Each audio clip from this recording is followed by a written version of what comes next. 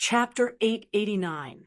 Saikai Academy is responsible for teaching middle school and high school students. It's one of the few high-class academies in Aidagami City.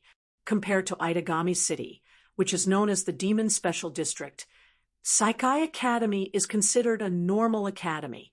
There are no beastmen, no vampires, and no other demons. The students here are mostly normal humans. One of the reasons why the term basically was used to describe the academy was because the registered demons wouldn't come here to study. However, some unknown demons could hide their identities and move about in the academy. Although there weren't many examples, it wasn't like there weren't any. The second reason is that the term normal humans is used to describe them. After all, humans like magicians and superhumans with superpowers would not be any different from normal humans on the surface. There was an office in a staff office building in Kaihai Academy High School. It was located on the top floor of this office building with a very broad view. Its location was even higher than that of the headmaster's office of Kaihai Academy. Its interior was also very luxurious. The ground was covered with a thick carpet embroidered with dazzling patterns. Luxurious mats were hung on the wall near the entrance. Each piece of furniture looked like valuable antiques from a long time ago. In addition to the fact that it took up more than half of the entire top floor, anyone who walked in here would probably think that it was the room of a royal family instead of a teacher's office. This luxurious office is Natsuki Nangong's office. Natsuki Nangong is an English teacher in Saikai Academy's high school. She's also an instructor in Aidagami City's police force. She's a professional attack magician. Aidagami City is a special district for demons. Here, powerful demons can be seen everywhere. Compared to these demons, they are nothing. Normal humans are no doubt the weakest, let alone middle school and high school students. In order to prevent the normal students from being affected by the demon invasion, all educational facilities in Aidagami City were strictly regulated in order to ensure the safety of normal students. Therefore, it's necessary to assign a certain number of attack magicians to the educational facilities. Natsuki Nangong. She's one of Aidagami City's attack magicians assigned to Saikai Academy. However, Natsuki Nangong prefers her position as a teacher. To her, teaching is her true profession. Attack magician is just a side job. She's different from her immature and dignified appearance. Natsuki Nangong loves her job as a teacher. It shows how much she loves her students. Even if the student was not taught by her, like Nagisa, who was a student of Saikai Academy Junior High School, she was loved by Natsuki even though Nagisa was older than Natsuki. According to Natsuki Nangong, she's 26 years old this year. 26 years old. Looking at the petite 15-year-old girl sitting on the large, luxurious sofa, Wu Yen couldn't keep his cool as he smirked. "Why, you're about the same age as me? I couldn't tell." Natsuki looked a bit unhappy. She frowned as she looked at Wu Yen with a surprised look. "You're about the same age as me? Aren't you a demon?" The general vitality of the demon race was much higher than that of humans. Among them, the vampire race was known to be immortal, and their lifespan was almost infinite. Although the average demon race's lifespan was not as long as the vampire race's, it was more than enough for them to live for 100 or 80 years. That's why one can't judge a demon's age by their appearance. Natsuki Nangong thought Wu Yen was at least 40 years old. "What are you surprised about?" Wu Yen couldn't help but ridicule Natsuki Nangong. "If someone like you can be 26 years old, why can't I be a little younger as a demon?" Natsuki Nangong looked at Wu Yen meaningfully. "It's not like I've never seen a young demon before." Natsuki Nangong closed her eyes and sipped her tea. "However, this is the first time I've seen a young devil who possesses such a powerful devil power like yours. The strength of demons was largely related to their age. The longer they lived, the stronger the magic power they stored, and the stronger their strength. Although there was no lack of existences who were born with very powerful magic power, no matter how powerful they were, their innate magic power could not reach Wu Yan's level. With Natsuki's strength, even if she couldn't sense how much mana Wu Yan had, she could still faintly feel it. Just this little bit was enough to surprise her. If Wu Yan was really the same age as her, then the abilities of this demon, who came out of nowhere, Nangong Nachue felt that she seemed to have underestimated this seemingly harmless young devil. Of course, Natsuki Nangong didn't know that unlike the demons in this world who slowly grew their magic power over time, Wu Yan had a method to cultivate his own magic power.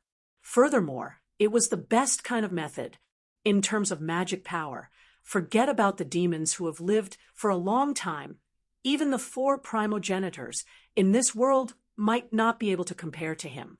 The reason why the true ancestors were so powerful was because they were the oldest vampires. They had lived for the longest time and were immortal. The vast amount of time they had accumulated was the source of their power. Through the long period of time, they had increased their magic power, coupled with their unlimited life force. Their familiars were naturally the most powerful of all vampires. From this point of view, Wu Yan, who can cultivate his own magic power and obtain magic power comparable to the 4 primogenitors in a short period of time, or perhaps even more powerful, was very generous. Then, tell me, what kind of demon are you? Wu Yan blinked when he heard Natsuki's question. He didn't try to hide anything from her. Vampire. Natsuki looked at Wu Yan suspiciously. Are you kidding me? Do vampires in their 20s have as much magic power as you? Wu Yan rolled his eyes. He was too lazy to explain and directly used his actions to prove it. Its wine-red eyes instantly turned golden, and sharp but tiny fangs gently extended from its mouth. Seeing Wu Yan use his own bloodline, Nangong Natwe was stunned. She looked at his eyes with surprise. Aren't vampires' eyes really red? Why is yours golden? Well, who knows? Wu Yan withdrew his vampire posture and said jokingly, perhaps it's because of this that I was able to obtain such a large amount of mana at such a young age. Oh? Natsuki narrowed her eyes and took another sip of black tea. Well, let's put it that way for now. But you should be careful with that amount of mana. Your familiar shouldn't be an ordinary creature, right? Don't let it roam around. I don't want to have to catch you. Don't worry, I don't have any familiars. Well, that would be...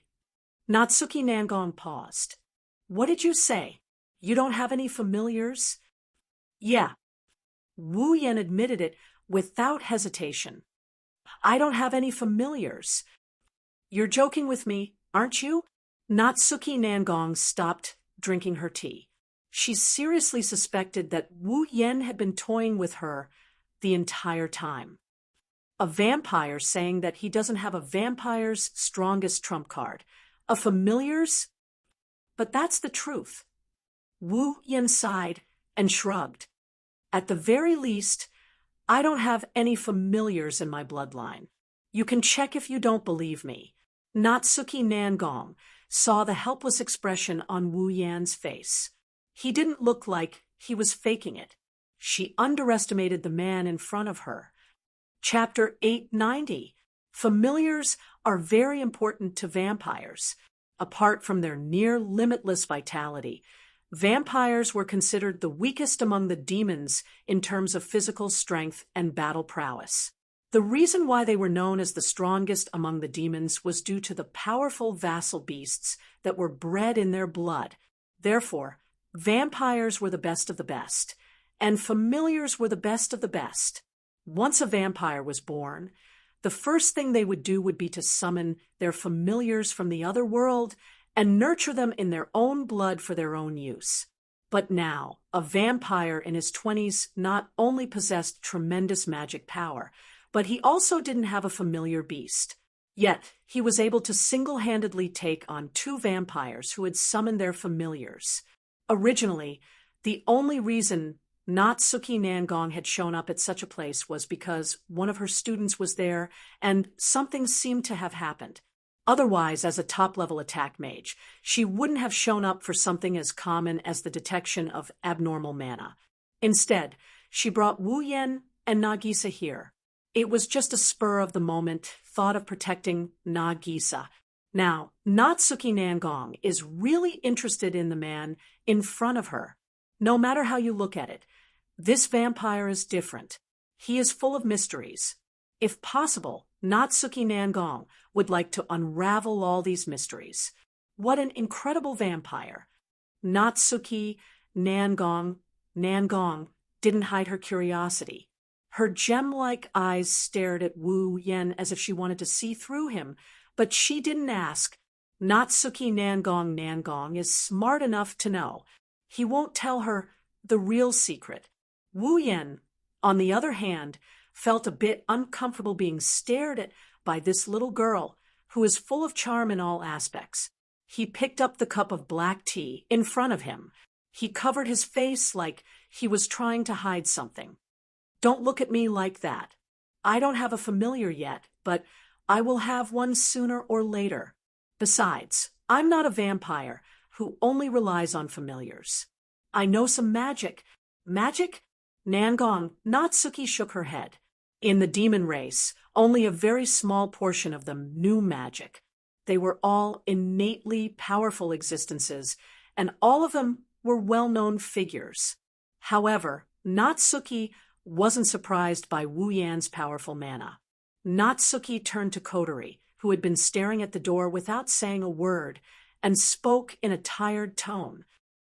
Then, what kind of demon race are you? Don't confuse me with him. Kotori retorted. I'm a real human. Indeed, Kotori was a human. She only became an elf because she was forcefully stuffed with elf energy. To be more precise, she was a human with elf energy. Moreover, Kotori cared more about her identity as a human. She didn't hate elves, but she didn't like them either. Besides, there are plenty of humans with elf energy in this world. They weren't directly assimilated into elves. They still call themselves humans. Natsuki's expression changed after hearing Kotori's answer. A vampire and a human brother and sister pair? This is really interesting. Kotori pursed her lips and continued staring at the door. Wu Yan smiled bitterly. He suddenly remembered something and asked Natsuki. Oh, right, Natsuki, you're an attack mage, right? Can I take that as a stupid question? Nangong, Nayu, expressionlessly drank her black tea. She had clearly revealed her identity before. Wu Yan scratched his head in embarrassment and asked in a serious tone. Then, do you have a way to make me an attack mage in Aidagami Island? I say, are you really a vampire? Natsuki Nangong felt that she was more surprised today than she had been in the past year. She stood there in a daze. It's strange enough that you don't have a familiar, yet you want to become an attack mage? Don't you know that attack mages specialize in fighting demons? Well. Wu Yan laughed awkwardly and raised his hand weakly. I have my own difficulties as well. You don't have to treat me like a vampire. Nangong Natwe was speechless. She was now certain that the vampire in front of her was not an ordinary vampire. Speaking of which, normal vampires don't have familiars, and they don't want to become an attack mage to deal with their own kind. Natsuki has seen a lot today, and she's learned a lot from her experience. However, it was undeniable that Natsuki Nangong was somewhat interested. Natsuki's blue eyes flashed with a smile that Wu Yan couldn't understand. She leaned back on the sofa and waved her fan at Wu Yan. All right, I'll take care of this for you. Wu Yan was speechless when he heard Natsuki's confident tone. This petite 26-year-old little girl in front of him didn't seem to be an ordinary attack mage. since she agreed to such a difficult request so easily. Huh, why did I say also?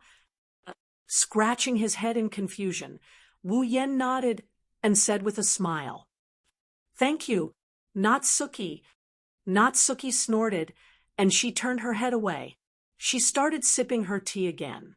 Wu Yen raised his cup and took a sip. He stopped what he was doing, and he helplessly put his cup back on the table. "What's wrong?" Natsuki frowned when she saw Wu Yan's actions. She seemed dissatisfied with Wu Yan's actions.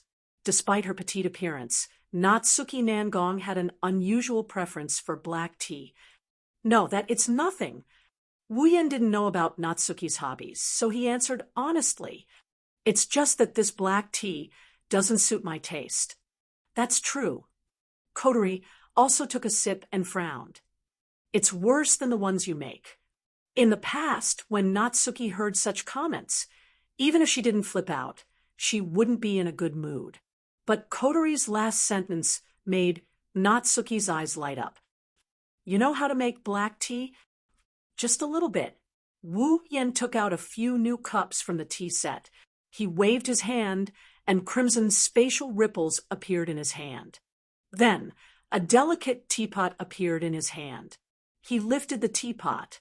Seeing this, Natsuki's attention shifted away from the teapot. Spatial manipulation? Magic?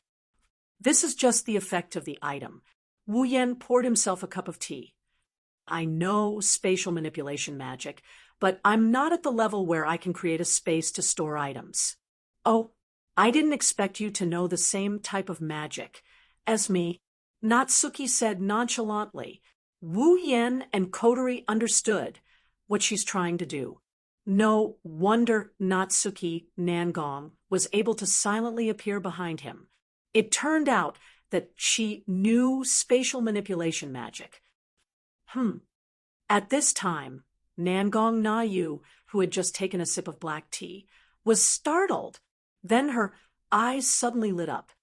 "What a unique taste. It's not bad. You can have it if you like." Wu Yen generously handed the teapot to Natsuki. "I have more if it's not enough. I can make more if I don't have enough." Natsuki nodded with a smile. She looked at Wu Yen with interest. She confirmed a certain plan in her heart. "Hey!" Suddenly, Kotori turned to the door and said, Don't you want to have a drink?" Everyone's gaze turned towards the direction of the door. What they saw was a girl with a ponytail hiding behind the door, with only her head sticking out. However, when Wu Yan's gaze also turned towards her, the girl immediately got startled and hid her head behind the door like a tortoise. Wu Yan felt hurt by Natsuki's actions. He forced a smile and waved at her weakly. "Come and have a taste. It's delicious." Natsuki ignored Wu Yan and continued to look at him with fear. This hurt Wu Yan even more. He won't admit to being hated by a girl. Chapter 891. The hierarchy of vampires is very strict, based on the purity of their bloodline. There is a huge difference in the strength of vampires. The purer the bloodline, the stronger the vampire. On the other hand, vampires with mixed bloodlines are weaker. After all, blood is the most important element in a vampire's body, more important than the brain and heart. Blood is the source of a vampire's magic power, and the medium used to summon familiars. Vampires raise familiars in their blood, sacrificing their life force to drive them into battle, giving them the foundation of their existence. Thus, the purity of a vampire's bloodline is very important. It is directly related to the strength of the vampire's body. As everyone knew, the lifespan of vampires was very long, so long that it was almost infinite. During their long lifespan, they could gradually increase the magic power in their body through survival. They could also absorb the blood of others to obtain more powerful magic power from the blood. Therefore, the longer a vampire lived, the more blood they had sucked and the more powerful magic they gained from the blood. Therefore, in general, those ancient vampires would have more power than young vampires. Of course, it was only in general. A pure-blooded vampire, even if just born, is stronger than a non-pure-blooded vampire who has lived for an unknown amount of time. As the source of their power, the purity of their blood gives them an innate advantage. That kind of advantage isn't something that can be matched by the accumulation of time alone.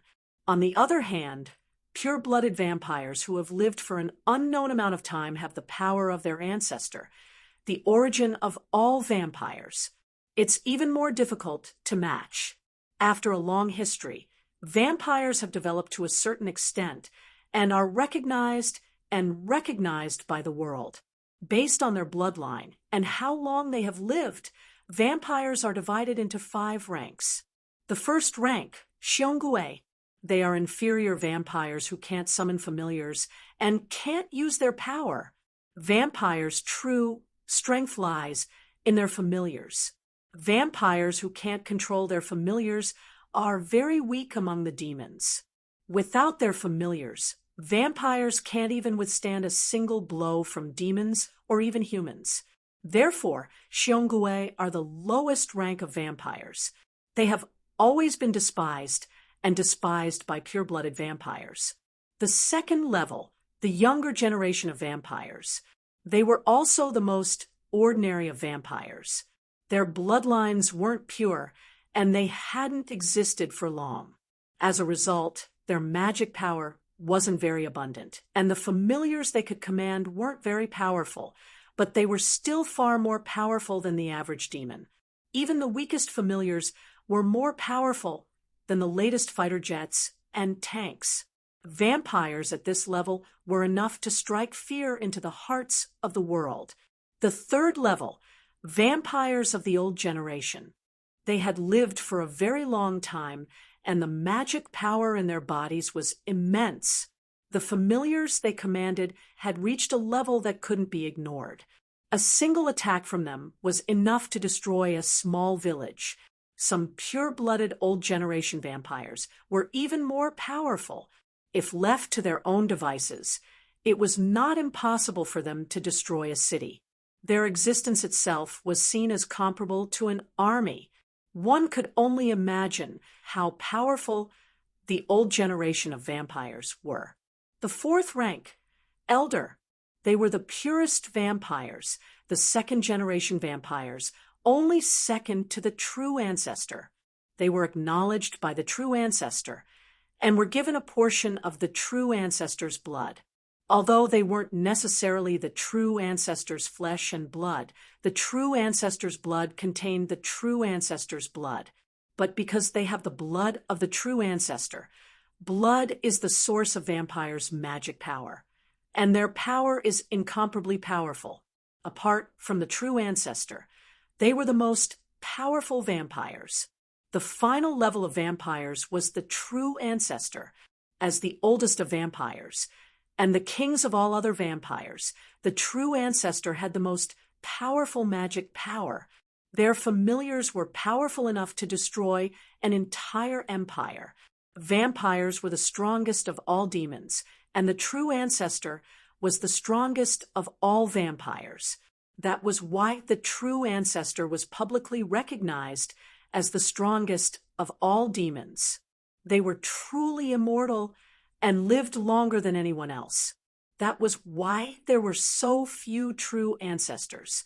There were only 4 of them, and only 3 were publicly recognized.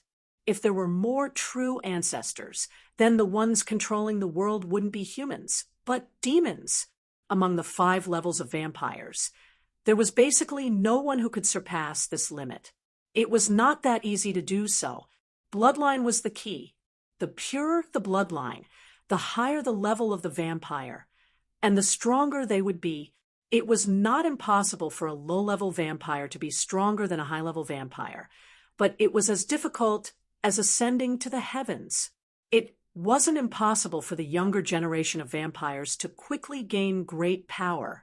They only needed to use the method of cannibalism to directly devour vampires who were of a higher level than themselves and steal the magic power from the blood of the higher-level vampires. In other words, they had to steal the bloodline that symbolized the existence and power of other vampires. However, this method wasn't very practical, devouring the blood of stronger vampires. Even if they sucked all of their blood dry, their body would be taken over by the stronger vampires. Then, they would be devoured by the stronger vampires instead. It was very dangerous, unless they were stronger than the vampires themselves, or if the vampires were tired of living and gave their blood to them. They wouldn't succeed. This was the main reason why younger vampires couldn't defeat higher-ranked vampires. Of course, there were exceptions. Just like how there were humans who were born with superpowers like the Overdaptors, there were also a small number of vampires who had special abilities that were different from other vampires. If this ability could greatly increase one's strength to the extent of surpassing vampires of a higher level, then the vampires would be able to break through the limit of level. When that happens, it wouldn't be impossible to use the true ancestor's bloodline principle to gain more power, but it's very difficult. Natsuki's guess is that Wu Yan is one of those vampires with special abilities. That's why his pupils changed color when he turned into a vampire. Despite his young age, he already has the magical power of a normal vampire. That's why, when Wu Yan decided to summon his familiar, Natsuki offered to provide the venue. With Wu Yan's magical power, the familiar he summoned would definitely be something special. If something went wrong during his first summon, Aidagami City would be in big trouble. Natsuki had to find a safe place to rest assured. Natsuki didn't know that Wu Yan wasn't a vampire with special abilities. He might be different from the vampires in this world, but he is a primogenitor. Natsuki might have made a mistake, but her approach was correct. If the primogenitor's familiar causes a ruckus in Aidagami City, this man-made island would be destroyed. Aidagami City, in an isolated area, Natsuki looked at Wu Yan in amazement. She praised him. You might be a vampire, but to be able to create a barrier of this level, your mastery of magic is much greater than most magicians who think highly of themselves. Well, it's not bad, right? Wu Yan stopped drawing the spell formation, and he stopped channeling mana into it. He nodded with a satisfied look. Even though I know how to construct it, this is my first time using it. I'm already at my limit, considering the time it takes to construct it. I don't know if I should be happy or depressed if I still can't stop the familiars with it. If they can't stop the vassal beast, they will have to pay the price of turning Aidagami Island upside down. If they can stop the vassal beast, they will have to prove the strength of the barrier and their mastery of magic. Either way, it's something to be happy about. It's no wonder Wu Yan is so conflicted. All right, you should start as well. Natsuki raised her parasol and looked at the night sky. It's the darkest hour of the night. There's no better time than now for nocturnal creatures like vampires. Wu Yan nodded. He took a deep breath. Golden light began to swirl in his eyes. Chapter 892. Closing his eyes, Wu Yan slowly mobilized the mana in his body. Like water flowing out of a dam, the mana started to burn, from slow to fast. Waves of mana started to form on the ground under his feet. Like a whirlpool, it slowly rose into the sky. Not long after, every corner of the whole scene was filled with abnormally dense magic power, blowing smoke and dust as strong as a gust of wind. It was like the scene before a fighter jet took off. There were swirling airflows everywhere, as if they could topple mountains and overturn seas. It was extremely spectacular. This mana, Nangong Natsuya, who has been quietly observing Wu Yan from the side, suddenly changed her expression. Her gem-like eyes slightly narrowed. Her expression was grave and somewhat frightening. Nangong Natsuya knows Wu Yan's mana is enormous, so much so that some old generation vampires might not be able to match it. But she didn't expect the mana hidden in Wu Yan's body to be so enormous. This was no longer a level that vampires could possess. It wasn't that Natsuya hadn't seen such a powerful mana before. However, because of this calm and powerful attack mage was a bit frightened. Normally, this would be the case. It is very rare to see such a thing. Looking at Wu Yen, who is bathed in mana, Nangong Natsuya's expression is no longer as calm as before. Instead, it is filled with a strange gravity. Her mouth is muttering something. True ancestor. That's right, Nangong Natsuya has only seen such powerful mana in a true ancestor. This guy, Nangong Natsuya, gritted her teeth and coldly snorted. I hope I don't witness the birth of a demon king. On the other side, Wu Yen didn't know what Nangong Natsuya is thinking. His consciousness is connected to the other world where the familiars live. He clenched his fist. He raised it in front of him. Then Wu Yen started chanting the words that came out of his mouth, like he was chanting, "With my blood as the guide, call out your true names. From now on, my life will be devoured by you. With my blood as your foundation, absorb your power into this body. Follow my command. Summon beasts from other worlds who follow this contract. If you are willing to follow the contract, descend upon me in the name of Wu Yen." A chant that was as profound as ancient runes echoed clearly in the surroundings, ignoring the wind that blotted out the sky. He also ignored the roiling magic power. As if it has a form, it moved up and down until the last rune fell. Heaven and earth became silent. Wu Yen lifted his hand, and a drop of blood appeared on his fingertip. It defied gravity and floated up. When it reached a height of 10 meters in the air, the drop of blood evaporated into a puff of blood mist and disappeared into thin air. Wang. A tiny black dot suddenly appeared at the spot where the blood chi had disappeared. It spun up and spread out like water. Not long after, a spinning black hole appeared in midair. A surge of magic power surged out from within, blowing down and crashing onto the ground like a meteorite. Dong! As suffocating pressure came down like a mountain without any warning. Space seemed to be unable to bear the pressure and let out a wail. At the scene, the gale evolved into a storm and swept in all directions. At the back, Nangong Natsuya could no longer hold up her parasol. She stood on the ground and maintained her posture. Her long black hair was fluttering along with her clothes. She stared at Wu Yen in front of her. Nangong Natsuya's face was full of astonishment. What a powerful mana! Is that guy really just a vampire with a special ability? Nangong Natsuya paused as if she sensed something. She raised her head and looked at the black hole in the sky. It's coming. Just as he finished speaking, 2 beams of light shot out from the black hole that was floating in the air and smashed into the ground. Rumble! Amidst the rumbling, a white flame and a burst of black lightning appeared out of thin air like an explosion and blasted out in all directions. The white flame was like a violent whirlpool. Wherever it passed, whether it was the air current or the ground, it didn't burn or incinerate. Instead, it disappeared as if it never existed and returned to its origin. The black lightning was like a meteor falling from the sky. Wherever it passed, no matter if it was the barrier or the space, everything was shattered in the blink of an eye. Everything was shattered like glass when it came into contact with the lightning. An unknown power acted on the flame and lightning, wreaking havoc. That kind of flame and lightning. I have never seen such a thing before.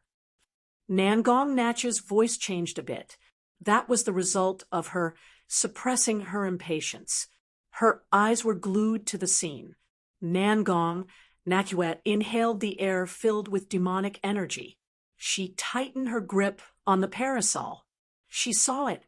Amidst the white flames and the black lightning, 2 dragon-like creatures, one black and one white, stood on their feet and gradually condensed into a single entity. The white dragon-like creature was tossing and turning in the white flames.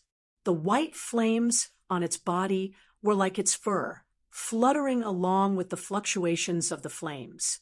Its entire body was white, but its eyes were blue. Two long whiskers and ribbons of flame slowly fluttered in between the dragon's eyebrows, appearing very elegant. Its arm-like wings spread out on both sides of its body, and in the middle of its wings there was a pair of sharp dragon claws.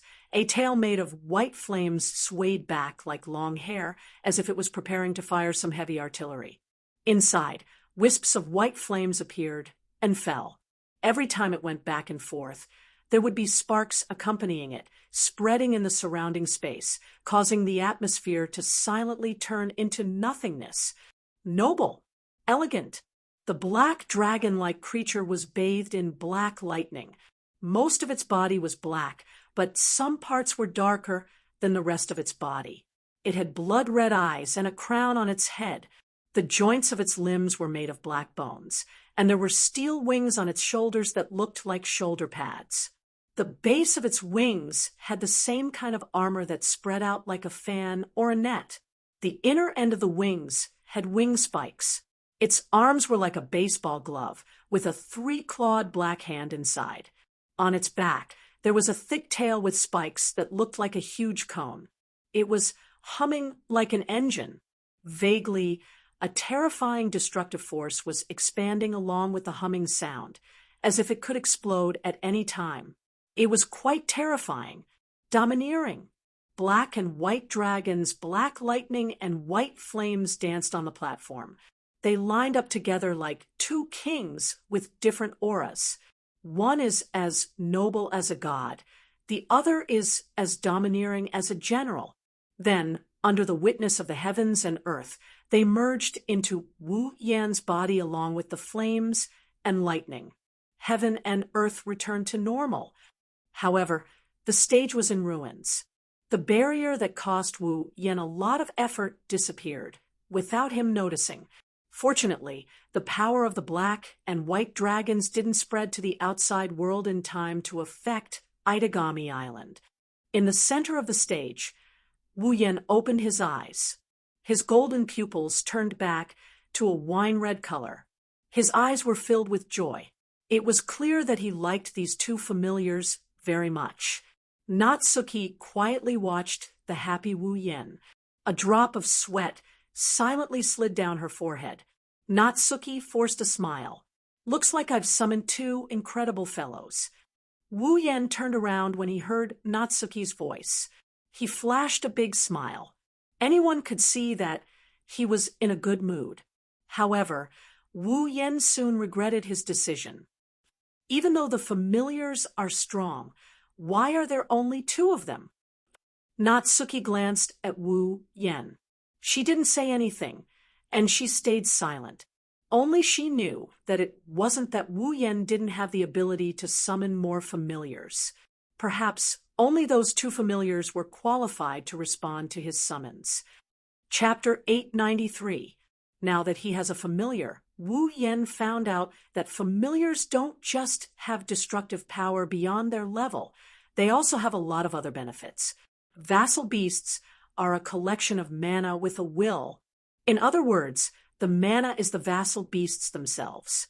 Vampires could infuse large amounts of mana into their blood. Even though they needed mana to summon vassal beasts, the mana of the vassal beasts would be amplified by the host's mana when they were first summoned and infused into the host's blood. With a vassal beast, the host's mana will be increased, even if it's only once. In addition, Wu Yan can also release a portion of his vassal beast's power for his own use.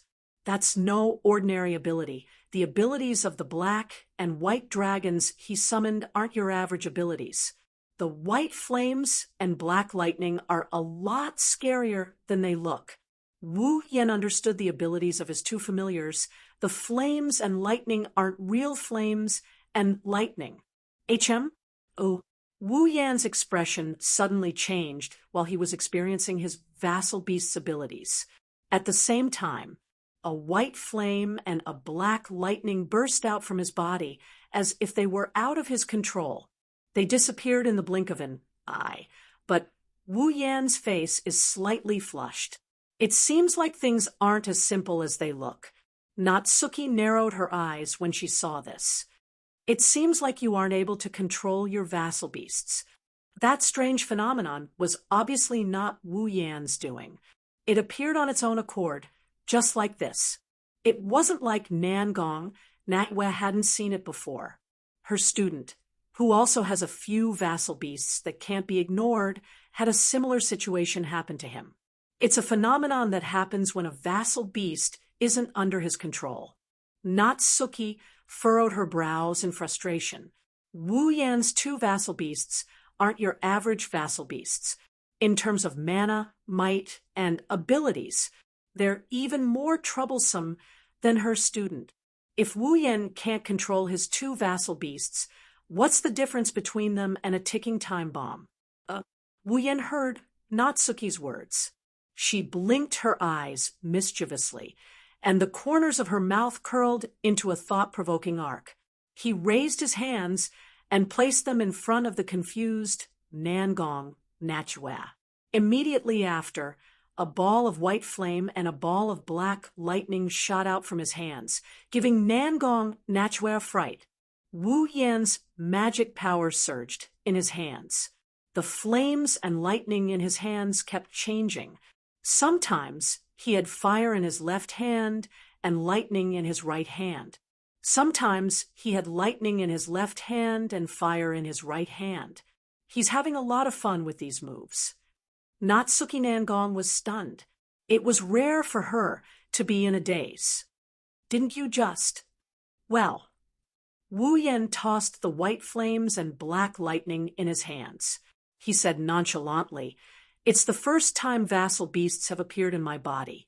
They were making a fuss, and I didn't react in time. Now," Wu Yan smiled confidently, "no matter how much they make a fuss, once they enter my body and become mine, they won't be able to escape my control. Yes, the two powerful vassal beasts are a bit disobedient. However, Wu Yan has endless martial training. His mind, technique, and body are one. He can control his own abilities as he pleases. The black and white dragons have become his vassal beasts. There's no way they can escape his control. Vassal beasts have their own consciousness. When they learned of their master's miraculous abilities, they gave up on resisting. They obediently entered Wu Yan's blood and waited for his summons.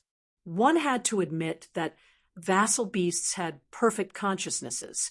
At the very least, they weren't like wild beasts that only relied on their instincts. That was why vassal beasts were so powerful. If they didn't have the heart to control their power, their evaluation of vassal beasts would drop by a few levels at the very least. Of course, it's also why vassal beasts going on a rampage isn't rare. For example, vassal beasts that don't have the ability to control their masters will go on a rampage due to anger or resentment. There aren't many of them. Natsuki's expression changed when she saw Wu Yan's confident expression. She turned to look at the white flame and black lightning in his hand. Her expression turned serious. Natsuki only realized how terrifying they are when she saw them up close. She didn't feel any heat from the white flame or the lightning. However, she could clearly sense a different kind of power. This was especially true for the black lightning. Netanyahu felt her heart palpitate when she looked at it. It's not that the black lightning is stronger than the white flame. It's just that Nangong Natwe feels that the black lightning is her natural enemy in a certain way. Natsuki took a deep breath, and her expression returned to normal. She returned to her usual dignified self. "Hurry up and put them away. Really, you could have controlled them properly." Natsuki's tone is the same as usual, but Wu Yan detected a hint of anger in her tone. She probably thought Wu Yan was toying with her when she lost control of herself. That's probably why she's pissed off. "Don't accuse me wrongly." Wu Yan immediately tried to clear his name. "I wasn't toying with you. They really didn't listen to me back then." Nangong, Natsuki looked at him in confusion. "Why?" "Well, who knows?"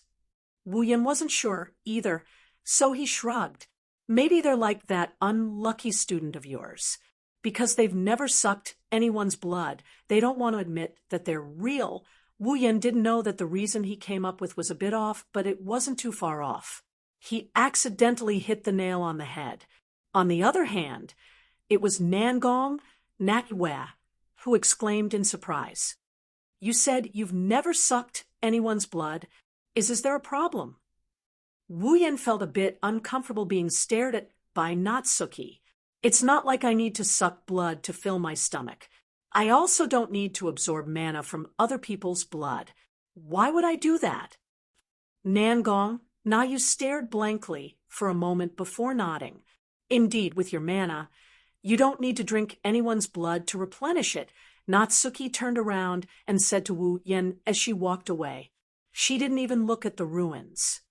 Since we're done with the familiars, come with me to a place. A place. Wu Yan was surprised, but he quickly chased after her. Where are we going? Didn't you want to be an attack mage in Itagami Island? Natsuki glanced at Wu Yan. Yeah, Wu Yan's eyes lit up. Is there no problem? I just mentioned your request to those guys. Nangong, Natsuki didn't even turn her head, as she said, whether or not I can achieve my goal, I still have to test your ability. Oh, Wu Yan raised an eyebrow. So, you're asking me to go for an interview? That's the gist of it. Natsuki continued. Fortunately, that little girl of yours, who I don't know if she's your lover or younger sister, took the initiative to send Nagisa back. Otherwise, I wouldn't have been able to bring you back so quickly. At this point, Nangong Natsuki looked at him with a strange smile that he couldn't understand. She seemed to be in a good mood as she muttered to herself, That's right. Well, I hope you won't regret it when the time comes. Wu Yan thought Natsuki was worried about him failing the test. He puffed out his chest confidently. Don't worry. I'll be fine. However, he didn't know what was waiting for him in front of him. Chapter 894. Yua. On a sunny morning, Wu Yan was sleeping in as usual when he felt a sharp pain in his stomach. His drowsiness disappeared, and he groaned in pain. Reflexively holding his stomach in pain, he groaned as his face contorted in pain. He lifted his head and looked in front of him. The next moment, in his blurred vision, he saw a petite figure standing at the end of the bed, with one foot on his stomach. Seeing this scene, as long as one wasn't an idiot, one would be able to guess what the reason was. Coterie. Wu Yan clenched his teeth and rubbed his stomach. He wanted to cry, but no tears came out.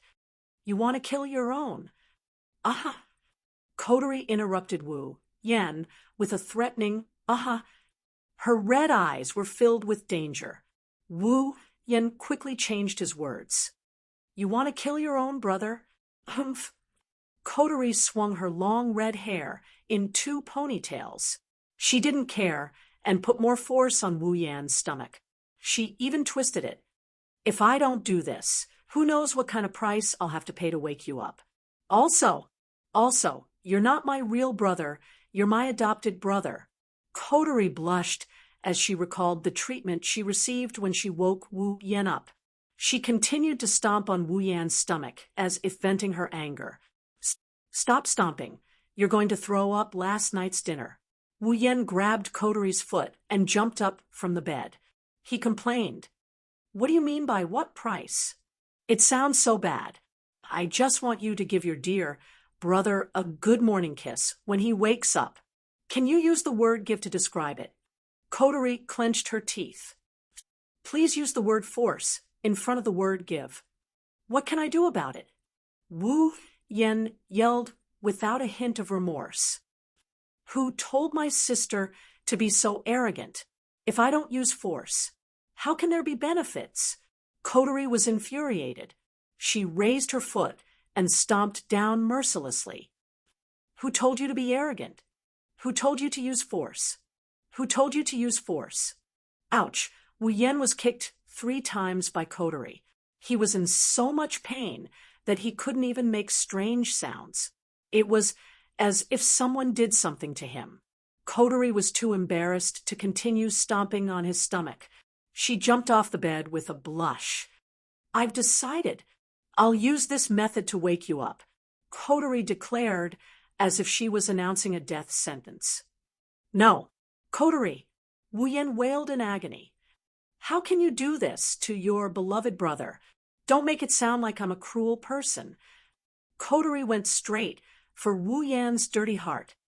"You just want to take advantage of me. You.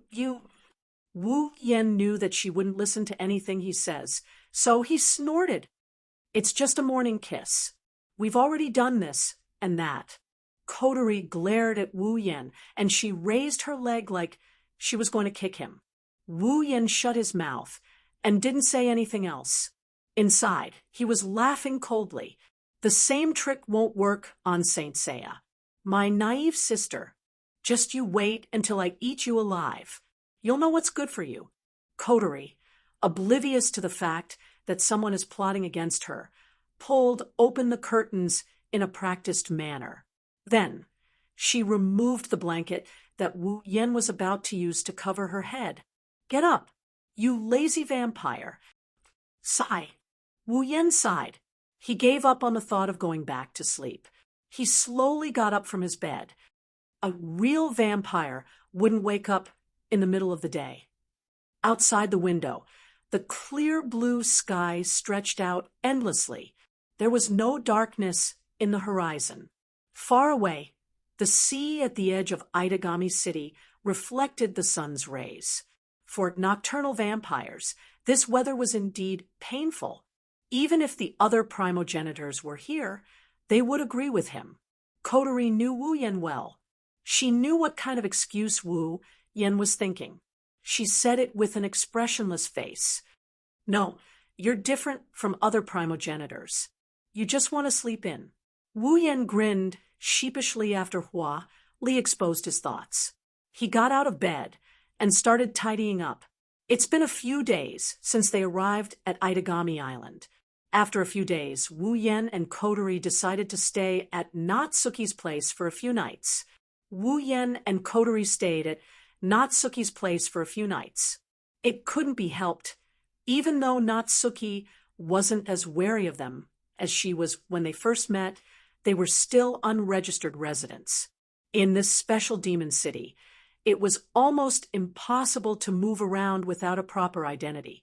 Even the demons who hadn't landed in Aidagami City had the legal identity of an ordinary citizen. The two of them, on the other hand, were unregistered residents. If Natsuki didn't take them in, they would have to resort to some extreme measures. They would have to go to an impromptu couples hotel to find a bed. Now, with Natsuki's help, not only did they find a temporary place to stay, with Natsuki's status, it won't be hard for her to help them with the necessary paperwork. In other words, they have a place to stay in Aidagami Island.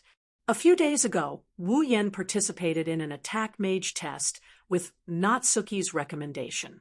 The results should be out today. Wu Yan's dungeon quest is also progressing smoothly. As for whether or not he passed the test, Wu Yan didn't doubt it. After all, he used space control magic during the test. Space control magic is considered a high-level magic in this world. He heard that Natsuki used this magic to make a name for herself.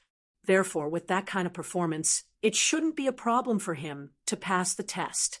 Under Kotari's constant urging, Wu Yan finally tidied up his appearance and went to the kitchen to make breakfast. Kotari sat on the sofa with a satisfied look on her face, as if she had achieved her goal. Looking at this scene, Wu Yan is a bit suspicious. This girl, she's so eager to wake him up. It can't be that she wants him to cook right? After some simple yet appetizing breakfast was done, Natsuki also came out of her room like a cat that smelled blood. Surprisingly, he's a good man. After taking a bite of Wu Yan's breakfast, Natsuki gave a 100 out of 100 rating based on her personality. She happily shoveled the food into her mouth. Men like him are rare nowadays. On the side, Kotari nodded in agreement, but her words were merciless. That's the only thing worthy of praise. Wu Yen glared at Kotori before smiling at Natsuki. Eat more if you like it. We're the ones who are staying here. Sorry for the trouble. Natsuki shook her head and said to Wu Yen, well, you can stay as long as you want. I won't object. In fact, Natsuki would rather Wu Yen stay here than object to it. Not only can he cook such delicious food, he can also make tea that even Natsuki herself can't find a single flaw in it. If it weren't for the fact that their genders are different, Natsuki would have made Wu Yen her maid. Of course, what she was going to do next wasn't much different from what she had just done. Natsuki's blue eyes stared at Wu Yen with a faint smile. She quickly took out a document and threw it in front of Wu Yen. Regarding your appointment, the higher-ups have issued it. Wu Yen was startled. When he realized what was going on, his spirit shook. He picked up the document and looked at it. His expression changed, and he cried out in surprise. What? Chapter 895. WH what? Like a sudden clap of thunder, a thunderous exclamation reverberated throughout the hall without any warning, scaring Kotori, who was sipping her black tea, so much that she almost choked on it. Why are you reacting so strongly? Wu Yen ignored Kotori's complaint. He stared at the document in front of him. His face was even closer to the document than before. He thought he was seeing things because he was too far away. He rubbed his eyes, and when he saw the exact same document, Wu Yen was at a loss. How can this be? Apprentice attack mage? That's right, Wu Yen was appointed as a probationary attack mage, not a professional attack mage in Aidagami City. In other words, the current Wu Yen is still a trainee, he can't be considered an official, and he still can't complete the Quest 1. Natsuki was also surprised by Wu Yan's reaction. Did you think you're an attack mage just because you passed the test? Natsuki asked in a shocked tone. Ugh. Wu Yen blinked his eyes in confusion. His expression is a bit natural. Is that not the case? Natsuki raised her fan in annoyance. Which company didn't you start as an apprentice? How can you be an attack mage? This is one of the most powerful positions in Aidagami City. If he wants to be an attack mage, there's no doubt about it. Wu Yen is definitely qualified. However, if one wanted to be an attack mage in Aidagami Island, or in other words, an attack mage, strength alone wasn't enough. One had to know how to deal with magical disasters, reflexes, adaptability, and so on. All of these were required. Aidagami Island was a special district for demons. Disasters caused by demons were commonly known as magical disasters. Normally, there was no need to mobilize an attack magician to deal with them, but when an attack magician was needed, these magical disasters would be dealt with. They won't be normal magical disasters. Therefore, the position of attack mage in Aidagami Island not only required the person to be an attack mage, they also needed to have excellent handling skills. Only then would they be able to deal with magical disasters. They need to guide the security forces in Aidagami City. The title of an apprentice attack mage. It only means that Wu Yen is an attack mage. It doesn't mean that Wu Yen has the ability to become an attack mage. The first mission requires Wu Yen to become an attack mage in Aidagami City. Therefore, only when Wu Yen becomes an attack mage will the first mission be completed. Wu Yen tossed the document on the table with a listless face. He asked Natsuki weakly, "What do I have to do to get rid of the word apprentice?" "Just like working in a normal company." Natsuki's lips curved upwards. "A senior will guide you for a while.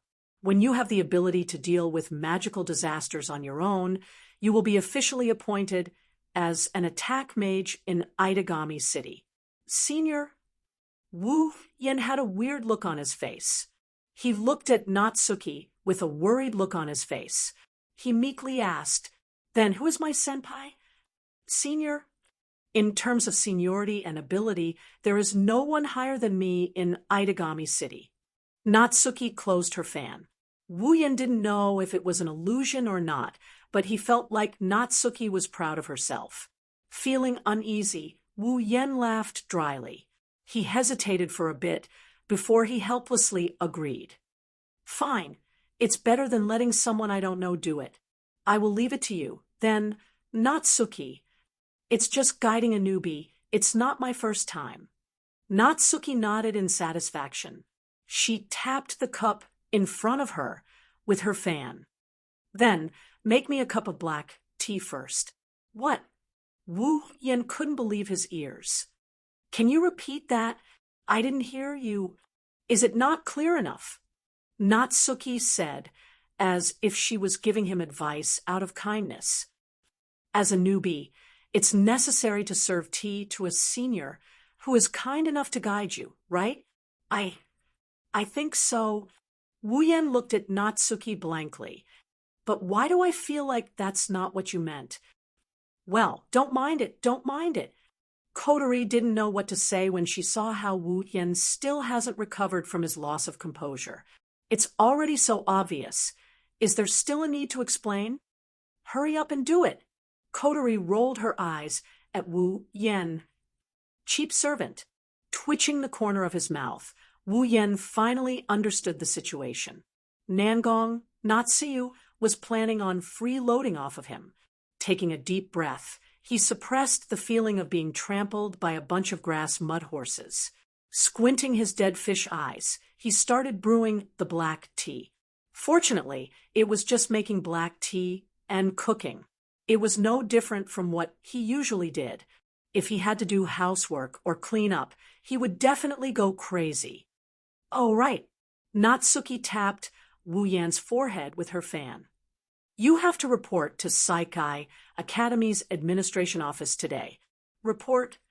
Wu Yan stopped what he was doing. Why? Is there even a need to ask? Natsuki raised her head. As your senior, since I'm an attack mage teacher assigned to Saikai Academy, you're naturally the same. You mean? Wu Yan was stunned. You want me to be a teacher at Saikai Academy? 12 in the afternoon. Don't be late. Natsuki closed her eyes with a smile.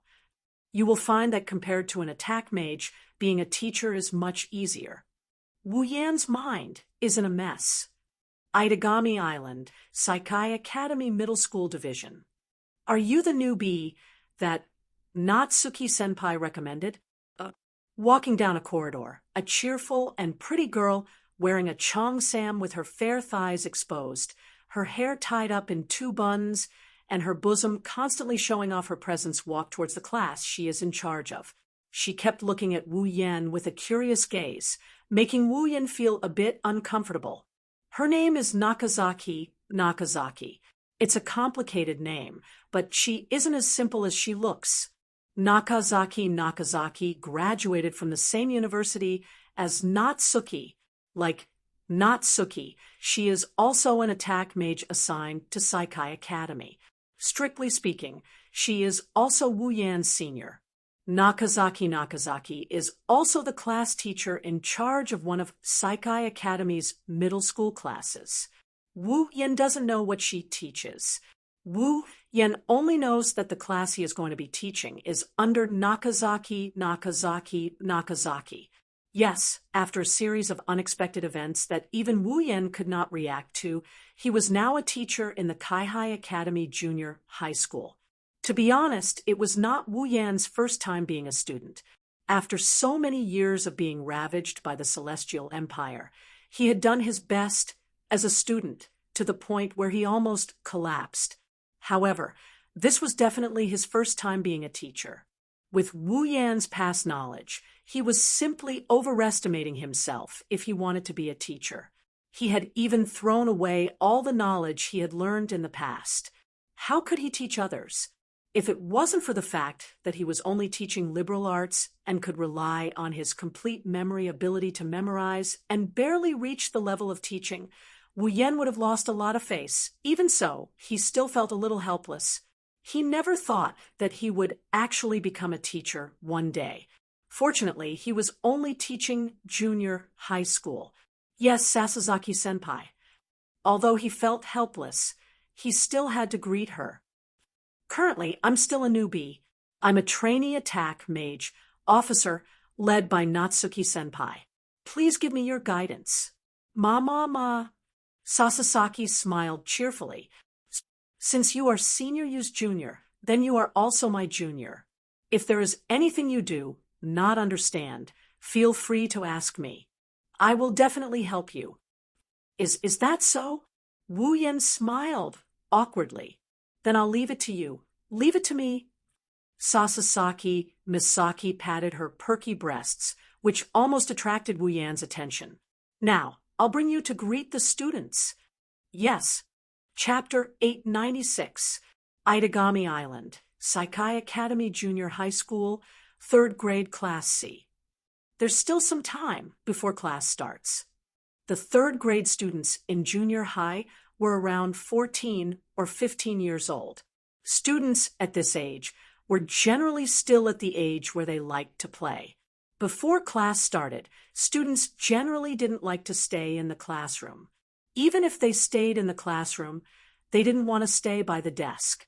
Therefore, the 3rd grade Class C had a rather lively atmosphere. The students were all whispering to each other, excitedly discussing some interesting things. For example, a certain teacher got married, a certain student fell in love, a certain friend caused trouble, a certain senior sister or senior brother made a fool of themselves. Basically, there was everything one could think of. They were all enjoying the leisure time after class.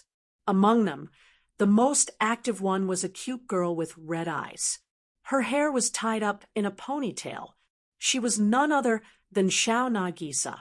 In just a short period of time, Shao Nagisa had already scurried up and down the classroom countless times. As long as the students gathered together to chat, she would find an opportunity to join in the conversation and talk nonstop. She was so active that she didn't seem like a normal junior high school student, but it was hard to dislike her. After all, Shao Nagisa was also a very cute girl. Nagisa might look like a coward because she was scared in front of Wu Yen the other day. In fact, she is the opposite. She is very lively and cheerful. She was also a member of the cheerleading team. Not only did she have excellent grades, but she was also capable of handling household affairs. She had a personality that was consistent with what she appeared to be, although she could be particularly scary sometimes when she was angry, and there was no way she could keep a secret. It was impossible to judge her as a coward. Nagisa is also a talkative person. Once she starts talking, she can't stop talking. This also proves that she is very easy to get along with. Her personality is very likable. If she didn't have a phobia of demons, she wouldn't have acted so weak in front of Wu Yen. In front of others, Nagisa is just a cute girl who talks a lot. Perhaps even the students around her were no match for the aggressive Nagisa. In less than 2 minutes after she started talking, the students were already defeated. The students were already sweating profusely as they retreated in defeat. Shao Nagisa, who still wanted to continue, was very displeased. Her eyes darted around the room. She is looking for someone to talk to. Not long after, she fixed her eyes on a certain seat in the classroom. Her eyes lit up when she saw a girl sitting there. It was a cute girl who looked similar to Shao Nagisa. She was slightly taller than Shao Nagisa and had shoulder-length black hair. She looked to be around 14 or 15 years old. She had a delicate face that was slightly more beautiful than Shao Nagisa's. However, in terms of temperament, she was not as lively as Nagisa. Instead, she was more mature and steady. It was hard to tell that she was actually around the same age as Nagisa. Her name was Yakaina Kimi, and she was a new student who had just transferred to this school not long ago. On the surface, she looked like a cute girl, but in reality, Yukina's identity wasn't as simple as it looked. In this world, there was a non-public organization that specialized in dealing with magical terrorist acts. It specialized in stopping and collecting information on man-made magical disasters and magical terrorists. It was called the Lion King Organization. Yakaina, on the other hand, was an attack mage in the Lion King Organization. To be more precise, she was a sword shaman. She was very proficient in spirit vision and close combat. Her fighting ability was above ordinary demons. If she had the special weapon given to her by the Lion King, even a true ancestor would not be able to ignore her existence. Yakaina Kimi was such a person that people couldn't help but mention. She is here because of the primogeniture. Of course, she is not here because of Wu Yen. Nagisa didn't know about all this. In her eyes, Yakaina was just a new transfer student who needed to interact with her. Even though Yakaina hadn't been here for long, Nagisa's relationship with her was already pretty good. Nagisa, who liked to talk, didn't give up on harassing her good friend. "Hey, Yukina-chan, did you know?" She quickly came to Yukina's side, blinked her big eyes, and said in a very flirtatious tone, "I heard a new teacher is coming today." "New teacher?" Yakaina paused for a second, but she was still attracted by Nagisa's words. "At a time like this?" "Yes." Nagisa excitedly put her hands on Yukina's desk while her feet floated in the air, swaying back and forth. "I heard it's a new teacher. The previous teacher was supposed to retire, but after the new teacher came, the school allowed him to retire early. It's not a bad thing, though. He's already so old, and he can't even straighten his back. He coughs in the middle of class. It's not easy for people to adjust to class, but he's interrupted. Nagisa, I'm starting to wonder if Nagisa's homework will drop because of this. If it does." Wait. Noticing that Nagisa was getting more and more excited, Yakaina hurriedly stopped her. Although she hadn't known Nagisa for a long time, Nagisa's ability to talk was well known in the class. Yakaina had heard of it before, but it was the first time she experienced it for herself, which made her feel a little embarrassed. "What about the new teacher?" Yakaina reminded her. She wanted Nagisa to get to the point. "Oh, a new teacher." Nagisa's interest didn't diminish as she continued. "I just found out, too, the new teacher is a lot younger than the previous one. I heard that he's only in his 20s. He suddenly came to the school today and was recommended by a teacher in the high school. I don't know who that teacher is, but he seems very powerful. The principal agreed immediately after the recommendation. He didn't even ask about the new teacher's education." "Nagisa, I find it very strange. Yuasa-chan, do you find it strange too?" This time, Yakaina didn't mind Nagisa's rambling. She really did find it strange. As a sword shaman, Yakaina was weak in everything except close combat and astral vision. However, her intuition was surprisingly good. Plus, she had astral vision. She would subconsciously pay attention to things that were out of the ordinary or even dangerous. "It is strange," Yakaina muttered. "Maybe the new teacher has a special background. Isn't it similar to Yukina-chan in this regard?" Nagisa clapped her hands and smiled. "Yukina-chan also transferred here out of the blue. The new teacher is the same. Maybe he's someone Yukina-chan knows." How can that be?" Yakaina shook her head. She hasn't been in Itagami Island for long. Other than Nagisa, she only knows her mission target. It's impossible for the new teacher to be someone she knows. Nagisa didn't seem to mind as she continued to mumble to herself. "I'm looking forward to it. What's the new teacher like? Is he easy to get along with? If he's only in his 20s, he should be able to straighten his back, right? In that case, he shouldn't be coughing during class, right? No, that might not be the case. Maybe the new teacher is someone who gets sick easily. What if he's not healthy? What if he suddenly collapses in class? Also, what if he keeps coughing? Nagisa will have a headache. Neji-chan. Yakaina smiled bitterly. She looked at Nagisa, who was talking on her desk. She finally understood how painful it is to talk to Nagisa. Yakaina didn't hate Nagisa. Before she came to Itagami Island, she only had one friend. As for family, she's long gone. At the same time, the bell rang, signaling the start of the class. Chapter 897. Wu Yen stood at the door and looked up at the sign with the word 3C. He didn't know why, but he had a bad feeling about this. It's not that there's any danger inside. It's that he's going to see something unexpected. Even though Wu Yan's intuition isn't very good, it's very useful in certain situations. He stared at the sign with an uncertain expression. He chose to trust his intuition. Standing at the doorway, Wu Yan racked his brain trying to think of all the possibilities. However, it's a futile effort. He bitterly smiled to himself. If he knew this would happen, he would have watched the new anime a few more times. Then he wouldn't be unable to piece together the plot. The only things he could think of were fragmented fragments. It's not useful at all. Sasasaki Misaki didn't know that Wu Yan was thinking about so many things in such a short time.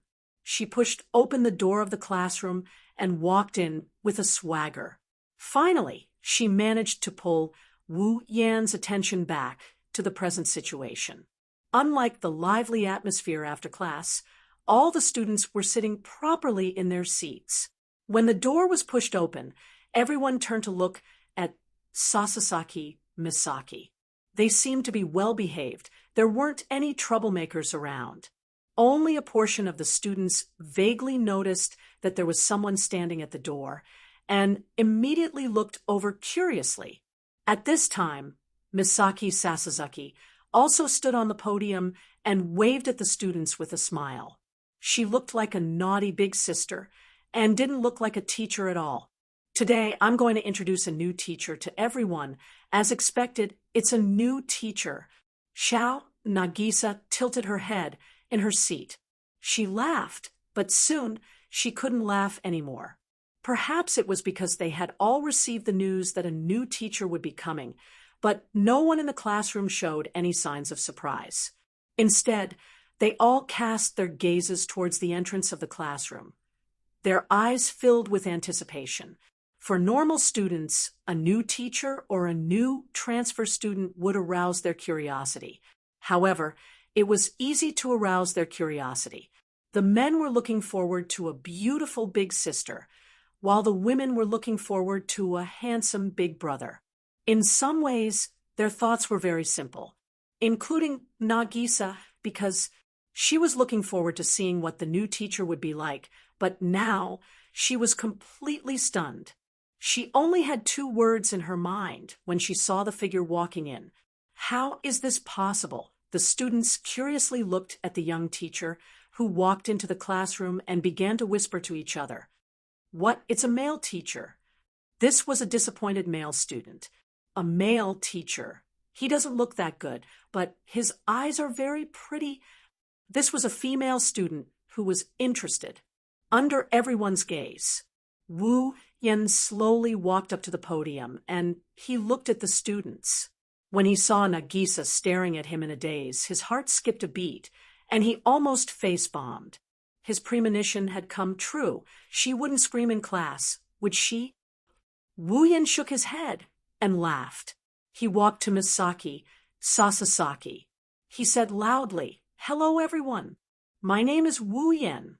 I will be teaching liberal arts for a period of time. If you have any questions, feel free to ask me. Whether it is in class or after class, I will answer them." At this point, Wu Yan's serious face crumbled. He touched his nose embarrassedly. "But if it's about homework, forget it. Even if you ask me, I might not know." Hearing this, all the students present were stunned. Not to mention the students. Even Sasasaki Misaki was stunned. She didn't know what to say to Wu Yan, who didn't feel the slightest bit embarrassed when he said that. You are a teacher. The entire classroom was silent for a moment. Then, ha ha ha, loud laughter began to reverberate throughout the entire classroom, showing the mood of the owner of the classroom. Teacher, are you kidding me? I'm not kidding. Back in the day, my grades were terrible. I was scolded by the class teacher many times. Ha ha. Then how did you become a teacher? Well, I was forced. Ha ha. Unlike the usual solemn class, the entire class burst into laughter. Nagisa and Yakaina couldn't help but laugh as well. Their laughter was filled with friendliness. That nonsensical opening made the students feel closer to Wu Yen. They didn't feel as reserved as they did at the beginning. One by one, the students started to raise their hands in response to Wu Yan's words. Teacher, I have a question for you. Me too. Me too. Teacher, here. I say one by one. Wu Yan smiled bitterly. Remember, don't ask about homework. Ha ha. Teacher, how old are you this year? 26, almost 27. You're 26? You should be younger. Are you taking care of yourself? Teach us. I'm not. I was born this way. If you have a good attitude, you won't age so easily. Well, you're all so lively. Don't worry, you won't die so early. We won't die. Ha ha. Teacher, teach us how to take care of ourselves. I said I'm not taking care of myself. Hey teacher, let's be friends. Don't say anything immoral. Wah, teacher, you're so cute. Over there. Don't tease the teacher. Ha ha ha. All of a sudden, the sound of laughter spread throughout the third grade floor of Kaihai Academy, along with the interaction between the teacher and the interested students. It even spread to the ears of the other classes, causing many people to be surprised as to why they were laughing so happily. At the same time, they couldn't help but become restless, wanting to know the truth of the matter. Sasasaki looked at Wu Yen, who was joking with the students. Sasasaki glanced at her students, and then looked at Wu Yen. She smiled. Era, he's more interesting than I thought. This junior. Okay. Wu Yen stopped the students from asking more and more questions. He rolled his eyes. If you want to chat, let's wait until after class. If you continue, Sasasaki teacher will be angry. Ma. Sasasaki giggled. She didn't seem angry at all. It's good to be like this once in a while. At the same time, Yakaina looked at the lively classroom. She looked at Wu Yen in surprise. Yakaina has never seen such an atmosphere in her life. Now that she's experiencing it herself, she felt strange, but she didn't hate him. That sensei seems quite interesting. Yakaina smiled after giving the same comment as Sasasaki Hajime. At this moment, Yakaina noticed Nagisa, who was sitting not far from her. Nagisa was hesitant, and she paused for a second. Nagisa is a very lively girl. Yukina's impression of her was that she liked this kind of lively atmosphere. With her personality, she should be interacting with the interesting teacher like the other students. She should be the most enthusiastic one. However, Nagisa's current behavior was completely different from the one Yakaina knew. Yakaina noticed the trace of fear in Nagisa's beautiful eyes. Yakaina was puzzled, but at the same time, she began to ponder. Does Nagisa know that teacher? And she doesn't have a good impression of him? But this teacher seems easy to get along with. Is there a secret behind this? Yakaina didn't know that Nagisa's behavior was already very good. Nagisa has a phobia of demons, so she can't get along with any demons. If it were another demon, she would scream and run out of the classroom like Wu Yen predicted. Nagisa's eyes still had traces of fear, but they weren't as frightened as before. Wu Yan's behavior made Nagisa's curiosity slowly overtake her fear. Chapter 898. On the stage, Wu Yan, who has been paying attention to Nagisa, saw her reaction. He appeared to be interacting with the students normally, but inside, he was feeling helpless. Even though he had mastered all the tactics in the 103,000 books of witchcraft, he still couldn't think of a solution to this phobia of demons, which was similar to male phobia. Although Shao Nagisa was proficient in all the tactics in the 103,000 books of witchcraft, he still couldn't think of a solution to this phobia of demons. In the final analysis, this phobia of demons was caused by the owner's mental state. Unless Shao Nagisa thought it through, nobody could solve this phobia of demons. In other words, Nagisa must have been traumatized by something related to the Nephilim in the past. That's why she developed this phobia of the Nephilim. Wu Yin has only known Nagisa for a few days. Logically speaking, there's no reason for him to cure her phobia of the Nephilim. There's no reason for her to accept him either. Nagisa rejected him because of this reason, but he was only slightly hurt. He didn't mind it too much. After all, 90% of guys would be upset if a cute girl hates them. But now, she's one of the students he's responsible for. For some reason, his cheap sister seems to care a lot about Nagisa. When he summoned his familiar, she even took the initiative to send Nagisa home. They seem to be getting along well. Nagisa. She's Kotori's only friend of the same age in Aidagami Island. Even if they aren't close, at least they can get along peacefully, right? Thinking up to this point, Wu Yen glanced at Nagisa, who didn't even dare to look at him. An idea popped up in his mind. Oh, right. In front of the whole class, Wu Yen suddenly said something. I didn't come to Kaihai Academy until today, so I'm not familiar with this school and everything here. Usually, teaching is more or less a bit difficult, so I was wondering if I should find someone to act as my assistant and help me out. It's similar to a course representative. Hearing this, Misaki Sasasaki also felt that it was very reasonable and nodded. The students also had no objections and raised their hands in excitement. Sensei, let me do it. Let me do it. Let me do it. Sensei, pick me. No, it's me. Oh, Sasasaki was surprised to see the whole class raising their hands. It was as if she didn't know her students until today. He's so popular. Teacher Wu Yen. It was no wonder that Misaki Sasasaki was so surprised. Her students were not lifeless, and were even a little lively. However, such a lively scene was very rare. It had to be said that Wu Yan's previous performance was very impressive. It really made these young students have a good impression of him. After all, no matter which student it was impossible to like a teacher who was difficult to get along with. Wu Yan seemed to be shocked as well. He didn't expect himself to be so charming. He didn't even think about it, and he was slightly pleased with himself.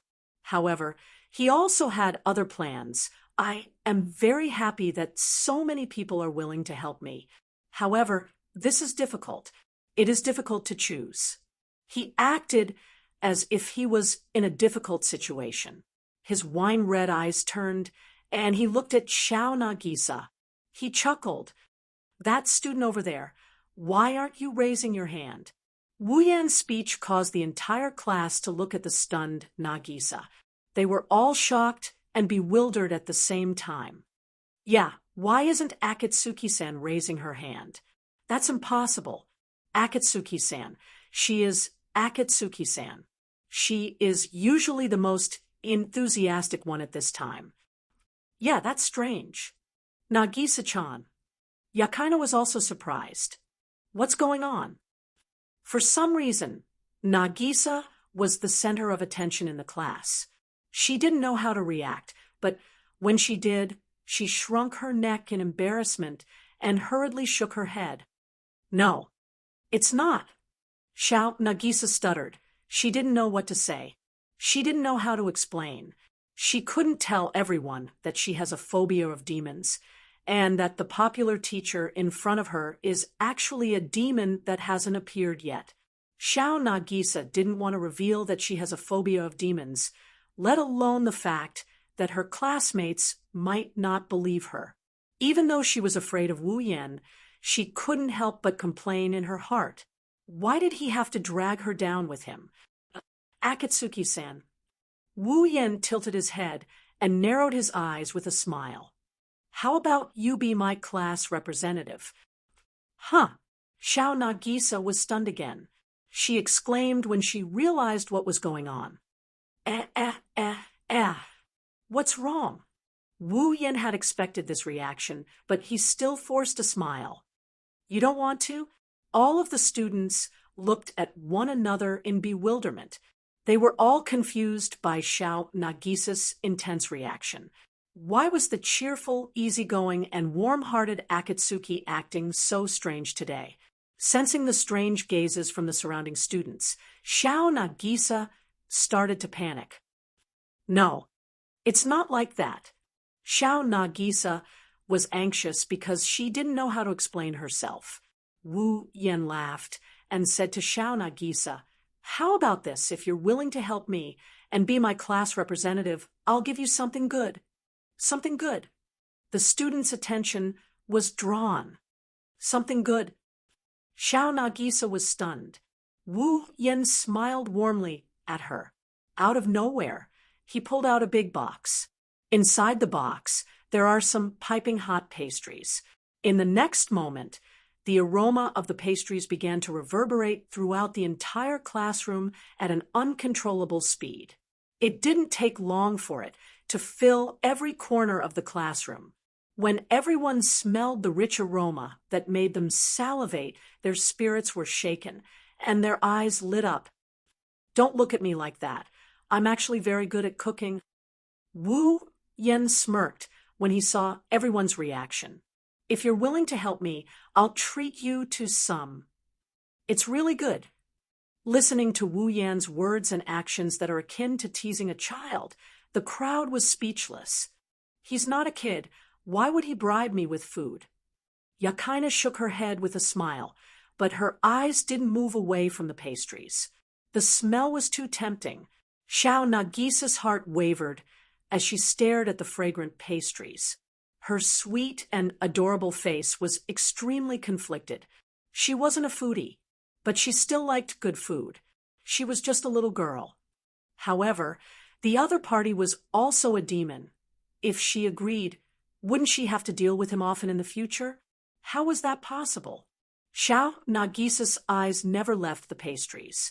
The delicious aroma and her curiosity towards Wu Yan overcame her fear. She nodded. Okay. Wu Yan smiled. He smiled happily. The rest of the students weren't happy. Teacher, you're biased. Yeah, we want some too.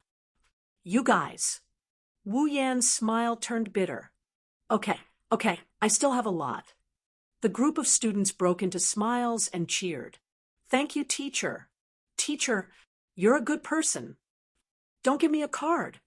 After that, the delicious pastries were distributed to the students one by one. Even Sasasaki Misaki, who was watching from the side, was given some and started eating. Thus, some absurd scenes appeared in the classroom. After all, this is a school, a classroom. What kind of teacher would give food to the students during class? Admittedly, Wu Yan's delicious pastries won the hearts of the students. Yakaina took a bite and let out a satisfied moan. She looked at the pastries in a different light. It's delicious. It's true. Sasasaki and the other students' eyes lit up. It's delicious. Nagisa chewed her desserts faster. At the same time, she snuck a peek at Wu Yan, who was distributing the desserts. Curiosity was the only thing left in her eyes. Chapter 899. Itagami Island, Saikai Academy, Middle School Division, Teacher's Office. Wu Yan shook his head and chuckled when he saw Yakaina and Nagisa hiding behind her awkwardly. What are you doing? Yakaina glanced at Nagisa on reflex when she heard Wu Yan's question. Nagisa immediately shook her head at Yakaina, as if to say she won't come out. Yakaina had no choice but to explain herself. Wu-Yen-sensei. Yakaina averted her eyes and carefully said to Wu-Yen, Nagisa-chan seems to be afraid of you, so she doesn't dare to be alone with you. Wu-Yen was taken aback. He glanced at Nagisa, who was looking at him curiously, but still hiding behind Yakaina. He sighed. Well, you're right. Letting Akatsuki bring me around Saikai Academy is a bit too much for her. That. Nagisa also felt that her actions were a little hurtful. She blushed and murmured, I'm sorry. Oh. Wu-Yen raised an eyebrow and smiled. You're finally willing to talk to me. This is already a huge improvement. Nagisa blushed even harder. She was even more embarrassed now, although it was because she had a phobia of demons that she behaved like this. However, it was her fault for being so rude. Not only did Wu-Yen not get angry, he even defended her. This made her feel bad. Of course, she was also happy. Ever since she developed her fear of demons, Nagisa couldn't even bear to look at the face of a demon, let alone talk to one. She hasn't interacted with demons for a few years now. Now, she can talk to her sensei who is a demon. Just like Wu-Yen said, this is a huge improvement. Of course, at the end of the day, it's because of Wu-Yan's harmless appearance. His kind behavior and the delicious pastries he had given her had left a good impression on Shao Nagisa, and the curious, cheerful, and lively girl had changed her opinion of him. That was why she was able to improve so much. If it were another demon, Shao Nagisa wouldn't be able to resist him. Nagisa would probably still be afraid. After all, even Wu-Yen, who left a good impression on her, she couldn't be completely unafraid of him, let alone other demons. Yakaina looked at Wu-Yen and then at Nagisa. Recalling the conversation between the two of them, she asked, could it be you two already know each other? Wu-Yen blinked and shrugged. Well, we kind of know each other, although the process was quite frustrating. Wu-Yen stood up and walked out of the office. He waved at Yakaina and Nagisa. All right, come with me to the school. I'm curious about what this school has, like a haunted lab or a dissecting course on beast men. There's no such thing. Yakaina and Nagisa were frightened by Wu-Yan's words. Yakaina and Nagisa screamed in unison. Wu-Yan laughed. Oh. Nagisa finally walked out from behind Yakaina. She stuck her tongue out at Wu-Yan's back. What a bad teacher. Yakaina laughed and shook her head, then pulled Nagisa's hand over. Let's go. I feel like Wu-Yen sensei will cause trouble if we lose him. Indeed. He is indeed a teacher that can't be trusted. Shao, Nagisa nodded as if she was telling the truth. He's interesting. He speaks humorously. He's gentle. He doesn't cough in class. He doesn't bend his back. And he knows how to cook. He's a very nice person. Yakaina was speechless. She glared at Nagisa. If that teacher is so nice, then why are you so afraid of him? There are all kinds of reasons. Nagisa waved her hand and smiled awkwardly. She saw that Yakaina wanted to get to the bottom of this, so she quickly pushed her out of the office. All right, let's go. I know, don't push me. Thus, a vampire, a sword sorcerer, and a young girl who had a phobia of demons started to wander around Kaihai Academy, forming a marvelous combination. Saikai Academy is a very normal school. At least it looks that way on the surface. Here, humans are the only ones to learn, unlike the demons in Itagami Island. Along the way, Wu-Yen used the system to scan his surroundings. He thought he could find something. He found quite a bit, but most of it was within his expectations. 99% of the students here are normal. Their levels fluctuated between 10 and 10, but most of them are level 0. The ones with levels are those who do sports or join clubs. They're pretty good fighters, just like Shoujo, who gained a certain level of strength from being a normal human. This isn't the first time Wu Yen sighed. As expected of a special demon city, even normal humans have a certain level of combat prowess. Although this level of combat prowess is nothing in the eyes of the demons, it doesn't diminish the strength of the humans in Aidagami City. Being able to live together with demons is something to be proud of. Other than that, Wu Yen also noticed that a small number of people in Saikai Academy are above Tier 5. There are even a few Tier 7 existences. This group of people should have a certain level of attack mage skills, have practiced some kind of magic skill, or are natural overachievers. It couldn't be ruled out that they were attack mages hidden in the school or attack mage officers assigned to Saikai Academy. In short, there are no demons in Saikai Academy, but it's a place full of crouching tigers and hidden dragons. However, Wu Yen wasn't surprised. Even the Tier 9 Natsuki is a teacher here. It's not hard to guess that there are some special people studying here. What surprised Wu Yen was that Yakaina Kimi isn't a normal student either. Yakaina Kimi, level 69, it was different from the thin and weak figure on the surface. In this thin and weak figure, there was actually a strength as high as the peak of the 7th order. Yakaina doesn't look like a demon, and normal students can't have this kind of strength. So Wu Yen guessed that Yakaina Kimi is also an attack mage, and her background isn't small either. One had to know that when Natsuki took him to participate in the test, he saw many other offensive mages.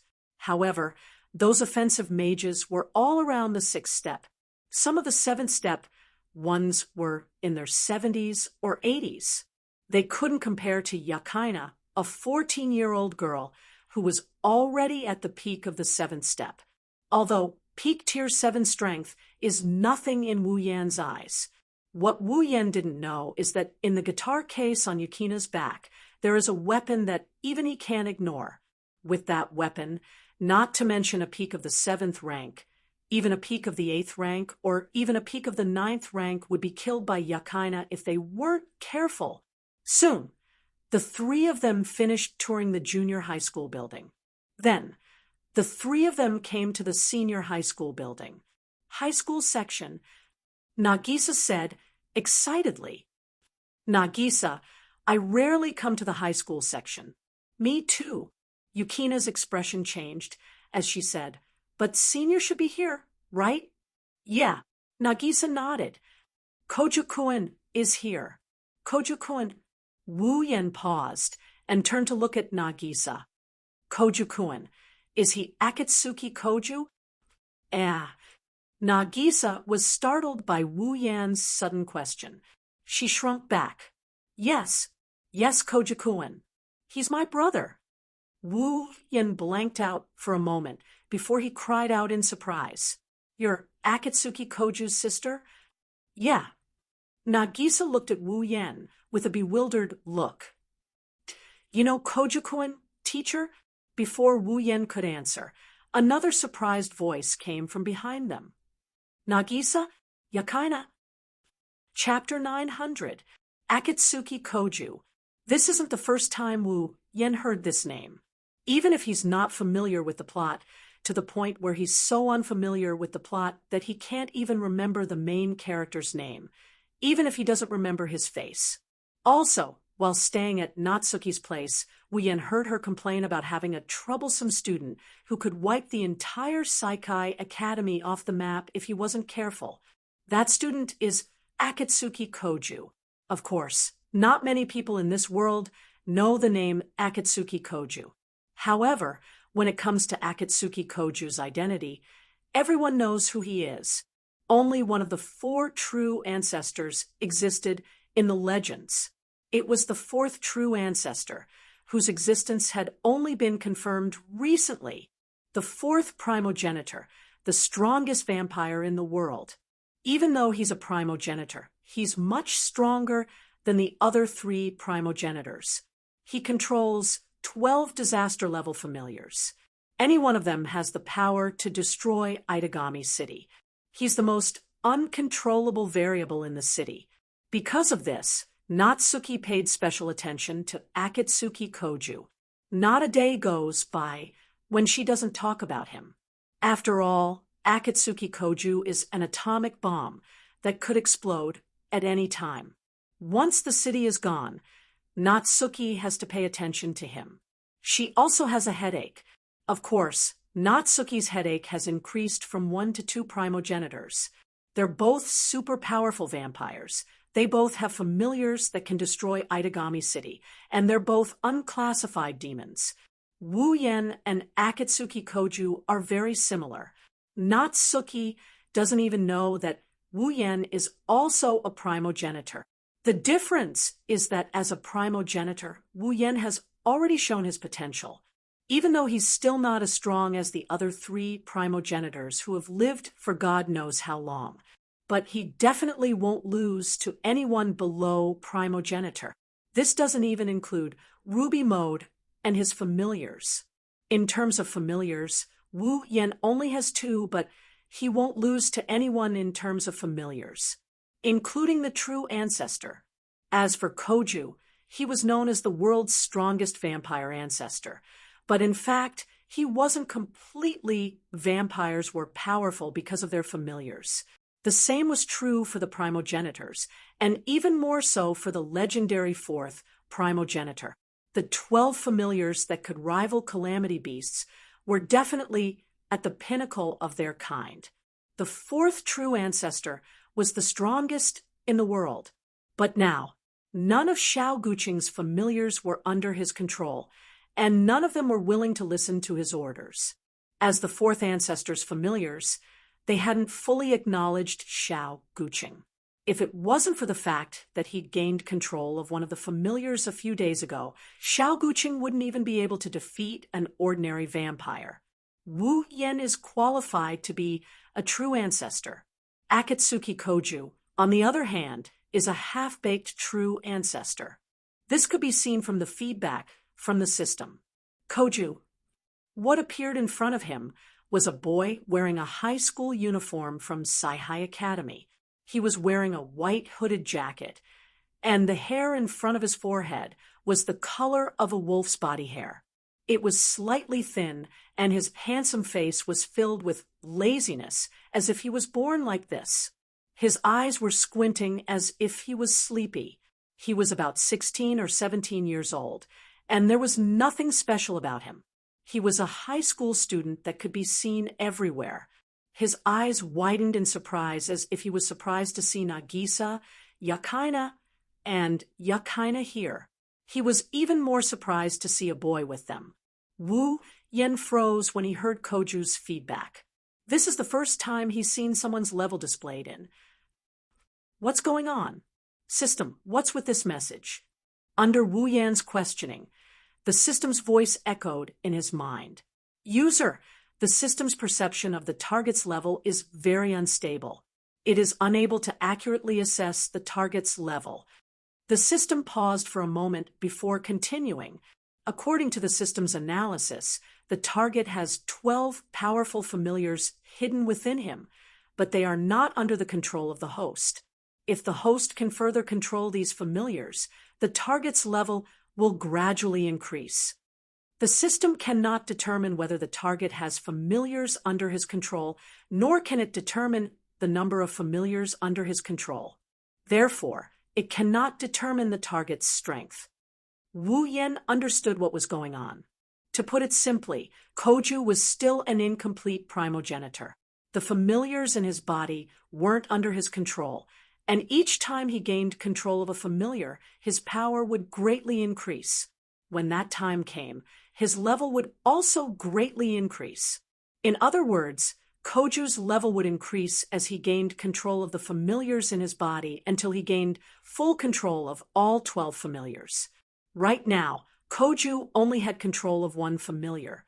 He had many other disobedient familiars. The system could not determine whether these disobedient familiars were part of Koju's strength or not.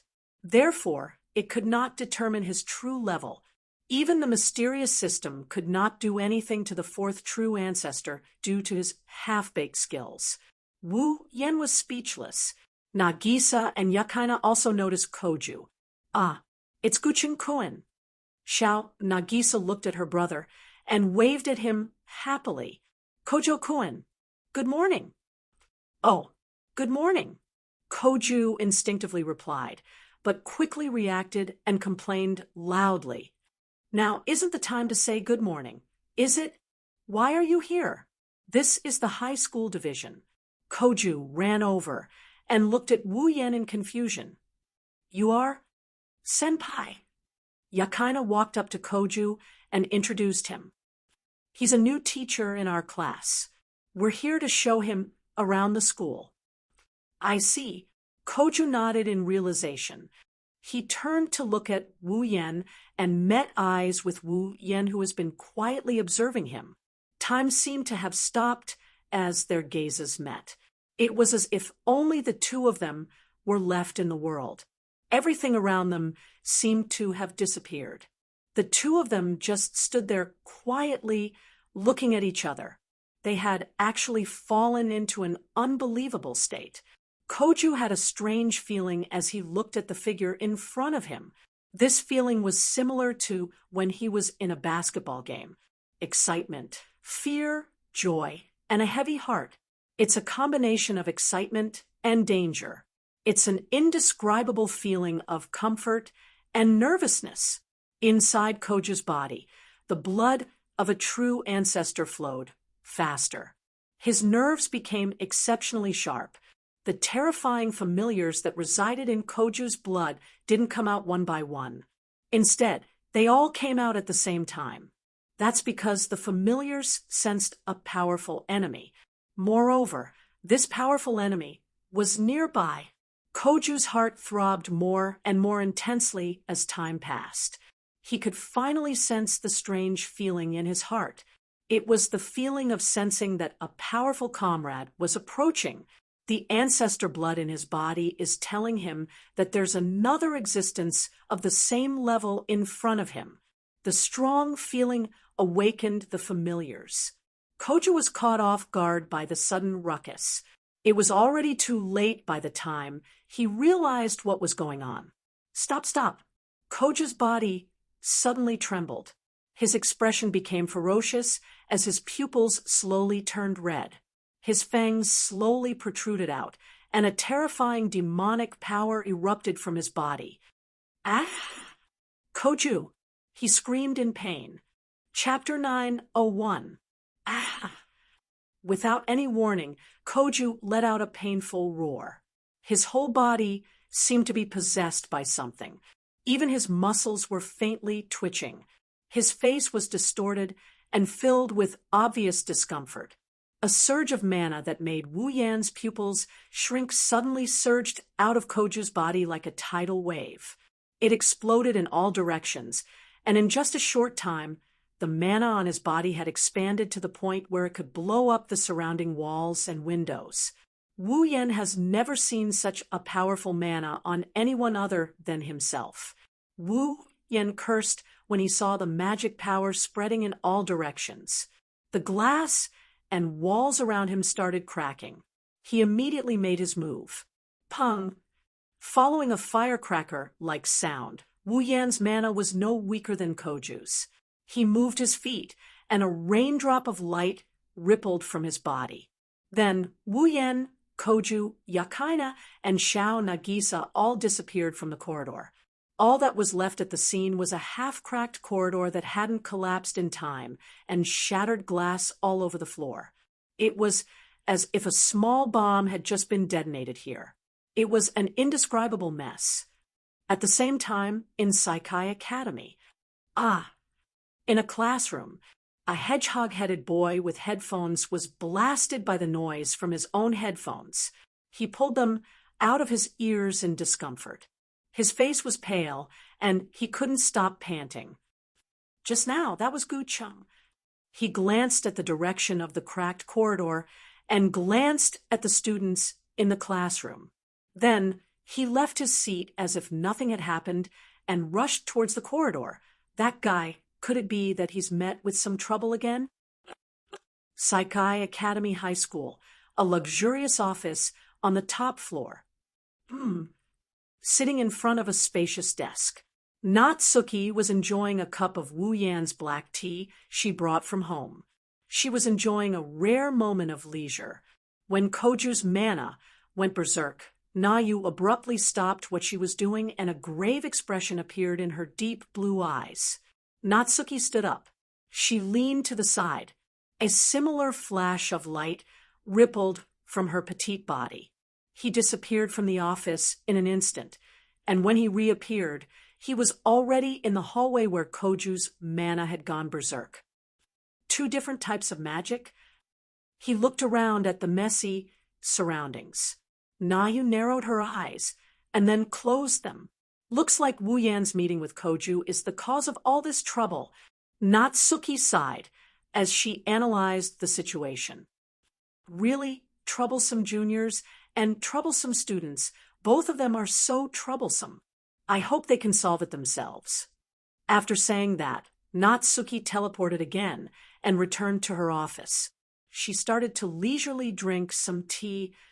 In Kaihai Academy, almost everyone who sensed the abnormal magic power walked around this corridor until they couldn't find anything or were afraid of being discovered by others. Only then did they reluctantly return to their original positions. 15 minutes later, the situation here was discovered by the ordinary students, who reported it to the school teachers. The entire Saikai Academy fell into a small commotion. In the end, the cracked corridor was covered up with the unconvincing excuse of being in disrepair. Aidagami Island, the area where Wu Yan summoned his familiar. A flash of light suddenly appeared in the middle of the junkyard. Then, four figures of different sizes appeared out of thin air. As soon as they appeared, one of the figures burst out with a violent gust of wind mixed with rich magic power, stirring up the deathly silent scene into a mess. Ah! Koju's voice was filled with uncontrollable pain. It made the hearts of those who heard it ache, but there was nothing they could do. He was already doing his best, but he still couldn't stop the vassal beasts inside his body from causing a ruckus. For the current Koju, controlling these familiars is as difficult as ascending to the heavens. It's impossible. As a primogenitor, he's not a primogenitor. He can force the familiars in his body to calm down, but when he's attacked by other familiars or suffers serious injuries, they'll instinctively protect him even though they can't be controlled. Since Koju can't control them, the method they use to protect him is too harsh. They'll just cause a ruckus and destroy everything around them. That way, the threat will disappear. However, this time is different. The familiars are causing a ruckus because they ran into a powerful enemy they haven't seen in a long time, one that isn't weaker than them. Others might not know what kind of existence Wu Yan is, but the familiars of a primogenitor are the first to realize that Wu Yan is a primogenitor. Thus, the familiars that have been sleeping in Koju's body for a long time got excited and started a rebellion. It's rare for a primogenitor of the same level to appear. The Calamity's avatars wanted to come out and fight. They wanted to vent their frustrations after being asleep for so long. Thus, Koju was dragged into this mess by a group of willful familiars. Ah! Along with the roar, a wild storm of mana swept out and filled every corner of the battlefield. Yakaina, who was caught off guard, finally realized what was going on. "Senpai!"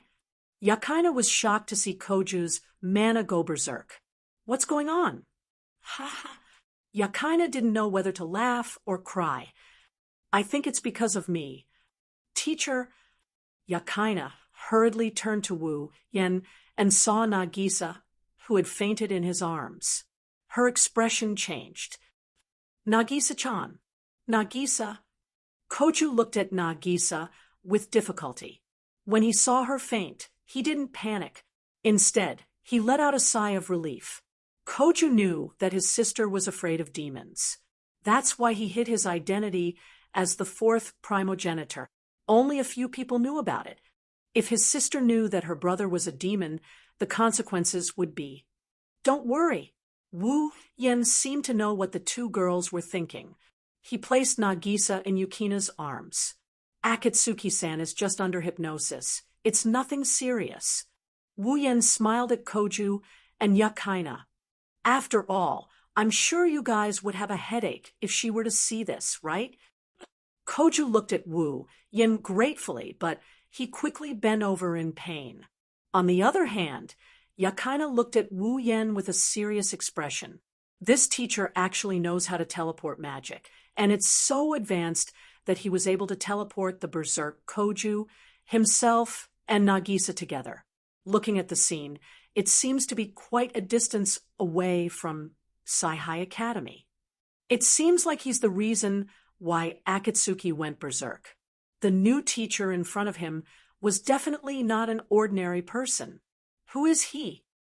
Yukina became cautious, but she didn't question him. The most important thing right now is to stop Koju from going berserk. Otherwise, Aidagami Island will be in danger. Fortunately, her weapon came in handy in this situation. Just as this thought appeared in his mind, Koju's condition changed again. No, go back. Koju shouted himself hoarse, but it was clearly useless. Under everyone's gaze, Koju's mana turned into golden lightning. A blood-colored mist floated out of his body. Then, a giant lion wearing golden armor and golden lightning appeared in the air. Roar! The golden lion roared from within the lightning. Jijua Yukina's pupils shrank as she said in a serious tone, word by word. Fourth primogenitor's fifth familiar, Lion's Gold. Chapter 902. Roar! Koju's eyes were uncontrollably dyed red, and his canine-like teeth protruded from his tightly clenched jaws. His body glowed red, as if his skin was being torn apart. However, it wasn't blood, it was the sign of vassal beasts being released. Beep, beep, beep. A dazzling golden-yellow lightning glow swelled, causing the atmosphere to become scorching hot. That glaring light covered the entire place, accompanied by a violent impact, as well as the explosive sound produced by the impact. The concentrated magic energy turned into a destructive thunderstorm. The uncontrollable lightning swept across the ground, and the shock wave turned into a violent storm. Koju's body was completely engulfed by the golden light, and dense thunderbolts were released indiscriminately in the surroundings. It was as if a colorless thundercloud had appeared out of nowhere. Aidagami Island shook as if there was an earthquake. The surrounding ocean also became tsunami-like. Blood, lightning, and indescribable heat and shock waves followed. The golden lightning lion was like the largest airship, its entire body glowing with golden light. Roar like thunder. The atmosphere shook. Roar. The scattered electric current spread out in all directions, and the surrounding rocks and rubbish were instantly sent flying. The ground emitted a kacha-kacha sound as it cracked open bit by bit. A real earthquake was nothing more than this. This was the power of the world's strongest vampire, the fourth primogenitor's familiar. Even if Koju wasn't a primogenitor yet, the Lion's Gold's power couldn't be fully unleashed. However, the destructive power it displayed was enough to be called a primogenitor's familiar. It wasn't a match for a primogenitor's familiar. If Koju fully matured into the fourth primogenitor, it wasn't hard to imagine. Why was the fourth primogenitor the strongest in the world? Lion's Gold. Yukina was a bit confused as she shook her head helplessly. Why did the Lion's Gold go berserk? Wasn't it already under Senior's control? That's right, the Lion's Gold. It was the only familiar Koju could control. Because of this, that's why it could show itself. The other familiars, because they weren't under Koju's control, They could only use Koju's body to release a portion of their power. However, they couldn't fully release their power. Only the lion's gold, which was under Koju's control, could use its host's mana to fully show itself.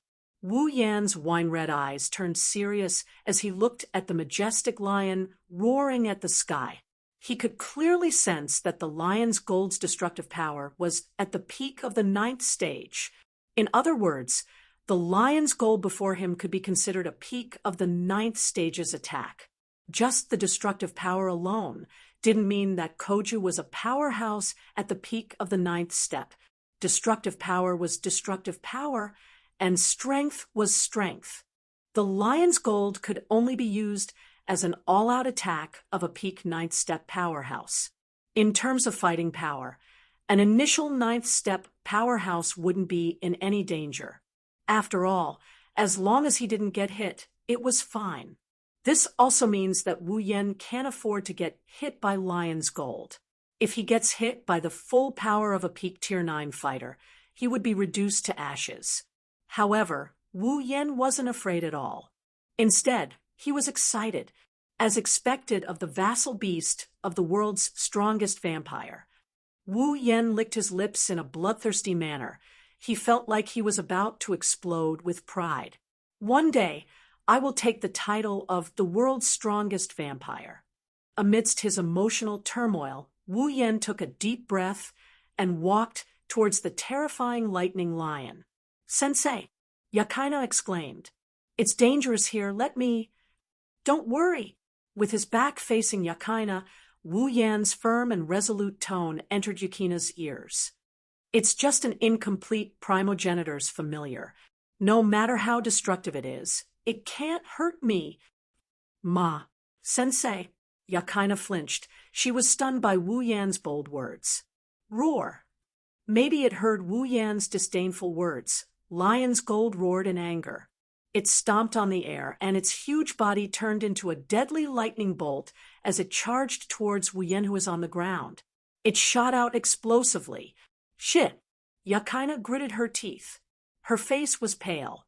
If the lion's gold landed on the ground, even if Aidagami Island didn't sink, it would turn into an abandoned island. The ripples of magic power and lightning hit Wu Yan. Looking at the lion's gold charging towards him, Wu Yan's expression didn't change at all. However, his eyes flashed with a cold glint. "If you were a complete primogenitor, I would have no choice but to release my familiar." Wu Yan closed his eyes, ignoring Yakaina, who was stunned by his words. "But it's just an incomplete primogenitor." As soon as he finished speaking, bang! White flames burst out from Wu Yan's body, bursting out from his body. The white flame didn't have the slightest temperature, but as it burned, the space around it started to distort. At the same time, a surge of mana and a sharp sonic boom could be heard. He gently raised his hand, and all the white flames on his body flowed into his hand, condensing into a ball. "This level," Wu Yan mumbled as he looked at the lion's gold. "That's enough." With a flash of golden light in his eyes, he waved his hand, and the white flame turned into a small flame beam. With a trail of white flames, it silently flew past the lightning lion and collided head-on with the lightning lion that couldn't even compare to him. Bang! The flames streaked across the sky like a meteor, distorting the space around it. The white flame pierced the lion's gold between its eyebrows like a needle. Following that, an unbelievable scene appeared. Roar! The lion's gold abruptly stopped its dive and roared in pain. Between its brows, a white flame slowly burned, and in the blink of an eye, the flame enveloped the entire lion's gold body. The lightning disappeared, and the golden light dimmed. The golden thunder lion was dyed white, and the golden lightning on its body was replaced by a burning white flame. Under the slow burning of the flame, the lion's gold roared and slowly disintegrated the lion's gold bit by bit, like a cage trapping a lion. The lion's gold turned into little sparks and gradually dissipated. No matter how hard it struggled, It was of no use. In the end, it completely disappeared along with the white flames. The entire scene returned to silence. Only the lion's roar that was still reverberating in the air was still lingering in the air, indicating what had just happened. Ha! Ha! Koju retracted all of his mana and laid on the ground, panting. He couldn't get up anymore the moment the lion's gold disappeared. The other familiars in Koju's body retreated one by one as if they had seen something terrifying. Despite their reluctance, they understood that they were no match for this powerful enemy in their incomplete form. They couldn't even defeat the lion's gold when it was fully released, let alone the familiars who could only release a portion of its power. Calm down. Koju looked at his hand in relief. Then, he looked at Wu Yen in disbelief. My familiars, they were defeated by him in one hit. That fire. Jijua Yukina's fine hair stood straight up as she trembled in fear. Too terrifying. Both of them looked at Wu Yen, who was bathing in the sunlight. Their hearts started to waver. Wu Yen. Who the hell is he? Chapter 903. Itagami Island, Minamiya Natsuki's house. On the table in the hall, small plates of tea and pastries were placed all over the table. The plates of delicious food were like delicately carved ceramics. They were exquisite and pleasing to the eye. In addition, the steam and fragrance wafting from the tea and pastries were enough to make one's heart itch with just a glance. Wu Yen was sitting on a sofa. Xiao, Guqing, and Yakaina were sitting across from him. Their faces were filled with hesitation and caution. Their eyes were glued to the refreshments on the table. From time to time, they would swallow their saliva. It seems like the temptation of the refreshments was affecting them. However, they didn't make a move. After all, they were in someone else's home, and they were brought here by their mysterious teacher, who had the ability to defeat a true ancestor's familiars with a single strike. Under such circumstances, it was natural for them to be cautious and cautious. As for Nagisa, she was happily sitting on the other side of the sofa. She was excitedly munching on the refreshments on the table. She was enjoying the red tea. Kotori sat beside her and ate with Nagisa. She was used to Wu Yan's cooking, so she wasn't in a rush. The two ignored Wu Yan, Koju, Yakaina, and Yakaina, who were stuck in a weird stalemate. They ate like there's no one else around them, and they kept talking. Of course, Nagisa was the one talking, and Kotori was the one listening. It seemed that in a short period of time, the relationship between the two had developed quite well. Kotori didn't mind Nagisa's nagging. According to her, compared to the boring meetings in Ratatosker, Nagisa's words were child's play. Wu Yen couldn't help but chuckle when he saw the two of them looking at the refreshments with a cautious look on their faces. All right, go ahead and eat if you want. No need to be so reserved. Just treat this as your own house. Xiao, Guqing, and Yakaina were embarrassed. Kotori gave Wu Yen a disdainful look. How can you say something like that? This isn't your house. Wu Yen was embarrassed. He turned his head away. Xiao, Guqing, and Yakaina giggled. Their expressions were much more casual. After hesitating for a moment, the two of them finally couldn't stop themselves from salivating. She reached out to the tea on the table and pretended to be calm as she put it into her mouth and took a bite. Their eyes widened. They couldn't help but exclaim, "Delicious! Right? Right? It's delicious, right?" Before Wu Yen could say anything, Nagisa exclaimed, "This taste, it's perfect. It's much better than Nagisa's." Nagisa was disheartened. "I was confident in my cooking, but now, I'm defeated. As long as you guys like it." Wu Yen shrugged. "I'm not afraid to tell you guys that my cooking skills were honed under the pressure of a bunch of foodies. It's definitely better than the ones sold in the shops." Humph. Coterie snorted and turned her head away to show that she wasn't a foodie. However, her behavior made it seem like she was trying to hide something. Shao Nagisa and the others were trying hard not to laugh. Akatsuki Koju and Yakaina shifted their attention away from the refreshments. They looked at Wu Yen with a hesitant look as if they have something to say. I know what you're wondering. Wu Yen said, It's normal that you're curious. I'm not trying to hide it. I'm not a normal teacher. I'm an attack mage. Attack demon official. Koju was startled, but he soon understood. An attack mage like Natsuki-chan? Wu Yen nodded and smiled helplessly. Although I'm just an apprentice. But Yakaina looked at Wu Yen with a serious look. Back then, I remember you said something. If I'm not mistaken, it was release vassal beasts, right? That's right. Ignoring Koju and Yukina's shocked expressions, Wu Yen didn't try to hide anything. I did say that. I may be an attack mage, but I am also a vampire. Vampires... Yukina's expression turned strange. An attack mage vampire is like a pig holding a butcher's knife. So ridiculous that it makes people speechless. Wait. You're saying you're a vampire? Koju drew a sharp breath as he turned to Nagisa with an urgent expression. Then, Nagisa, well, I've been troubled by this as well. Wu Yen smiled bitterly and glanced at Nagisa. Because I'm a vampire, Katsuki-chan has been avoiding me.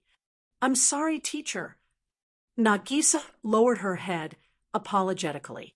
Wu Yen waved his hand. You don't have to take it to heart. I more or less know about your situation. I'm already very happy to be able to sit and eat with me. Yeah, Nagisa. Shao Guqing stood up and looked at Nagisa nervously. You know that Wu Yen sensei is a demon, aren't you afraid? Koju-kun, don't overreact. Nagisa blushed and pressed Shao Guqing down. She felt that Shao Guqing was making a fuss over nothing and was embarrassing her. It was no wonder that Koju had such a huge reaction. He was originally a human, but the former fourth primogenitor had willingly sacrificed himself and used the principle of cannibalism to transfer the fourth primogenitor's bloodline and familiars to him. That was how he became the new fourth primogenitor. It was also because of this that he was unable to control his familiars. He was originally a human, but became the fourth primogenitor because of someone else's charity. Like a nouveau riche, the fourth primogenitor was the most powerful vampire in the world. How could the prideful familiars of the fourth primogenitor acknowledge a nouveau riche as their master? In order to control his familiars, Shao Guqing had to feed on the blood of powerful spiritualists and sacrifice them to satisfy his familiars. That was the only way he could slowly gain control over them. But for Koju, familiars were secondary. His biggest headache was his sister. He was a vampire and a demon, but his sister had a phobia of demons. He was constantly worried that his identity would be exposed one day, and his sister would leave him because of it. But now, Nagisa didn't seem to be afraid of Wu Yen. How could he not be excited? Actually, I was very scared at first. I was so scared that I couldn't even stand seeing Sensei. Nagisa lowered her head and snuck a peek at Wu Yen. But not only did Wu Yen Sensei not blame me, he tolerated me in many ways. He treated me to delicious food and treated me so gently. It's hard to believe, but Nagisa isn't that scared anymore. Nagisa blushed. That's how she behaved when she said such embarrassing things to herself. I can't get too close to Sensei, Wu Yen, yet, but I'm no longer afraid of talking to him. That's already good enough. Wu Yen couldn't help but laugh. I believe that if we continue to interact with each other, Akatsuki will gradually get better. At that time, maybe your phobia of demons will be cured without the need for medication. Nagisa nodded resolutely and clenched her fists in excitement. Nagisa will work hard. Then Nagisa. Koju gulped and asked impatiently. Then, I'm saying if I become a demon too? Of course not. Nagisa glared at Xiao Guqing in a coquettish manner. Right now, Nagisa can only stop being afraid of Sensei Wu Yan. If Guqing really becomes a demon, Nagisa will still be afraid. How can this be? Koju lowered his head like he was hurt. He continued with an envious tone. Then why does Wu Yan Sensei get to treat him differently? That's why Nagisa doesn't know. Nagisa puffed up her cheeks. Plus, Wu Yan Sensei is gentle, he talks funny, he's easy to get along with, and he cooks delicious food. Koju-kun, you need Nagisa to wake you up in the morning. You're so lazy, you can't even compare to Wu Yan Sensei. Every time Nagisa spoke, Koju's body would twitch. In the end, his body would twitch violently and collapse onto the sofa. Wu Yan turned away guiltily, no longer daring to look at Nagisa. He, too, loved to sleep in. Chapter 904, Aidagami Island Saikai Academy. When the bell rang, Wu Yan, who was lecturing in third-year C class, let out a sigh of relief. He gestured to the students. All right, that's all for today. Don't forget to memorize what you should when you get back. There's only one secret to being a liberal arts student, and that's memorization. Wu Yan sighed as he tidied up the books that were less than 2 centimeters thick. When he was studying in the past, his textbooks were thicker than dictionaries, and that was only one book. It was unlike now, where he could burn books one by one, and they might not last long. In comparison, the students here were blessed beyond belief. Perhaps out of indignation, Wu Yan's lips curled into a smirk. Oh, right, there's a test tomorrow. Remember to revise tonight. If you fail, I won't let you off so easily. Downstairs, a bunch of students screamed in shock before slumping down on their desks with dispirited expressions. Wu Yan was satisfied when he saw this. No matter where the students are from, exams are the most painful thing to do. This is undeniable. If you have anything to say, just tell Akatsuki classmate. Don't come to me. After saying this irresponsibly, Wu Yan walked out of the classroom. The students were furious. Ah, Wu Yan, sensei, you're so mean. Yeah, to think I thought he was a good person. Why don't we beg the sensei? Tell him not to take the test. But didn't the sensei tell us not to look for him? Then, let's go talk to Akatsuki classmate. Good idea. Therefore, next to Nagisa's desk. Immediately, a large group of classmates rushed over to watch. Akatsuki classmate, help us beg the sensei. Yeah, tests and whatnot are the most annoying. Of course not. Nagisa was overjoyed to see her classmates crowding around her. She began to talk endlessly, without even taking a breath. Tests are good too. They can help you understand your current level and where you're lacking.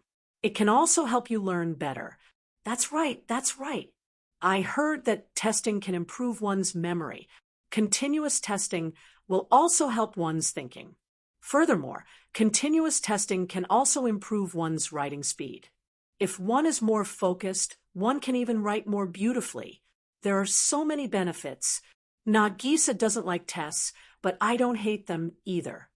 Also, Wu Yan sensei is easy to talk to, but he's very stubborn in certain areas. Yesterday, in order to buy a phone, sensei walked to another street. The sun was so bright that I didn't dare to go out. Nagisa didn't know. Wu Yan walked to another street block. His real purpose wasn't to buy a phone. He wanted to buy a lollipop shop. He had no choice. He has a sister who loves to eat lollipops. Her lollipops are running out. Without lollipops to keep her company, she's capable of doing anything. That's not the most important thing. Liking lollipops is fine. but liking only one brand of lollipops is too much. Since he doesn't know if there's a lollipop in this world, Wu Yan decided to take one step at a time. Otherwise, he might as well teleport and return home to enjoy the air conditioner. Why would he need to sunbathe in the sun at this point? It had to be said that it was a mistake for these students to talk to Nagisa. Under the bombardment of Nagisa's words, the students went from pleading for her to pleading for themselves, sweating profusely. In the end, they were still muddle-headed. If words were a type of power, Nagisa would be a god tier. No, a super god tier. Nagisa was reluctant to leave the classroom, and Yakaina couldn't help but smile bitterly as she watched the students scramble out of the classroom. Neijisha-chan, let's go find Wu Yan. Sensei, we still have to help him. Hearing this, Nagisa paused for a moment. Then, as if she remembered something, she jumped up with a cry. "Oh, right, we still have to help him move." Before she could finish, Nagisa grabbed Yukina's hand and ran out of the classroom. "Yukina-chan, hurry up. It won't be good if we're late." I know. Yakaina smiled bitterly and sighed. She could only let Nagisa drag her out. In a place not far from Kaihai Academy, there was an apartment. This was the apartment where Xiao Guqing Xiao Nagisa and Yakaina lived. Xiao Guqing and Xiao Nagisa lived in room 704, while Yakaina lived in room 705. This was not a coincidence. Yakaina had purposely arranged it. Yakaina was a sword shaman of Lion Organization. She came to Aidagami City to keep an eye on the fourth primogenitor, Xiao Guqing. The power of a true ancestor was too great. As long as a true ancestor made a move and released a familiar to cause trouble, it would be no different from a disaster or even a war. Koju was a true ancestor, so the Lion King organization, which specialized in dealing with magical disasters, naturally had to keep an eye on him. At least, that was the reason on the surface. Since the first day she arrived at Aidagami Island, Yakaina has turned into an unqualified stalker. She followed Koju around and lived in the same place as him. Today, someone they were familiar with would be staying here once again. Sensei, Kotori-chan. Nagisa, Yakaina, and Koju saw Wu Yan and Kotori standing in front of the apartment building. The three of them hastened their steps as they ran over. "Too slow, Nagisa," Kotori reprimanded. "We've been waiting here for almost 30 minutes. Sorry. Nagisa put her palms together and apologized mischievously. "I was having too much fun chatting with my classmates in class and forgot. Please forgive me. You didn't have to come here in person." Wu Yan shook his head helplessly. "Even though we're moving, the furniture company will deliver it to us. We don't even need to move things. We can just use space magic. Why go through so much trouble?" "No way. Of course not." Nagisa leaned forward with arms akimbo. "Even if you don't need our help, we still want to go in with you. I didn't even know Yukina-chan was moving in. If I knew, I would have witnessed her move in." "Witness what?" Kotori laughed dryly. "That's a little too much." "Yes." Nagisa puffed up her cheeks. "Anyways, we're all neighbors. We have to help each other." Yes. Everyone nodded helplessly. Then Wu Yan led them upstairs. The reason they moved here is because of Kotori. Not long ago, Kotori and Yakaina were accidentally involved in an incident that was extremely dangerous to Aidagami Island. In the end, Koju and Yakaina intervened and solved the problem. Koju successfully took control of his first familiar, Lion's Gold, and rescued an artificial life form with nothing in it. And now, this artificial life form was adopted by Nayu. Just yesterday, it moved into Nayu's home. That wasn't the problem. The problem was that this artificial life girl named Asteroidi, whether it was intentional or natural, was always naked when she came out of the bathroom or room, whether she was taking a bath or sleeping. She often ran around naked. How can anyone stand this? Even if Wu Yan is willing, Kotori and Natsuki won't be. However, Asteruti has been lectured countless times by the others, but she's still stubborn. Left with no choice, Wu Yan decided to move out with Kotori. Natsuki is regretful that Wu Yan no longer cooks for her and makes her tea. Wu Yan mentioned this to Nagisa and Yakaina when they were at school. Nagisa said they can move in. As a result, today's incident happened. Chapter 905. Wu Yan and Kotori are living in room 703. It's only one wall away from Koju's house, and one room away from Yukina's house. Wu Yan's house was the only place where he lived in date battle. In the other worlds, he lived in either a mansion or a large, luxurious apartment. If it wasn't for Nagisa's invitation, Wu Yan would have bought a mansion even more luxurious than Natsuki's house. The house in this apartment was not very spacious, but there was no problem with 3 or 4 people living in it. In the case of only 2 people living in it, this ordinary house had no shortcomings. The only drawback was that it was a little high, but there was an elevator, so it did not matter. All right. After moving the last piece of furniture to its rightful place, Wu Yan clapped his hands and turned to everyone. Thank you for coming today. If you have time in the future, feel free to come over for dinner. Of course, I'll cook for you. Nagisa, Yakaina, and Koja's eyes lit up when they heard Wu Yan's words. They coughed, and they nodded while pretending to be serious. Wu Yan and Kotori almost flipped over with laughter. Then, we'll head back first. Nagisa waved at the two and said in a cheerful tone, I'll hold a welcome party for you, but Sensei, you'll have to cook. How can you hold a welcome party and ask someone to cook for you?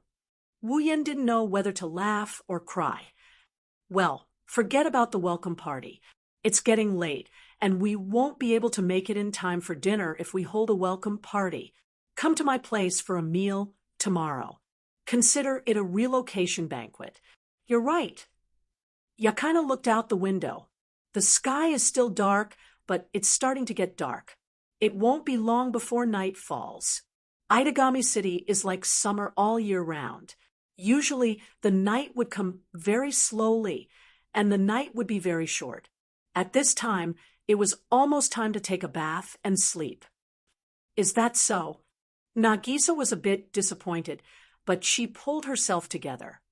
Remember to cook a big meal tomorrow. I know. Wu Yan shook his head and gave Nagisa a teasing look. I just hope you won't be afraid to eat with me at the same table. I won't. Nagisa blushed and glared at Wu Yan. She looks like a puppy less than a month old bearing its fangs at its owner. It's cute. Nagisa, it's time to go back. Koju saw the interaction between Wu Yan and Nagisa and quickly stepped forward.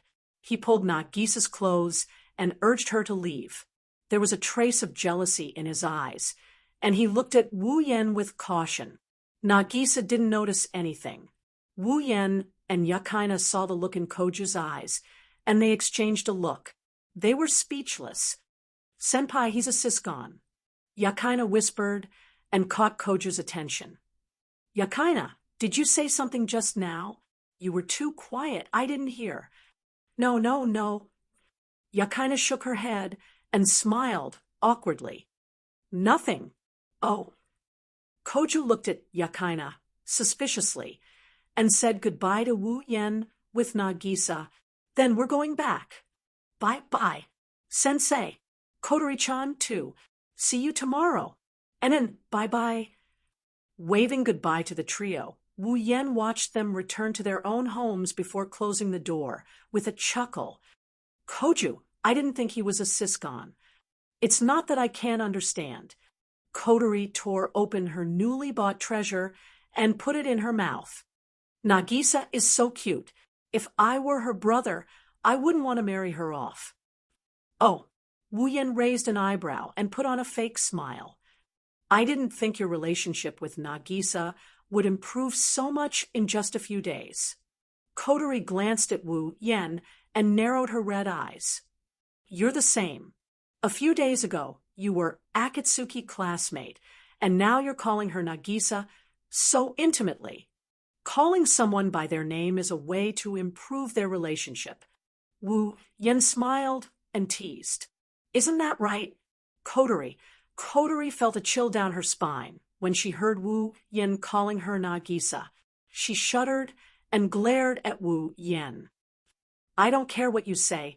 Don't use that disgusting tone with me. Wu Yen sighed and changed his tone to one of melancholy. Kotori is cuter when she's in her little sister mode. Wu Yen sensed a sharp gaze on him.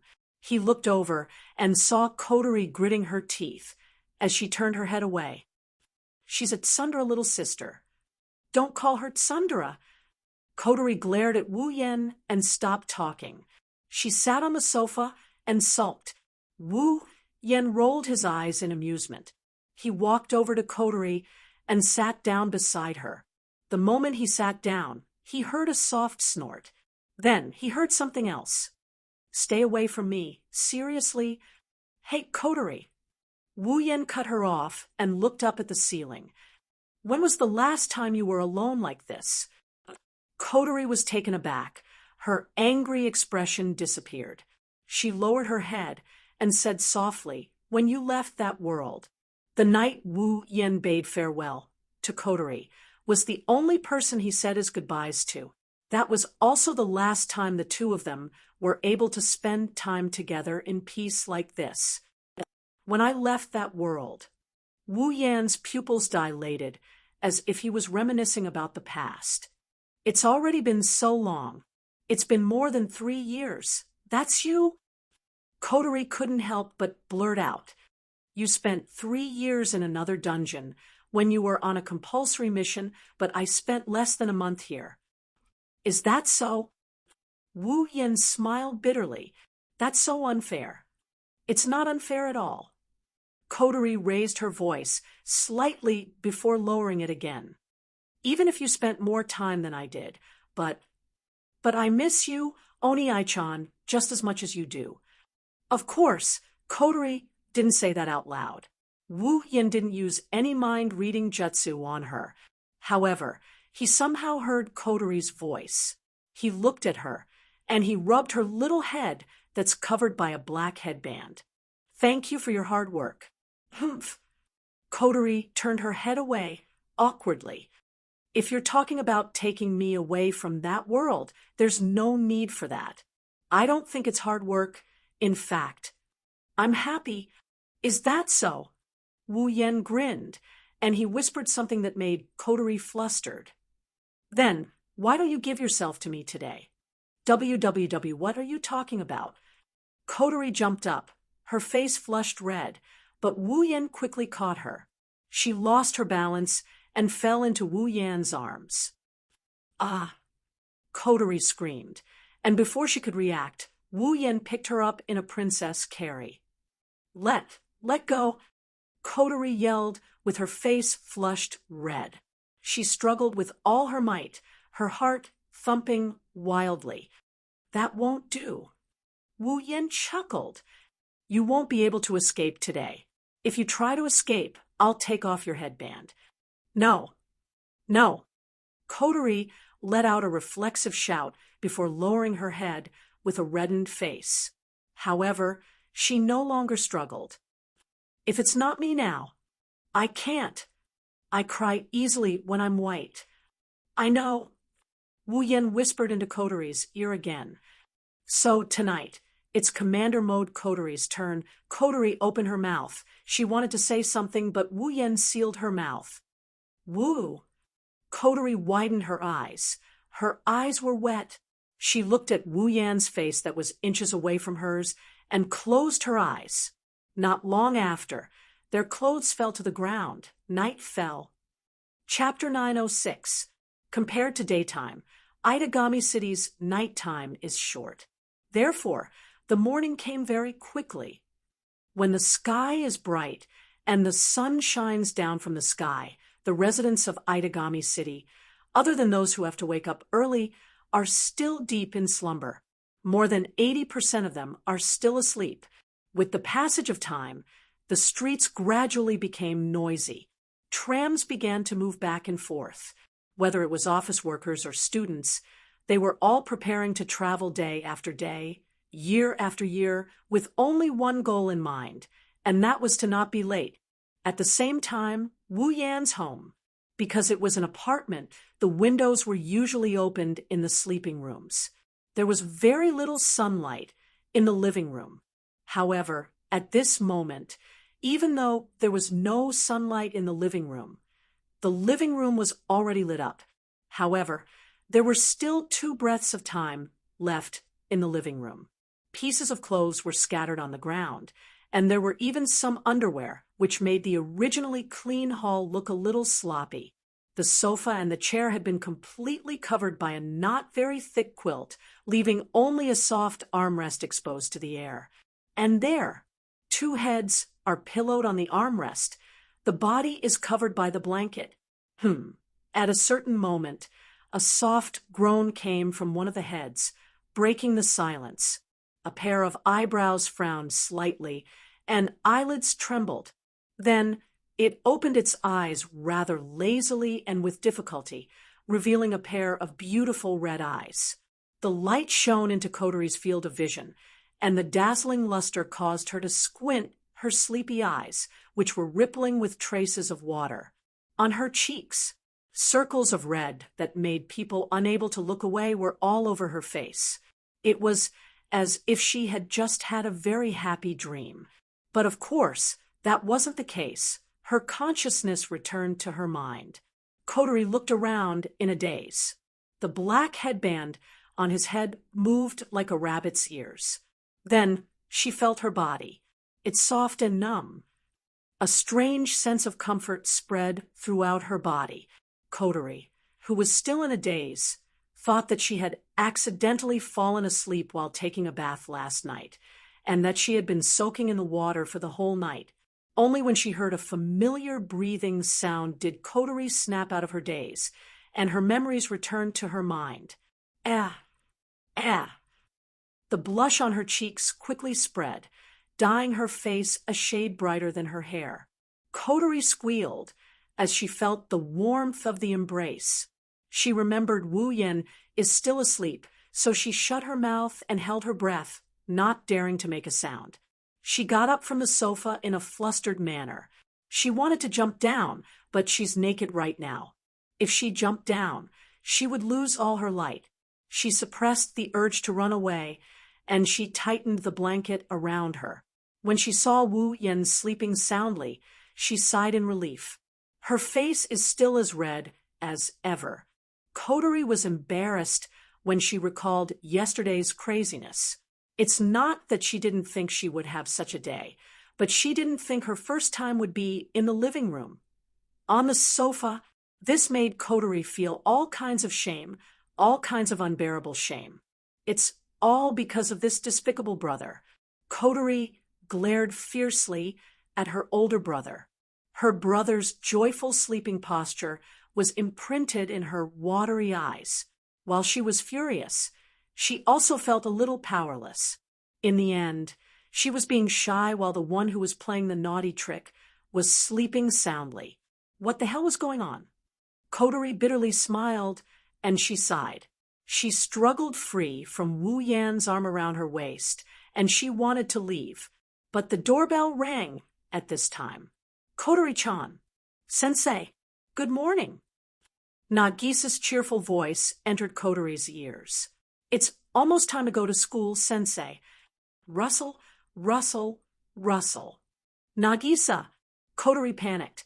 She hurriedly got up, picked up the clothes on the ground, and ran back to her room. But before she could do anything, another voice was heard. It was a weak male voice. It was Koju's voice. The door isn't locked.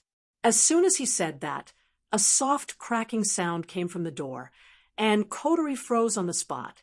It's true. It was Yukina's voice. Why isn't the door locked? Well, Koju said casually. Who knows? The door was slowly pushed open under Kotori's stiff gaze. Koju's figure gradually appeared outside the door. He only spoke when he had one foot in the door. "I'm coming in." "Wait, senpai."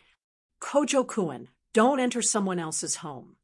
Nagisa and Yakaina wanted to stop him, but it was too late. Koju had already walked into the living room and turned his head around. In a second, Koju's gaze would sweep across the living room, and he would see the intimate scene between the two, including Kotori, who has exposed her bare shoulders. At this critical moment, Kotori's eyes turned sharp. She quickly grabbed the 2 hairpins she used to fix the curtains on the table and threw them at Koju's eyes with all her strength without using her sprite form. Ah! Koju only had time to hear a slight sound as a pair of hairpins pierced his eyes. His vision turned dark as he felt a sharp pain in his eyes. He let out a miserable scream and fell to the ground. "What's wrong, senpai?" "Kojo-kun." Nagisa and Yakaina jumped in fright when they heard Koju's scream.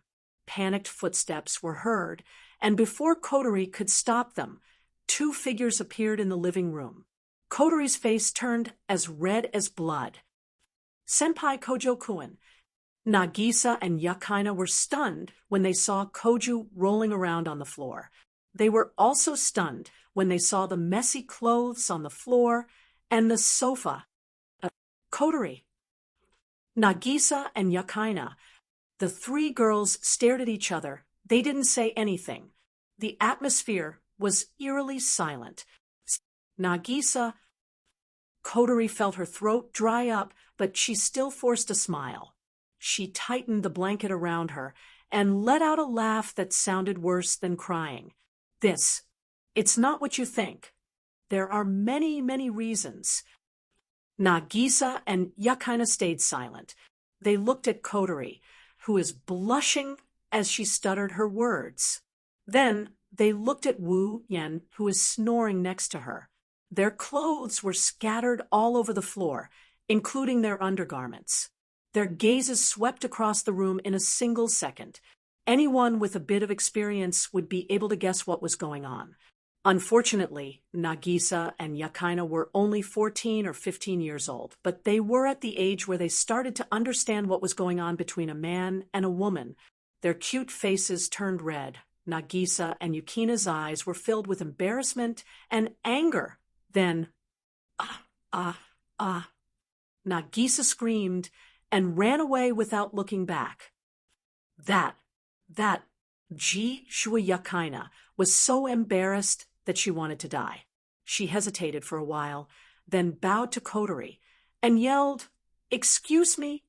She grabbed Koju, who was still screaming and couldn't open his eyes, and ran out as well. She didn't care about the unconscious Koju, who was slamming his head against the wall and door. Not long after, from the apartment, a sorrowful cry soared into the sky, soaring up into the sky. "It's not like that." Chapter 907. Inside the tram traveling at a constant speed, Wu Yen yawned loudly, looking like he didn't get enough sleep. He sighed as he looked out of the tram window at the bright noon sky. Aidagami Island's mornings sure are different. In other places, this kind of light and temperature would only appear in the afternoon, right? His casual remark was meant to start a conversation, but after waiting for a long time, he didn't get anyone to talk to him. Wu Yen stopped yawning. He frowned and looked at the seats in front of him. Nagisa and Yakaina were sitting there. Unlike before, their cheeks were rosy and their heads were lowered. They didn't say a word. Wu Yen found it strange. Yukina's reaction was normal. She's not the talkative type. But Nagisa's reaction was strange. This child is unusually talkative. Perhaps in the past, Nagisa would be more reserved in front of him. Due to her fear of demons, she would subconsciously avoid him. But after spending some time together, even though Nagisa still doesn't dare to get too close to him, her words are no different from her usual self. Could it be that Nagisa had finally accepted him, only to revert back to her original state? He blinked his eyes. Wu Yen couldn't help but ask, "What's wrong with you two? You look weird." Nagisa and Yakaina tensed up when they heard Wu Yan's question.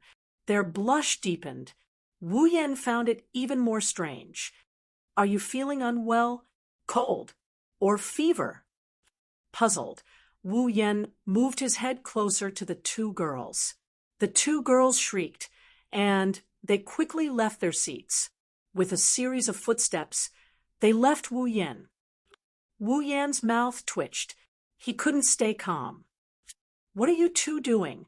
Did I do something wrong?" Wu Yan is certain that something happened between Nagisa and Yakaina. No, it should be more accurate to say that they discovered something. Otherwise, Yakaina wouldn't be the only one. Nagisa might have distanced herself from Wu Yu, but her reaction wouldn't have been this big. Wu Yu had been paying attention to not provoke Nagisa, and the distance just now was within Nagisa's acceptable range. "What's wrong with you two?" Nagisa and Yakaina lowered their heads in embarrassment. However, they didn't seem to have any intention of walking back. They still maintained a certain distance from Wu Yan. Then, two comments that Wu Yan couldn't accept came out of their mouths. "Pervert.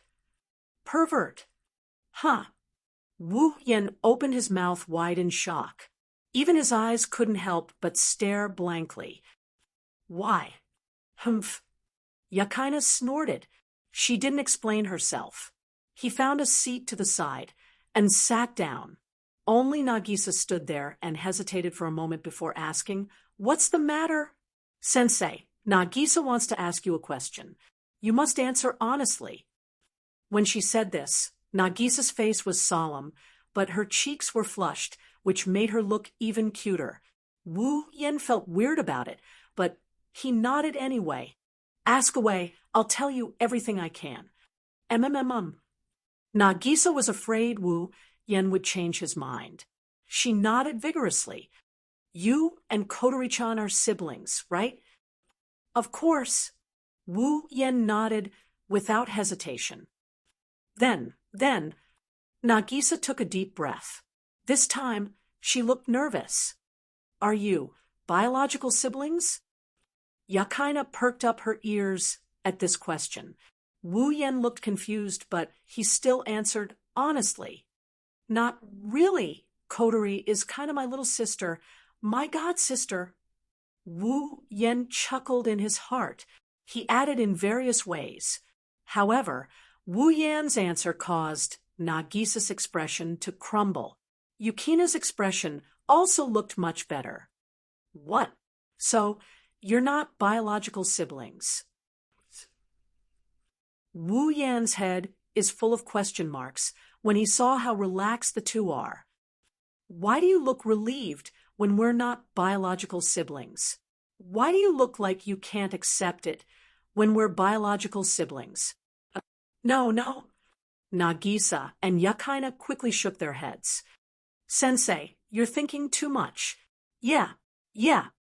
After that, the two girls ignored Wu Yan, who was still scratching his head, and started chatting with each other.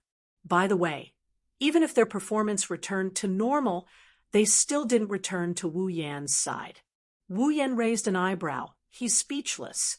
He turned to Koju, who was standing beside him. "What's going on with them?" "I don't know." Wu Yan isn't sure if it's just his imagination, but he felt like Koju's tone is filled with resentment. "I was attacked by an unknown force, and I'm still angry about it." "What are you talking about?" "Nothing." "Sai, forget it. Why do you keep rubbing your eyes?" "I told you I don't know." And just like that, the trolley bus ride came to an end with Wu Yan scratching his head in confusion. Aidagami Island Saikai Academy. It was still early, and there was still some time before classes officially started. At the entrance of Kaihai Academy, uniformed students were walking on the road one after another. When they entered the school, the vitality that belonged to the students was very obvious here, making some teachers feel as if they had become much younger. Nagisa, Yakaina, and Koju entered the school together. Koju is in the high school division, while Nagisa and Yakaina are in the middle school division. Wu Yan is also teaching in the middle school division, so the three of them decided to separate from Koju. Oh, at this moment, an immature yet dignified voice floated in front of the four of them. The four of you coming to school together is quite an unexpected combination. Wu Yan and the other three were startled. They looked up and saw a petite girl with long, straight hair dressed in a black goth costume, holding a black lace fan. She looked at the four of them with an inexplicable smile. Aha! Wu Yan laughed dryly and mumbled. What could be more surprising than a teacher who is less than 5 meters tall and 26 years old? Natsuki. The three of them could not help but burst into laughter when they heard this. Even Na-Yu had to choke back her laughter. The smile in her eyes vanished as she snorted coldly. Well, now that I think about it, this combination is more suitable than expected. A perverted senior who laid his hands on a junior, and a perverted teacher who laid her hands on a student. Koju shouted angrily. As a teacher, don't say weird things like that, Natsuki-chan.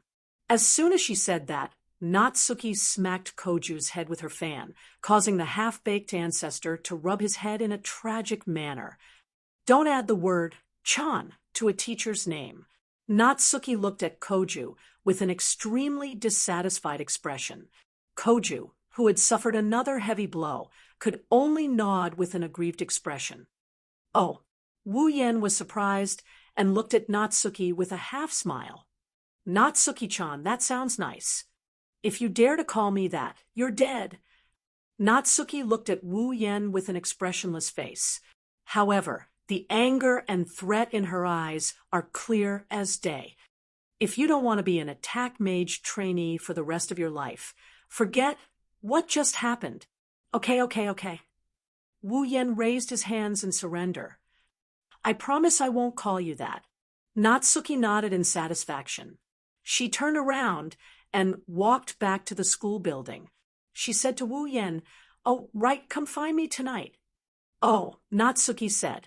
Nagisa and Yakaina looked at Wu Yan like he was an animal. Wu Yan's heart skipped a beat. Is there something you need?" "Yes. Of course I have something to talk to you about." Natsuki didn't care about the curious gazes around her and left after saying that. "There's work. Don't be late." Chapter 908. Nighttime. Nighttime in Aidagami Island isn't peaceful. Demons are mostly active at night. After all, during the day, they have to undergo research in Aidagami City. Nocturnal demons are quite common among the demons, especially the vampires. They prefer to be active at night. Therefore, even though Aidagami City's nighttime isn't considered the demon realm, the exposure rate of demons at night is much higher than during the day. Naturally, the nighttime when there are a large number of demons moving about is a lot less peaceful. However, this isn't the real problem of Aidagami Island's nighttime. The real problem is that at this time of the year, the criminals are also unusually active. Tonight, in a dilapidated warehouse at the edge of the artificial island, Aidagami Island, a group of beastmen from the demon race are having an undisclosed meeting. Standing at a vantage point in the warehouse, Wu Yan's wine-red eyes seemed to be able to see the secret meetings going on in the distance. He didn't know how long it took before he looked at Natsuki, who is standing beside him with a parasol in hand. "It's not the right time to do so. Is this the job you were talking about?" Natsuki nodded in agreement. Her deep blue eyes sparkled in the darkness of the night like a pair of stars, beautiful as a painting. "Don't think this is just a small meeting." Natsuki glanced at Wu Yan with a gaze that could see through his thoughts. She spoke in a flat voice. "It's just a group of beastmen having an illegal activity. It's not something that requires us to show up. However, the beastmen, there aren't ordinary people. Black Death Emperor faction. Natsuki's gem-like eyes flickered. She sounded a little concerned. That's a group of extremist beastmen. Their ultimate goal is to kill the first true ancestor and seize control of his territory. They want to break the Treaty of Sanctum. Wu Yen felt a little relieved after hearing Natsuki's explanation. The Treaty of Sanctum is the treaty that maintains the coexistence between humans and demons. It's the foundation of the Demon Special District. If the Treaty of Sanctum is broken, in that case, humans and demons no longer got along well, and demons no longer appeared in people's lives openly was secondary. If the impact was serious, it was very likely that the demons and humans would become enemies from now on. It might even trigger a war between humans and demons. In other words, the actions of this Black Death Emperor faction, the existence of the Demon Special District, the existence of Aidagami City, and even the entire situation. I have no choice but to take this seriously. His expression gradually turned grave. Wu Yan's eyes also became serious. Seeing him like this, Natsuki laughed and shook her head. Even though the opponent is Black Death Emperor faction, you don't have to be so serious. The ones here are just the lower level members. Plus, even if Black Death Emperor faction is here, Aidagami City isn't a place that can be easily bullied. Natsuki paused and looked deeply at Wu Yen. I also don't think that the Black Death Emperor faction has the ability to make you take them seriously. Wu Yan's expression crumbled. He rolled his eyes at Natsuki, but she only chuckled. Our goal this time is to take down the Black Death Emperor faction's officers. It would be best if we can get information from them about the mastermind behind this riot, Christopher Kardashian.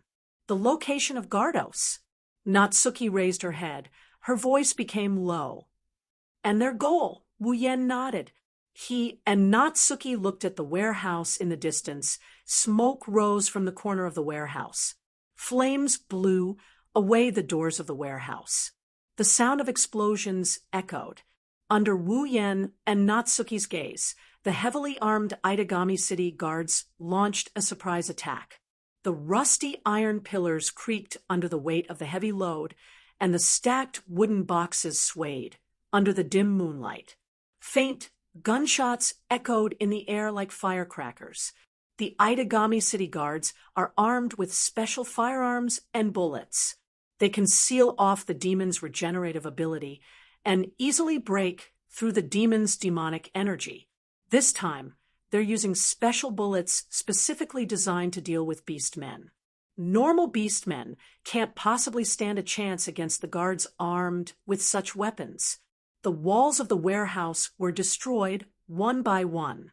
The orcs, who were once invincible in the eyes of ordinary people, could not even put up a fight against the guards. Screams of agony and gunshots rang out. The battle was over in less than 2 minutes. After the smoke dissipated, orcs could be seen lying on the ground in layers in the distant warehouse. There was no blood on their bodies, but there was light smoke rising from their bodies, indicating the damage they had suffered. The beastmen that fell here were all unregistered demons that hadn't been registered. Based on this point alone, the guards had enough reason to arrest them. Of course, they didn't die. The vitality of the orcs couldn't be compared to that of the vampires, but it was still much stronger than that of humans. It was impossible to kill them with just this level of damage. The guards could only immobilize them. At this point, the battle was basically over. The guards also started to wrap things up, intending to arrest all the orcs present.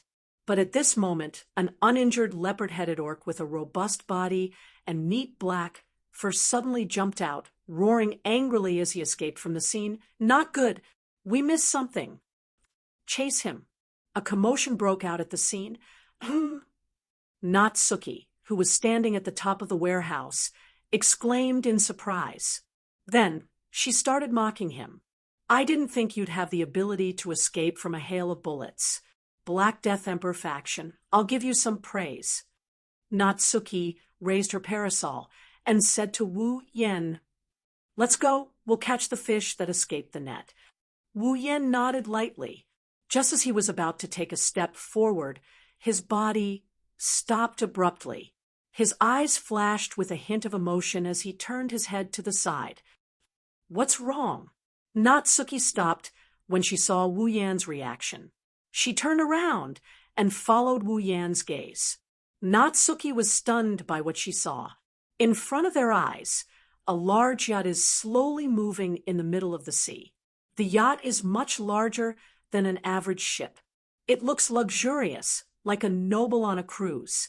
The yacht is heading towards Itagami Island. That ship.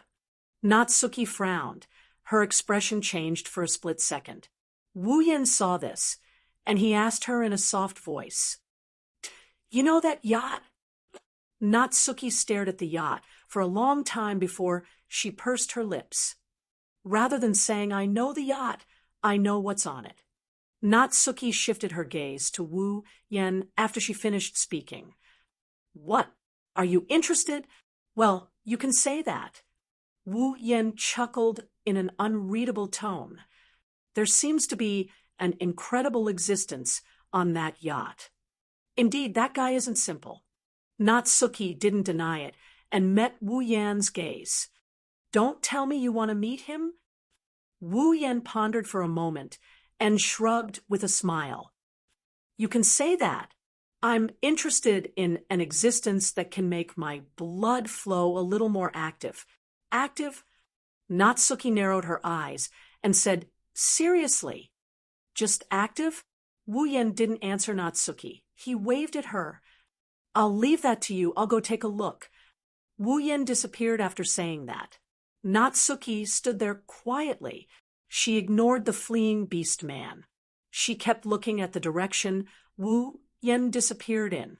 Her eyes were filled with emotions that no one could tell what she was thinking. "Active, is it?" "Nah," you muttered, as if she was sleep-talking. Not long after, Na Yu returned to her original state. She turned around and faced the direction of the escaping beast men. "That guy is also a vampire, but he can only make your blood flow more active. Wu Yan, I'm getting more and more curious about what kind of existence you are.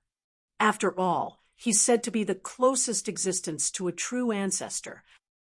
Chapter 9:09. In the middle of the night, a large yacht broke through the waves and slowly approached the man-made island called Itagami City. Oceanus Grave. That's the name of the yacht. At this time, on the deck of the yacht, a Western-style handsome man wearing a white suit with short blonde hair and a pair of blue pupils stood at the forefront, looking at the gradually approaching coast. A strange smile appeared on his face. It's an excited and bloodthirsty smile. "Is that the Demon Special District, Itagami City?" The handsome man's lips curled up. Greed flashed in his eyes. "That's right, greed, as if he's thirsting for something. The fourth primogenitor, Akatsuki Koju, is on that island." After taking one last look at Itagami City, the handsome man shifted his gaze away. He didn't come here for the demon race, but for the existence known as the strongest vampire in the world, Itagami Island. In his eyes, without the fourth primogenitor, it doesn't matter whether it exists or not. Compared to his fief, Itagami City doesn't have much to show for it. The handsome man is the envoy of Europe's war king domain, the first primogenitor. The forgotten war king bestowed the title of Duke of Arudiaro. He's also a direct descendant of the first primogenitor. He's a pure-blood vampire, and a pure-blooded vampire from the old generation. Of course, his strength was much stronger than ordinary pure-blooded vampires of the old generation. This was because he was one of the very few vampires who possessed special abilities. It was also because of this special ability that he was extremely powerful. He even used this ability to devour 2 second-generation vampire elders. In terms of bloodline, he's second only to the primogenitor. In terms of strength, he's the closest to the primogenitor. No matter how you look at it, he's the #1 vampire below the primogenitor. That's why he's the first primogenitor's most trusted aide. He's also the first primogenitor's trusted aide. Unfortunately, he didn't come to Aidagami City on the orders of his king. He came for selfish reasons. Raise your hand. The handsome man swirled the wine in his hand. Inside, the scarlet-red wine followed his movements and rose and fell with the waves under the yacht, creating circles of bloody ripples, as if indicating the arrival of a bloody storm. The atmosphere in the room is a little eerie. At a certain moment, the pretty boy's hand movements suddenly stopped. His originally calm eyes once again flashed with a trace of emotion. An interesting smile appeared on his face as he slowly turned around. Before he knew it, a figure had appeared in front of him. The pretty boy was absolutely certain that there hadn't been anything there at all a second ago. The figure appeared out of thin air and stared at him with a pair of wine-red eyes. There was not the slightest fluctuation on his face, but in his eyes there was the same expression as the pretty boy. That expression was interesting. The newcomer is Wu Yan. Was that a spatial teleportation magic? The handsome man chuckled. Are you sure? Wu Yan looked at the handsome man. Maybe it's a space-type superpower, or maybe it's atomization. Unfortunately, I know a witch who specializes in this kind of magic. The handsome man shook his head. That's why I'm quite familiar with spatial teleportation magic. Wu Yan raised an eyebrow and shrugged, acknowledging the handsome man's words. The handsome man's interest was piqued. If I'm not mistaken, you're a vampire, right? The handsome man asked with interest.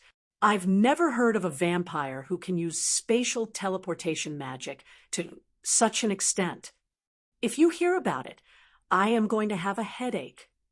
Wu Yan pursed his lips. I see. The handsome man didn't mind. He continued with a smile. Then, you are... Wu Yan's lips curled into a mocking smile. As you said, I'm a vampire. Then what's your purpose? Wu Yan crossed his arms in front of his chest. I'm just here to take a look. The handsome man narrowed his eyes. He stared at Wu Yan for a while. The interest in his eyes turned into displeasure. He didn't think he could get any information from Wu Yan. He waved his hand impatiently. His movements were quite elegant. If that's the case, it's about time for you to leave, nameless vampire. With that, a surge of mana surged from the handsome man's body. Then, a giant snake radiating purple light and a scorching heat came out of the magic vortex. It shot out like an arrow without any warning. It opened its huge jaws and bit at Wu Yan. The serpent's level of magic was far from being a familiar of a pure-blooded vampire, let alone a familiar of a vampire that was close to a true ancestor. A familiar of this level is nothing more than a random item the handsome man released. However, even if it was a weaker vampire from the old generation, he would still be half dead after taking a hit from it. If a human was hit by it, let alone an ordinary human, even a powerful attack mage would not be able to escape death. Obviously, in the pretty boy's eyes, Wu Yan is just a stray dog that barked a few times during a journey. Since there's no way to interest him, then he's free to go. There's no need for the owner's approval. The reason he released his familiar is because he doesn't want to talk to Wu Yan anymore. He wants to chase him away. That's all. As for Wu Yan's survival, it has nothing to do with him. As the closest vampire to a primogenitor, the blood on his hands is enough to form a lake. Even if it's not enough to form an ocean, killing one or two of his kind is nothing to him. But this time, the handsome man miscalculated. The person in front of him did appear out of nowhere, but he's not a stray dog. In terms of bloodline, the handsome man is of a higher rank than the vampire closest to a primogenitor. That's because the handsome man is a true primogenite. Looking at the menacing serpent coming at him with the momentum of a mountain, the mana ripples it emits are much stronger than a high-level magician's. but to the handsome man, it's nothing but trash. To Wu Yen, it's trash among trash. Wu Yen didn't even bother to look at the snake. He didn't even bother to move his hands. He stood there motionlessly. Wu Yan's mana was so dense that the pretty boy who was about to turn away froze in place. Wu Yan's mana burst out from his body, and he rammed into the giant snake like a wall that collided with a wall. Boom! There was no stalemate, no collision. The serpent was crushed into pieces by the sheer amount of mana. Not even a trace of mana was left behind. It was crushed into nothingness. The handsome man's eyes widened when he saw this. His gaze landed on Wu Yen. This is the first time he's looking at the handsome man since Wu Yen appeared. Although the familiars were nothing to him, his opponent didn't even need to use them. Instead, he used his mana to neutralize the familiars. It was obvious who was stronger in this simple exchange of blows. Seeing that the pretty boy is finally looking at him in the eye, Wu Yen lost interest. He had only come here to see what kind of existence could make his blood throb a little. And now he had seen this person, and from the beautiful man's words and Na Yu's words, he could guess that Na Yu definitely knew him. As for the rest, he'll just have to ask Natsuki when he gets back. With that in mind, Wu Yen didn't feel like staying any longer. What a rude way to send a guest off.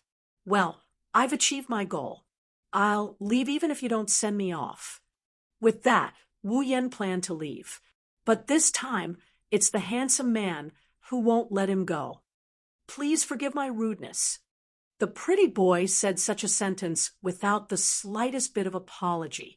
His tone was full of fanatical fighting spirit. Since you're here, why don't you stay and have some fun? Isn't it interesting? Chapter 9:10. Interesting, isn't it? Unlike his previous tone, which was like a formality, at this moment, the pretty boy's words carried a clear fanaticism that reverberated back and forth along with his voice, sending chills down one's spine. It was as if he had found something very valuable and did not conceal his thoughts at all. His eyes were filled with a glint of pleasant surprise. It was obvious that the pretty boy had completely taken note of this vampire, who had appeared out of nowhere. Wu Yen was just about to teleport away when he heard the other party's words. His mana stopped moving, and he frowned as he looked at the pretty boy. When he saw the fervent fighting spirit in the pretty boy's eyes, he bitterly laughed. I almost forgot that you're an old vampire as well. The lifespan of a vampire was too long. For those old generation vampires who had lived for an unknown amount of time and were bored to death, fighting was a very good way to pass the time. The handsome man in front of him was one of them. Looking straight at the pretty boy with a smile on his face, Wu Yen shook his head. In his eyes, the system's perception flashed. Dmitrii, Vatler, level 83. The handsome man, Vatler, didn't know his identity was exposed. He opened his arms as if he wanted to hug the ocean. He smiled brightly. My name is Dmitrii Vatler. I was fortunate enough to receive the title of Duke of Arudia from my ancestor, the Forgotten Warlord. Nice to meet you, unknown vampire. Vatler, you seem quite famous. Wu Yen smirked as he waved his hand. I don't have a background as big as yours. Well, just call me Wu Yen. Wu Yen. Vatler lowered his head as he tried to recall if he had heard this name before. Of course, he couldn't remember anything about it. However, that didn't stop the fanaticism in his heart. It didn't matter if he was famous or not. He didn't mind if Vatler wanted the title of Duke. As long as Vatler had the power to make him happy, anything was fine. I'll remember your name for now. Vatler looked up. The golden bangs in front of his forehead drew an arc of light. His smile was full of excitement. As for whether I'll remember it or not, his voice grew louder. Vatler laughed. That depends on whether you can survive or not. Mana surged out of the white suit, and the sudden burst of mana caused the fragile deck to crack. The scale of the mana was at least 10 times stronger than the familiar he released earlier. Once he decided to attack, Vatler wouldn't show any mercy. As a battle maniac, this was the most basic principle of his life. Sagara, Vatler called out. The familiar in his blood awakened and took form in his mana. Orochi coiled out of his body, like a sea serpent covered in blue scales. Its sinister snake eyes stared at Wu Yan's as it hissed. Hiss! The screeching sound turned into a sonic wave. Along with the turbulent airflow, it blasted at Wu Yan. His hooded black coat fluttered in the wind, his hair fluttered in the wind. Around him, pieces of the deck started cracking as the pieces were sent flying. They broke through the air and landed on the hull of the ship behind him. Like bullets, they shot holes in the hull, with smoke coming out of them. Only a familiar like this was worthy of the title of the strongest vampire below the primogeniture. Sa! Vatler licked his lips as a cruel smile appeared on his face. Let's begin. Leisure activities for the journey. His hair and clothes fluttered in the wind. Wu Yan ignored the wind that could blow a giant away. His gaze was fixed on the sea serpent familiar. He sized it up and smiled. Looks like this trip wasn't all for nothing. Unlike Vatler's violent mana, Wu Yan's mana surged like water from a dam. It enveloped his entire body. At least I can confirm that you're no ordinary vampire, Vatler. Same to you. His smile widened, then turned cold. Go. Sagara. Hiss. The blue sea serpent hissed. Vatler's mana surged. The sea serpent opened its mouth and shot out a high-pressure jet of water. It reached Wu Yan in the blink of an eye. Wu Yan narrowed his eyes. His body shifted. Bang! The mana around him twisted and turned into a white flame. It replaced the flow of mana and protected Wu Yan. Chi! The high-pressure water flow hit the white flame head-on. The collision of water and fire made a slight sound. Thick white smoke rolled up from the contact between the two at an extremely fast speed. In a moment, it had already spread to the entire deck. In an instant, the entire huge yacht was shrouded in white smoke. Vatler's body flickered with blue mana and blew away the smoke. He raised an eyebrow when he saw Wu Yan's white flame. He managed to block Sagara's attack without even using his familiars? Or is the flame your familiar? Vatler's face didn't reveal the slightest bit of doubt as he asked the question. Instead, there was only joy on his face. Which one is it? The white flames enveloped Wu Yan's body in a gentle manner.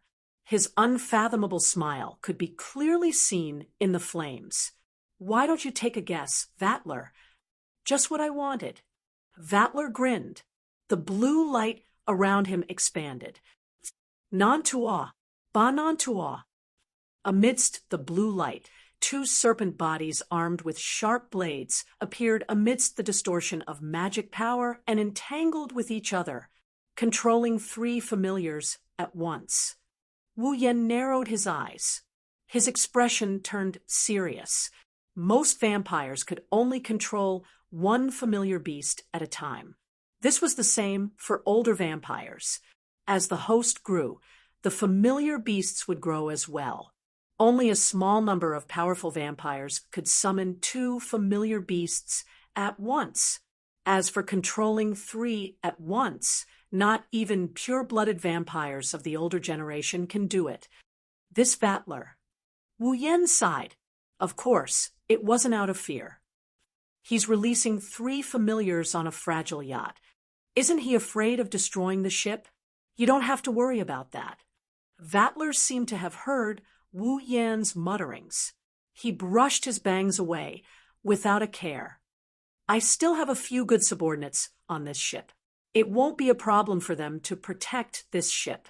Your Excellency, just go all out. Otherwise, it will be meaningless. Well, that has nothing to do with me. Wu Yan shrugged. It's not like the ship is mine. Before he could finish his sentence, the three ferocious snakes opened their huge mouths one after another. Mana whirlpools fluctuated inside, and the atmosphere surged over as if the three snakes were devouring the air. With a swing of their bodies, three shock waves swept out at the same time, bombarding the white flames. Pong! In an instant, the white flames swelled slightly and wrapped around the three vortexes. It attacked them like sulfuric acid and completely disintegrated them. Amazing! Amazing! Vattler wasn't surprised that his attack was ineffective. Instead, he covered his face and laughed maniacally. I didn't think I'd get such an amazing gift the moment I got here. Vattler's smile widened.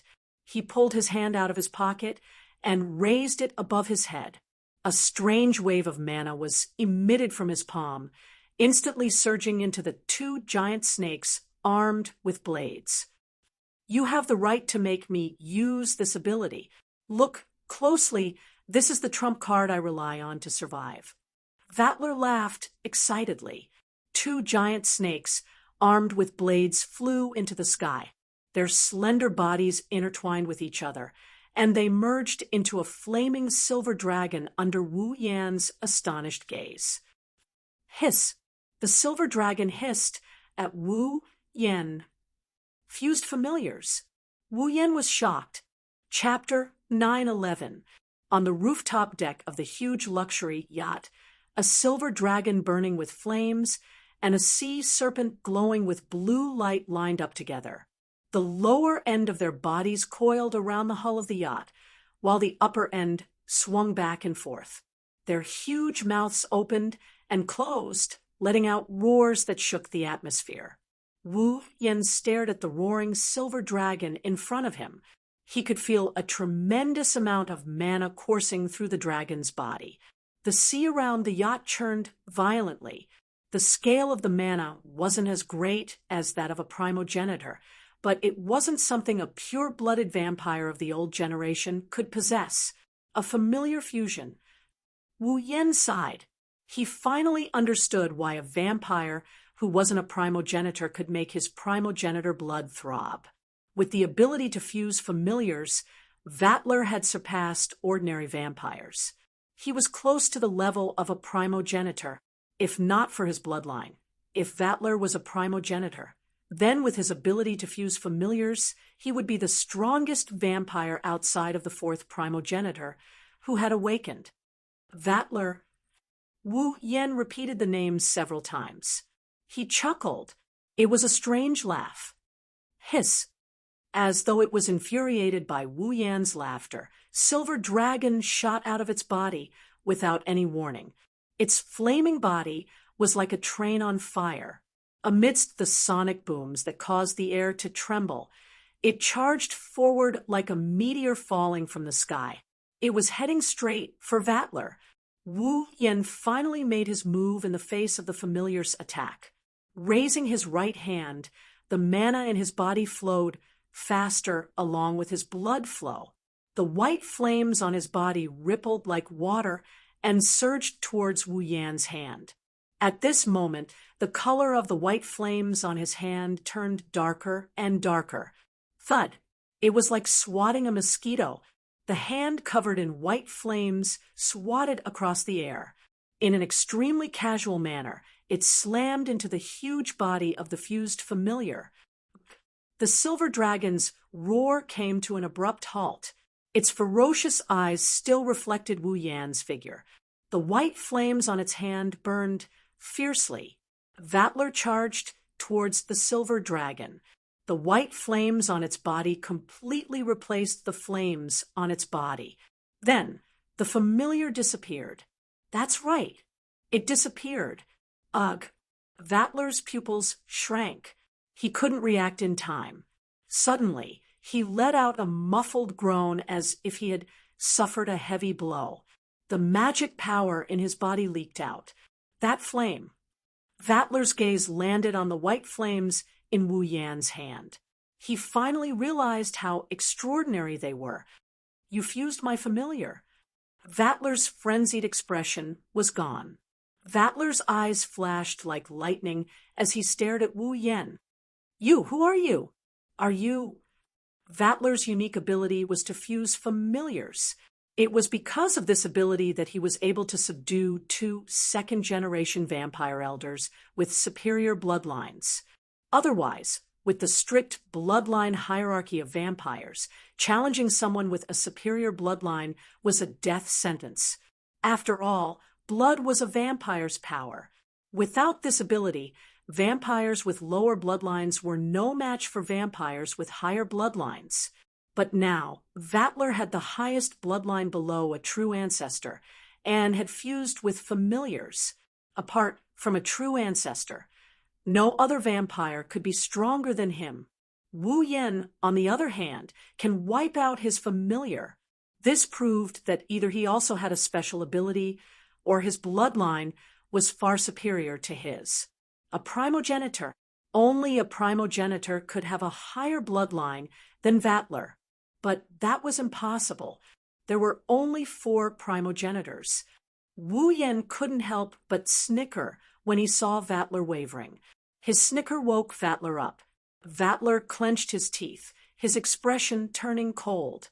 A surge of destructive mana, much stronger than when he fused with the familiar, gushed out of his body. "Sagara! Nantua! Bonantuo!" Amidst the cold voice, the blue sea snake and the twin snakes armed with blades appeared out of thin air. They coiled around Vatler's violent magic flow and intertwined with each other. A dazzling light flashed, and the 3 giant snakes fused together. A 4-legged golden, horned dragon slowly emerged from the light. Vatler had fused with 3 familiars.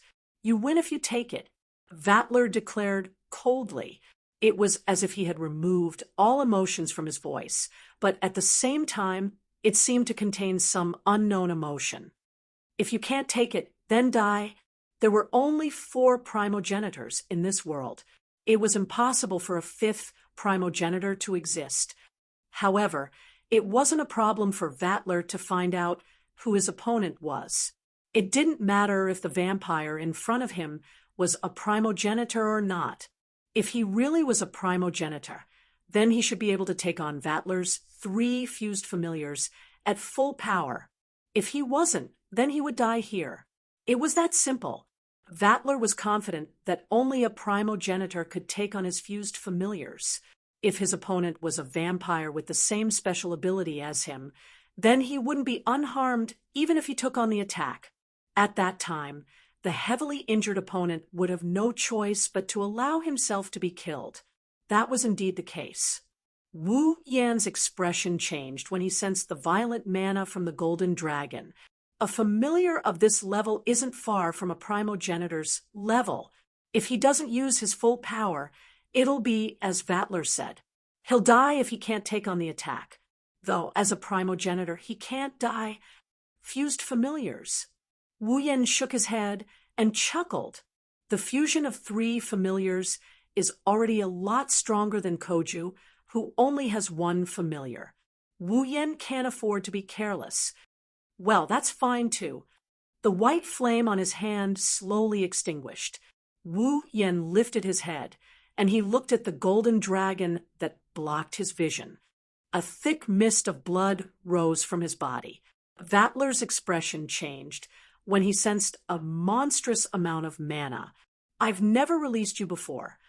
Wu Yan closed his eyes as if he's talking to someone. "Let's enjoy ourselves today." Wu Yan abruptly opened his eyes.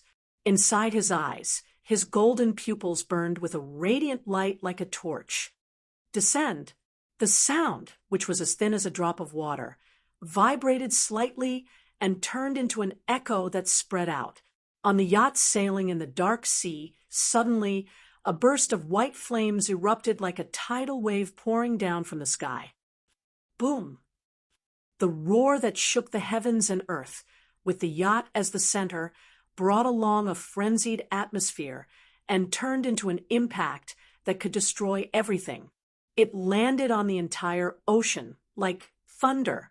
In an instant, a circle of waves that were more than 10 meters high suddenly exploded and swept in all directions, causing the sea level to drop a little. It was like a volcanic eruption. After an unknown amount of time, the surface of the sea returned to calm.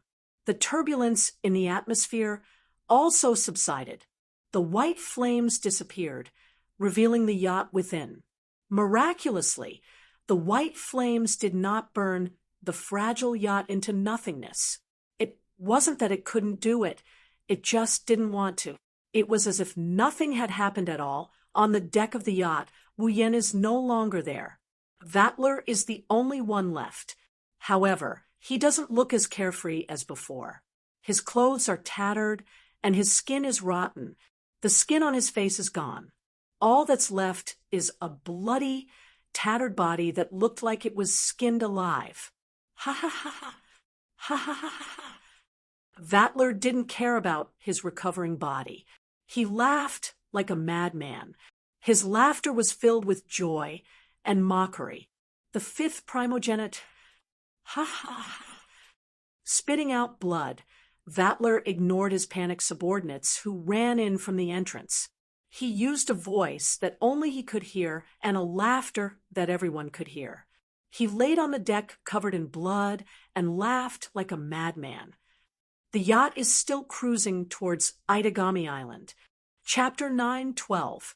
Huge waves came crashing down on the streets of Aidagami Island's harbor. The salty water washed away the heavy metal crates and washed away the smoke in the air. Then, the waves slowly receded and returned to the sea.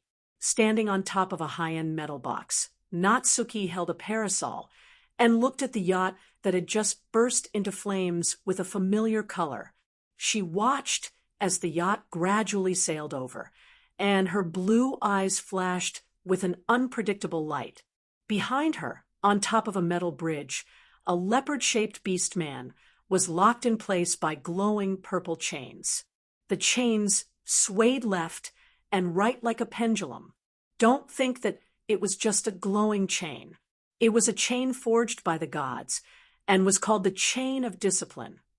It wasn't impossible to break free from it, but without strength equal to or above Na-Yu, it was almost impossible to break free, let alone an ordinary orc. Therefore, Na-Yu wasn't worried that the orc would escape. However, the reason she didn't pay attention to the captured beast man isn't because she believes in her chains of discipline.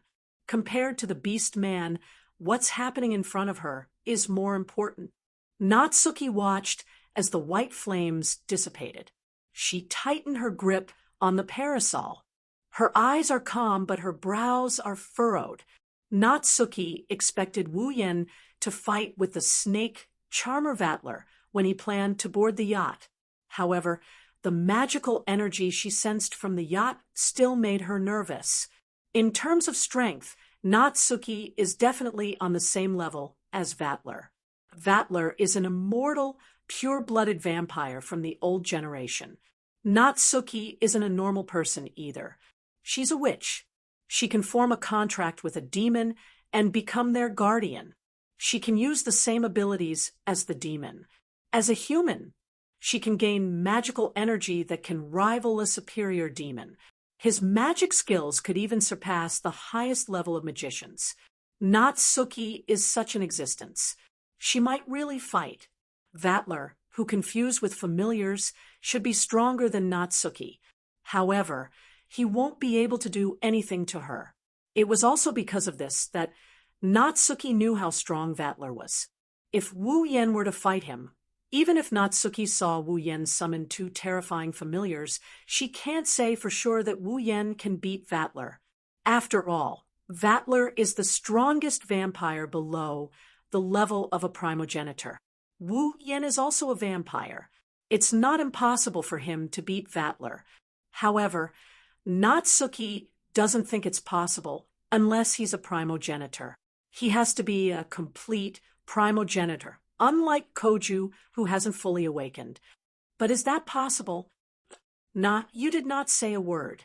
She simply stood there and looked at the yacht until a voice sounded from behind her. Oh, you're done? Too slow. Natsuki said without hesitation. Don't you know we still have work to do? Well, Wu Yen scratched his face. I didn't have a choice. You know that Vatler is no ordinary vampire. Natsuki snorted and turned around. She raised an eyebrow when she saw Wu Yen unharmed. Look at you. I don't see how much effort you put in. We should thank them for that. Wu Yen couldn't help but grin at this point. I thought I understood them well enough. I didn't expect them to be stronger than I expected. Without them, I wouldn't have been able to beat Vatler without paying a price. Natsuki narrowed her eyes. She looked at Wu Yen with an unfathomable gaze. You're saying you can beat Vatler even without familiars? Wu Yan's smile froze. He looked at Natsuki. Would you believe me if I said yes? Vampires' strength lies in their ability to control familiars. Without familiars, vampires are nothing. Now, Wu Yen is saying that he can defeat Vatler, the vampire closest to a primogenitor, even without a familiar. He might even become a laughingstock if this gets out. Natsuki couldn't bring herself to smile. Natsuki lowered her head in silence. Wu Yen looked at her without saying anything. At some point, Natsuki pursed her lips and walked towards the beast man. It doesn't matter if you believe me or not, just don't cause trouble for me. Wu Yen blinked and shrugged. The beast man who was hanging on the bridge was slowly released by the chains that seemed to have a mind of their own. He collapsed in front of Wu Yen and Natsuki. Natsuki knocked on her parasol when she saw the leopard-headed beast man. When we get back, let's have the guards interrogated and see if they can find out why the Black Death Emperor faction is here. Interrogate! Wu Yen rubbed his chin, and he suddenly said, rather than letting the guards interrogate him, who might not be able to get anything out of him, why don't I do it? You. Natsuki flinched. She asked in confusion. You know how to interrogate. I don't know how to interrogate. Wu Yen walked in front of the leopard-headed beast man and flicked its head. However, I do know how to read memories. You know how to read memories? Natsuki's eyes lit up. If that's the case, then the Black Death Emperor faction's purpose in coming to Aidagami City might be revealed. It's not a very advanced tactic. It can only be used against opponents far weaker than the user. Wu Yen smiled at Natsuki. Now that we are using it against this average beast man, it should come in handy. Natsuki nodded, and she backed off. She wanted Wu Yen to deal with this. Wu Yen didn't hesitate. He extended his hand, and he closed his eyes. He started channeling his mana, and a magic formation that looked like a coat of arms appeared on his palm. It glowed faintly, and a magic formation that looked like an emblem appeared on his palm. Wu Yen reached out and grabbed the leopard-headed beastman's head. The faint light shone brightly. Natsuki tilted her head to avoid the blinding light. Soon, the light dimmed. When Natsuki looked back, Wu Yen had let go of the leopard-headed beastman's head and opened his eyes. However, his brows were deeply furrowed. Natsuki knew that Wu Yen must have gotten his hands on some useful information. What did you get? Yes. Wu Yen nodded and looked at Natsuki. The purpose of the Black Death Emperor faction, or rather, Christophe Garcia, the purpose of the Black Death Emperor faction is to obtain an ancient weapon called Nalakuvara. Wait, Natsuki interrupted Wu Yen. You said Nalakuvara? What? Wu Yen was surprised. You know about it? You can say that. Natsuki sounded a little concerned. It's a weapon from the Age of the Gods that has destroyed countless civilizations in the past. It's a very dangerous thing. However, it's understandable that a group of terrorists would want to get their hands on such a dangerous thing. The ancient weapon seems to be on this artificial island. Wu Yen said. The Black Death Emperor faction seems to have taken it away. They're trying to figure out how to control it. This beast man came here because of this. He cooperated with the people trying to figure out how to control it and launched a terrorist attack on Aidagami Island to tell the people that the Black Death Emperor faction is still alive and well. What a terrorist! Natsuki shook her head. However, if the Black Death Emperor faction's goal is really Nalacuvula, then it's useless. The slate that records the control method is a piece of trash that even the linguists and magic organizations in the world can't decipher even if they gather together. Just in case, let's take care of those who try to decipher the method. You should be able to retrieve their memories, right? Wu Yen nodded. Under Natsuki's lead, he left with the Beast Man. Along the way, Wu Yen remained silent. He has a nagging feeling that something isn't right. Chapter 9:13, Aidagami Island, Southern District, Residential Street. In an average-sized apartment, Kotori was standing by a window in thin pajamas, gazing at the scenery outside. The silver moonlight shone on her, highlighting her slender figure like a painting. Her delicate and adorable face was tinged with a hint of maturity that shouldn't have appeared on her innocent face. However, it didn't seem contradictory, as if she was born this way, which was quite puzzling. The sea breeze blew in through the open window. Kotori's long hair fluttered in the wind, reflecting the darkness of the night. Her mature aura seemed to have blended into the night, looking very beautiful. This scene lasted for 10 minutes before it was broken by a slightly breathtaking voice. Kotori-chan, you're so cute. Kotori's face fell. She looked at Nagisa, who was looking at her with excitement, and shook her head. Nagisa-chan is cute too. Hey, don't say that. It's embarrassing. Nagisa blushed. She made an embarrassed expression. Kotori laughed seductively. You're the one who made fun of me first. I didn't make fun of you. Nagisa retorted. Nagisa is telling the truth. She turned around and looked at Yakaina, who was sitting across from her, and asked, Isn't that right? Isn't that right, Yukina-chan? Yeah, Yakaina nodded without hesitation. Kotori is cute. Oh, Kotori didn't deny it. She dragged her words. Her smile was seductive as usual. What about Nagisa? Nagisa is cute too.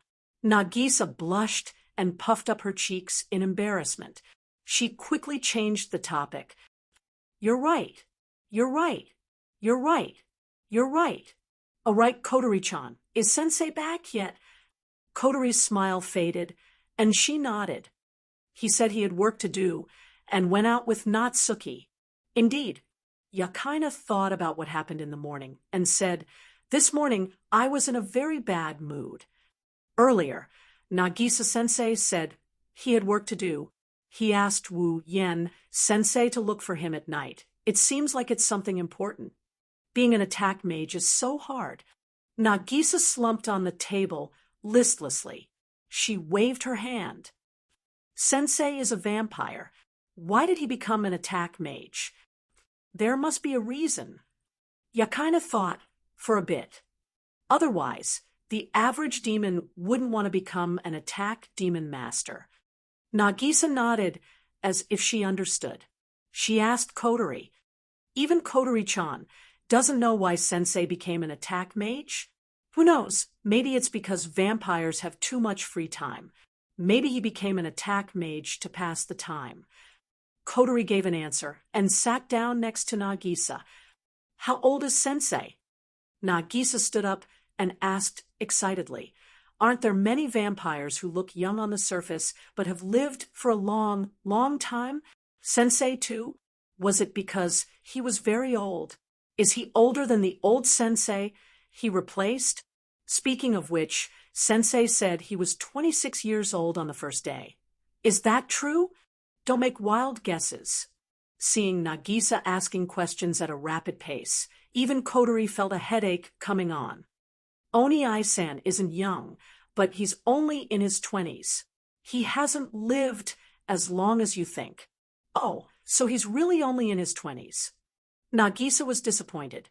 Kotori didn't know whether to laugh or cry. 26 years old isn't enough to satisfy you.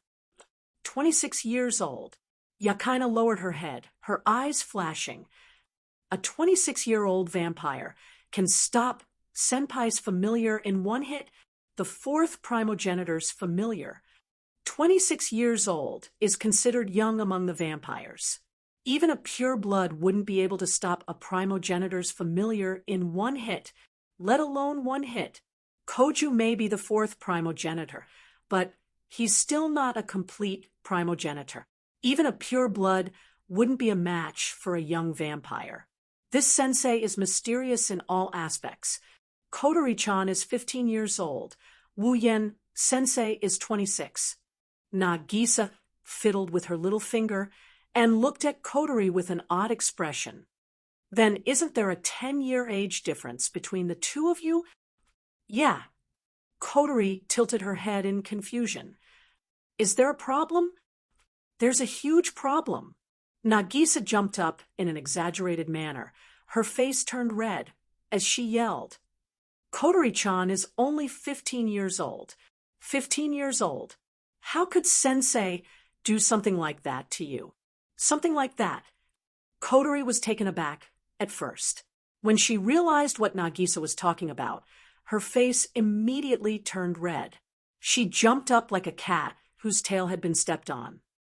Nagisa-chan, it's a misunderstanding. It's not what you see. Kotori-chan, don't try to lie to Nagisa. I'm not a child. I don't know anything. As a young girl, Nagisa was embarrassed to talk about this, but she still said, Nagisa noticed, Kotori-chan, your posture when you walked today was very wrong. Kotori was instantly dumbstruck. Her pretty face was dyed a bright rose red, and there were even tears at the corners of her eyes. She shook her head with all her might. Look. Nagisa pointed at Kotori's face as if she discovered a new continent. Don't try to deny it when your face is so red. Kotori whimpered. She couldn't say anything else. She lowered her red face in frustration. Her heart was filled with hatred. It's all that damned Koju's fault. How dare he barge in like that? Does he think he can just barge in without locking the door? Do you think you're the main character? You'll get benefits for barging in. Don't let me catch you, or else. Koju, who was showering in his bathroom, felt a chill down his spine. Nagisa-chan. Yakaina was already embarrassed. She pulled back Nagisa, who was about to attack again. Stop it, it's so embarrassing. But I'm curious. Nagisa was shy, but her shyness didn't cover up her curiosity. She crawled to Kotori's side and asked in a mosquito-like voice, Hey, Kotori-chan, how does it feel to be with your brother? Ugh. Kotori let out a strange cry, and her eyes were already circling. Finally, she couldn't hold it in any longer, and her head tilted back as she fainted on the ground. Kotori-chan. Two cries of surprise rang out from room 703 of the apartment. On the other side, in a hidden research facility. Is this the tablet that recorded the method to control Nalacuvula? Wu Yen narrowed his eyes as he handed the tablet over to Natsuki. Natsuki took out a picture of a tablet with unknown characters written all over it. Natsuki glanced at it and ignored it. Don't mind it, no one can decipher it anyway. Is that so? Wu Yen had a different opinion. If no one can decipher it, why would the Black Death Emperor faction take such a huge risk to snatch these ancient weapons that can only be used as display items? If you can understand the thoughts of terrorists, then there wouldn't be so many terrorists in the world. Natsuki shook her head and raised the photo in her hand. At the very least, I don't know who would be able to decipher something that even so many magic organizations and linguists can't, if only that were the case.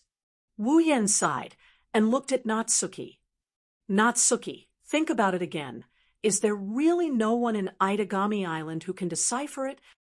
Of course not. Natsuki was about to insist, but she suddenly froze. She seemed to have thought of something, and her expression froze. No, maybe someone can decipher it. What's wrong? Wu Yan asked. Did you discover something? It's just a guess. Natsuki frowned and turned to Wu Yan. Tomorrow, I will continue to track Kristoff. Gardos, you will stay in school. School. Wu Yan was confused. Why do you have to stay in school? Just do as I say. Natsuki didn't explain. Looking at Natsuki's pensive expression, Wu Yan didn't want to ask any more questions, so he agreed. Chapter 9:14. Itagami Island Saikai Academy. Walking towards the school gate, Wu Yan couldn't help but yawn so hard that tears came out of his eyes. His face is full of fatigue. How can you be so tired this early in the morning? Sensei. Nagisa, who was chatting with Yakaina, glared at Wu Yan. She huffed. Get your act together. The tournament is just around the corner. Sensei, if you act like this, the students will lose their confidence. I didn't have a choice. We stayed up way too late last night. By the time we got home, we didn't have much time left to sleep. Plus, I'm not good at dealing with the morning anyway. Wu Yan scratched his cheeks. He sounded a bit helpless. Then he gestured to the side with his lips. Plus, I'm not the only one who's tired this early in the morning. Nagisa and Yakaina turned to Wu Yan's side. They saw Koju yawning while wearing a hoodie. He looked listless, and the two girls were a bit annoyed. What? Sensei is a vampire. It's fine if he's tired this early in the morning, but why is Kojo-kun like this too? Nagisa ran up to Koju. She put her hands on her hips and pointed at Koju's nose. You're a high school student in the prime of your life. Don't act like an old man. Is it appropriate to call me in the prime of my life? Koju complained. He's a vampire. Am I not a vampire? Huh? What did you say? I can't hear you. It's nothing. Koju glanced at Wu Yan, and he sighed in an annoyed manner. Why could Nagisa accept this vampire as her teacher, but not her brother, who had turned into a demon? Even if there's a difference in treatment, does she like men who can cook that much? Nagisa must be a foodie, right? Nagisa narrowed her red eyes. She stared at Koju's face. I feel like you're thinking about something rude. You brat, do you know how to read minds? Sensei, your thoughts are too easy to read. Yakaina shook her head. She picked up her guitar bag and looked at Wu Yan, who was still yawning. She hesitated for a bit before asking, Is it a very troublesome job? Sensei looks really tired. Well, it's not really that troublesome. To be honest, last night's work was pretty easy to deal with. Wu Yan waved his hand and helplessly continued. If I didn't get into a fight with that snake charmer, I might have been able to go home earlier. Snake charmer? Slapping his cheeks, Wu Yan tried his best to cheer himself up. He's a very troublesome fellow in all aspects. Speaking of which, Wu Yan recalled what Natsuki said to him last night. He lowered his voice, and he told Yakaina. Something might happen in our school recently. Jijua, you should pay more attention to it. Yakaina said. Yukina's expression froze, and she moved closer to Wu Yan. Sensei, did you find out something? Actually, I'm in the dark as well. Wu Yan rubbed his forehead. Last night, Natsuki specifically told me not to leave the school if there's nothing important. Since she said so, she must have discovered something. Just in case, I'll tell you about this matter first, so that you can be mentally prepared. Yakaina told Wu Yan about her true identity when he met Koju for the first time. Koju's familiar went berserk. That's why Wu Yan is here to remind her of her identity. Yakaina knew that Wu Yan was an attack mage. Even if he was just an apprentice, his words wouldn't be baseless. She nodded solemnly. I'll keep an eye out for you. Sensei? That won't be necessary. I'll engrave a sensing spell in the school. If anything happens, I'll know. Wu Yan looked at Koju. His mouth twitched. Jijua, you'd better pay attention to the fourth ancestor. I have a feeling that if anything bad happens in the school, even if he isn't the source, he'll be the first idiot to jump into the trouble, said Jijua. Yakaina laughed dryly, but nodded in agreement. With Koju's personality, or rather, his physique, it was absolutely possible that something like this would happen. I say. At this moment, Nagisa's voice sounded in front of them. Her tone was a bit strange. You two, you seem pretty close. Wu Yan and Yakaina froze up. They turned to look at Nagisa and Koju. Nagisa's and Koju's strange expressions fell into their line of sight. They realized that they were too close to each other because they wanted to talk about something they didn't know. No, to be more precise, Yakaina almost fell into Wu Yan's arms. Ah! Yakaina jumped away in shock. She saw Nagisa's and Koju's strange expressions, so she tried to explain. No, it's not like that. Yukina-chan. Nagisa interrupted Yakaina with a serious look. She also gave Wu Yan a look of disdain. That won't do. Don't forget, Kotori-chan will be sad. It's a misunderstanding. It's a misunderstanding. Yakaina blushed as she tried to explain herself. However, that only made Nagisa more suspicious. She also looked at Wu Yan like he's an animal. You're so bad. Not only did you hit your sister, you even hit your student. Wu Yan avoided Nagisa's aggressive glare. He sighed in a tired manner. So what if I hit my sister and my student? I even hit my lowly. Whoosh. Suddenly, a subtle sound of something breaking through the air suddenly came from the side of the four of them. Against the whistling atmosphere, one or two soft roars. It shot out explosively. Its target is none other than the quarreling Wu Yan and company. Careful! Yakaina cried out when she heard the sound. Wu Yan was the first to notice it, and he hugged Nagisa. He took a step and leaped forward. A second later, a few thin arrows flew past the four and headed straight for Koju. Why me? Koju only had time to say that before the arrows arrived in front of him and headed for his chest. Senpai. Yukina's expression changed, and she grabbed the zipper of her guitar bag. Pung! Before Yakaina could do anything, Wu Yan appeared in front of Koju with Nagisa in his arms. With a wave of his hand, he deflected the arrows, and they exploded into specks of starlight. The specks of light condensed into two black envelopes and landed in Wu Yan and Koju's hands. Then, the light disappeared. What was that? Nagisa's face paled. She was shocked by the sudden turn of events. She didn't resist. She grabbed onto the corner of Wu Yan's shirt. Her eyes were filled with panic. She didn't know how to react. Sensei, Senpai. Yakaina ran to their side. Are you guys okay? I'm fine. Koju wiped the sweat off his forehead and raised the envelope. But what is this? Yakaina finally noticed the envelope in Koju's hand, but her expression changed when she saw the seal on it. That seal. Wu Yan frowned. He looked at the envelope in his hand, and he opened it up. Koju and Yakaina moved closer to Wu Yan and looked at the envelope. Yakaina was shocked. Duke of Arudiaro, Dimitri, invitation to Vatler's party. Vatler. Wu Yan's eyes flashed with helplessness as he tore the envelope apart. That snake charmer. He really didn't learn his lesson. Chapter 9:15.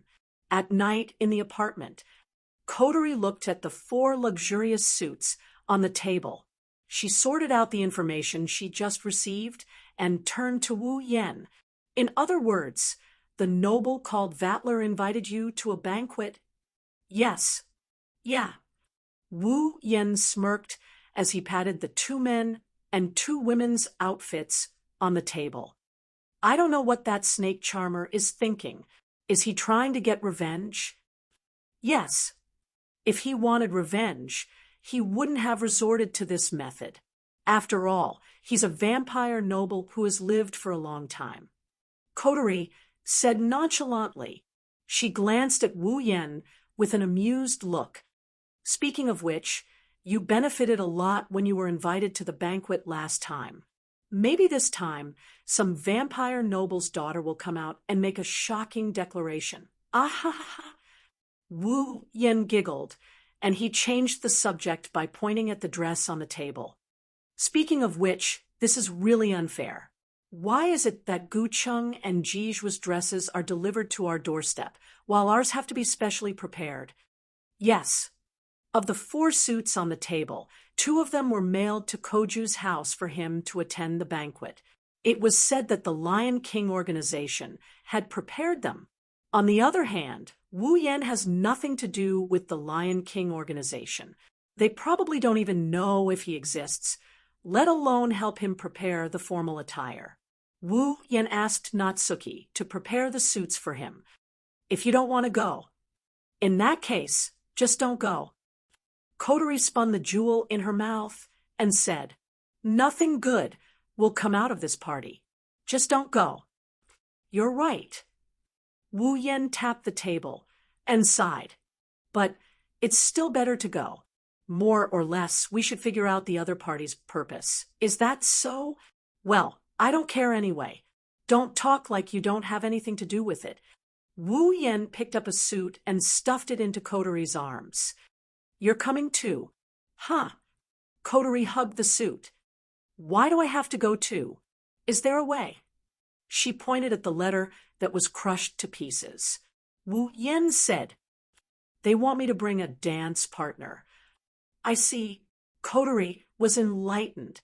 She looked at Yakaina and Koju, who were both embarrassed and angry. Then I can roughly guess why the 2 of them are like this. Koju lowered his shoulders and pulled a long face. Why am I so unlucky? Wasn't it just because he accidentally saw Ji Mo's measurements on her dress? I can't help it. Senpai, Yakaina clenched her fist and smacked him on the head. Forget what you saw. Yes. Is it really okay? Nagisa, who had been silent all this time, finally spoke. The other party is a noble vampire from the warlord realm, right? Why did Kojo-kun, Yukina-chan, and Kotori-chan have to go? Won't it be dangerous? Well. Wu Yen smiled bitterly and said to Nagisa, Kotori is going as my dance partner, and the other party is a noble. It's going to be a big event, so it's necessary to bring a subordinate. I don't know many people in Itagami Island, so I can only ask Koju for help. Jishua is Koju's dance partner. Yes. Nagisa, you see, if Wu Yen sensei goes alone, won't he be at a disadvantage? Koju wasn't happy about being treated as a subordinate, but he didn't want to expose his identity. He had no choice but to swallow his pride. If I don't help sensei, he'll be too pitiful. But Nagisa didn't feel at ease. Her face was full of worry. If there's any danger... Nagisa. Koju didn't know what to say. He knew that Nagisa had developed a phobia towards demons after almost dying from their ambush. Demons were a synonym for danger and disaster in her heart. It was normal for her to be worried about them. From this perspective, Nagisa's acceptance of Wu Yan's existence is inconceivable. The atmosphere became heavy. Wu Yan looked at everyone and shook his head with a bitter smile. He reached out and patted Nagisa's head. Don't worry. Wu Yan smiled warmly at Nagisa, who was stunned by his action. Sensei promises you that nothing will happen to anyone. Trust me. Nagisa blinked and looked at Wu Yan's gentle smile. She blushed and lowered her head. However, The worry on her face dissipated. "You can't lie to me." Wu Yen chuckled when he heard Nagisa's soft mumbling. Koju and the others relaxed as well. It seems like they didn't want to worry Nagisa too much. Speaking of which, Nagisa, did you notice? Wu Yen smiled happily as he patted Nagisa's head. "You don't resist my touch anymore." Hearing this, everyone at the scene came to their senses. "Are really—" Nagisa stared blankly at Wu Yan's hand on her head. Her face lit up and she placed a hand on her chest. Her face was filled with joy. "My heart is beating fast, but I'm not afraid at all. Does this mean that Nagisa's fear of demons has been cured?" Koju's eyes lit up when he heard Yukina's words. I don't know." Nagisa was confused. Kotori suggested, "Why don't we let Nagisa try to interact with other demons?" As soon as Kotori said this, Nagisa's face paled as if she had seen something terrifying. She shook her head furiously. No, absolutely not." "Why?" Koju clutched his chest as if he was hurt. Nagisa didn't know why and said something that hurt him even more. "I don't know why, but I don't want such a strong reaction." Kotori frowned and sighed. It seems Nagisa can only accept one demon. Kotori narrowed her eyes and glanced at Wu Yen. "You're still the same. Only in front of girls can you show off your incredible power." "Ahaha." Wu Yen chuckled dryly. He didn't know what to say. He messed up Nagisa's hair to vent his frustrations. Nagisa started grumbling in response. It's about time to go, right?" Koju forced a smile when he saw how intimate the two were. Apart from Nagisa, 3 pairs of eyes turned to Koju at the same time. "Pervert! Sisgon! Pervert! Shut the hell up!" Koju exploded. Itagami Island Harbor, with spotlights on, a large yacht as gorgeous as a palace floated on the shallow water near the ground. Waves would hit it from time to time, but it did not affect the yacht at all. Although it was floating on the sea, the yacht was very stable, making people feel inexplicably uneasy. "This is the banquet venue." Koju's expression became uneasy as he sighed in disgust. "I feel so uneasy. Normally it would." Wu Yen shook his head. "No matter how luxurious it is, the name Poseidon's Tomb gives people the impression that it will sink sooner or later." Kotori, Yakaina, and Koju nodded. They were speechless. Wu Yen and Koju are wearing black suits. Under the influence of the night, they looked like aristocrats. Kotori is wearing a pink gown that exposed her smooth shoulders. Yakaina is wearing an eye-catching outfit that exposed her chest and above. Yakaina is wearing an eye-catching outfit with her chest exposed. The 2 beautiful girls were completely exposed from their shoulders to their backs. Their skirts only covered the base of their thighs. Their snow-white and slender thighs were not covered in the slightest. The thin fabric completely revealed the 2 girls' slender bodies. It was both sexy and beautiful. Anyone who saw this scene wouldn't think that they were only 14 or 15 years old. Even Koju was dumbfounded. "Senpai." Yakaina narrowed her eyes and looked at Koju cautiously. "Please don't look at me with that perverted gaze." "I'm not," Koju retorted. The other 3 were speechless. He's used to it. Chapter 9:16.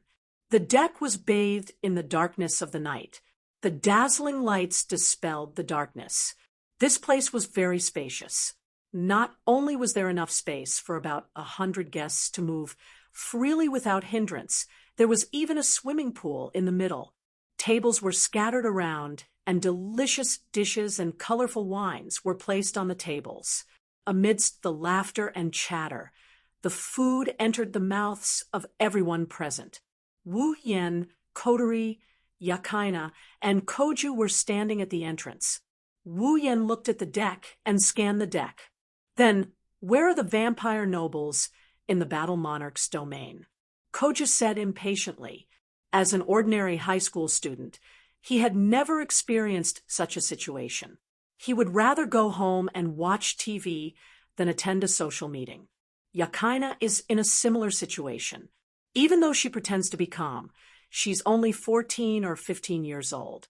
Before coming to Itagami Island, she lived in the Lion King organization and was still a little girl. Because of this, Yakaina looks much younger than Kotori. After all, Kotori is the commander of Ratatosker and has seen her fair share of big events. You're invited, but you still have to look for the master. It was rare for Kotori to not have a single pearl in her mouth. It was unknown whether she was annoyed or impatient. Damn it, there's nothing worse than this. Wu Yen mocked Kotori. That snake charmer. These guests are probably invited by him to fill up the atmosphere. Kotori turned around and said to Wu Yen, "Didn't you just meet him yesterday? Why do you look like you know him well? If a fight counts as knowing him, then yes." Wu Yen crossed his arms in front of his chest. "It's just a feeling. I don't know him well. Don't mind it. Anyway, let's get this over with." Koju's annoyance turned into annoyance. "I can't stand staying here any longer. That Vatler's something. Where is this place?" "Let's go up." Looking up, Wu Yen looked at the top of the yacht. "That's the only place I can think of." Observing the ordinary people here from a high vantage point, as expected of a noble. With that, Wu Yen didn't stay any longer. He headed to the top deck with Kotori, Yakaina, and Koju following behind him. It was different from the lively banquet below. There were no lights on the top deck, nor were there any luxurious food or wine. It was just a cold deck. This was where Wu Yen and Vatler had clashed last night. Although the battle had only happened last night, it was still too late. However, the broken deck had been completely repaired, and it was impossible to tell that this place was still in a dilapidated state yesterday. Looking around, there was no one around, and the sounds of the banquet below could not reach here. Only the sound of waves could be heard. Where is he? She looked around at the empty space around her. Koju and Yakaina were at a loss. Wu Yen and Kotori looked in the same direction. An imperceptible light flashed in their eyes. "Let's end our game of hide-and-seek here. Vatler." Wu Yen closed his eyes. His voice echoed clearly. "Unlike you who is bored to death, I have a lot of things that I need to do." As cold as ever, just as Wu Yen finished his sentence, a series of light footsteps could be heard coming from the dark corners of the deck, drawing everyone's attention as they got closer and closer. Under the watchful eyes of the crowd, a beautiful young man in a pure, white Western-style suit appeared in front of the crowd. His blonde hair fluttered in the wind, and his blue eyes were wide open. Vatler looked at Wu Yen with a mischievous grin. Then, he turned to Koju with a bright glint in his eyes. He placed his hand in front of his chest, and he bowed like a noble. "Nice to meet you, Koju. No, Yebwa of Yenguang, my favorite fourth primogenitor." "Huh." Koju's expression froze. He looked at Vatler, who was smiling at him. He shuddered and took a step back out of reflex. "Favorite?" Kotori and Yakaina raised an eyebrow. They looked at Koju with a meaningful gaze. Yukina's expression changed completely. She looked at Koju as a pervert before, but now she looked at him as a pervert. "Senpai, I didn't know your perversion wasn't limited to gender. Stop imagining things." Koju's hair stood on end as he yelled at the top of his lungs. "It's just that guy talking to himself." "No, Koju, you're wrong." Vatler closed one eye and gave Koju a flying kiss. "I came here to find you." Kotori and Yakaina moved away from Koju. Even Wu Yen couldn't stand it and turned around. Koju's veins popped out. He said something that shocked everyone. "My sexual orientation is normal. I don't like men. I like men." I'm a big sister. Akatsuki Koju's roar reverberated in the air. Wu Yen, Kotori, and Yakaina were all stunned. They couldn't react in time. Vatler was the only one who guffawed. So you like that type of woman, Koju? No problem. I don't mind. Mind my ass. Who needs your attention? Koju seemed to be completely broken. He pointed at Vatler and continued to shout. Don't cause me unnecessary trouble, bastard. Unfortunately, Koju's argument only made Vatler laugh. It seems like he's right. Wu Yen, Kotori, and Yakaina moved further away from him. You. As expected, Koju, Yakaina is the most dangerous thing to do. Suddenly, a sharp, steady, and sweet voice rang out beside Vatler. The voice contained traces of hatred. Then, a figure flashed out and stood in front of Vatler. It was a young girl. She had long, dark chestnut hair tied into a ponytail. She had a beautiful face, snow-white skin, and a slender figure that matched the cheongsam she was wearing. However, her height was not ordinary. She was at least 7 meters, and she looked to be only 16 or 17 years old.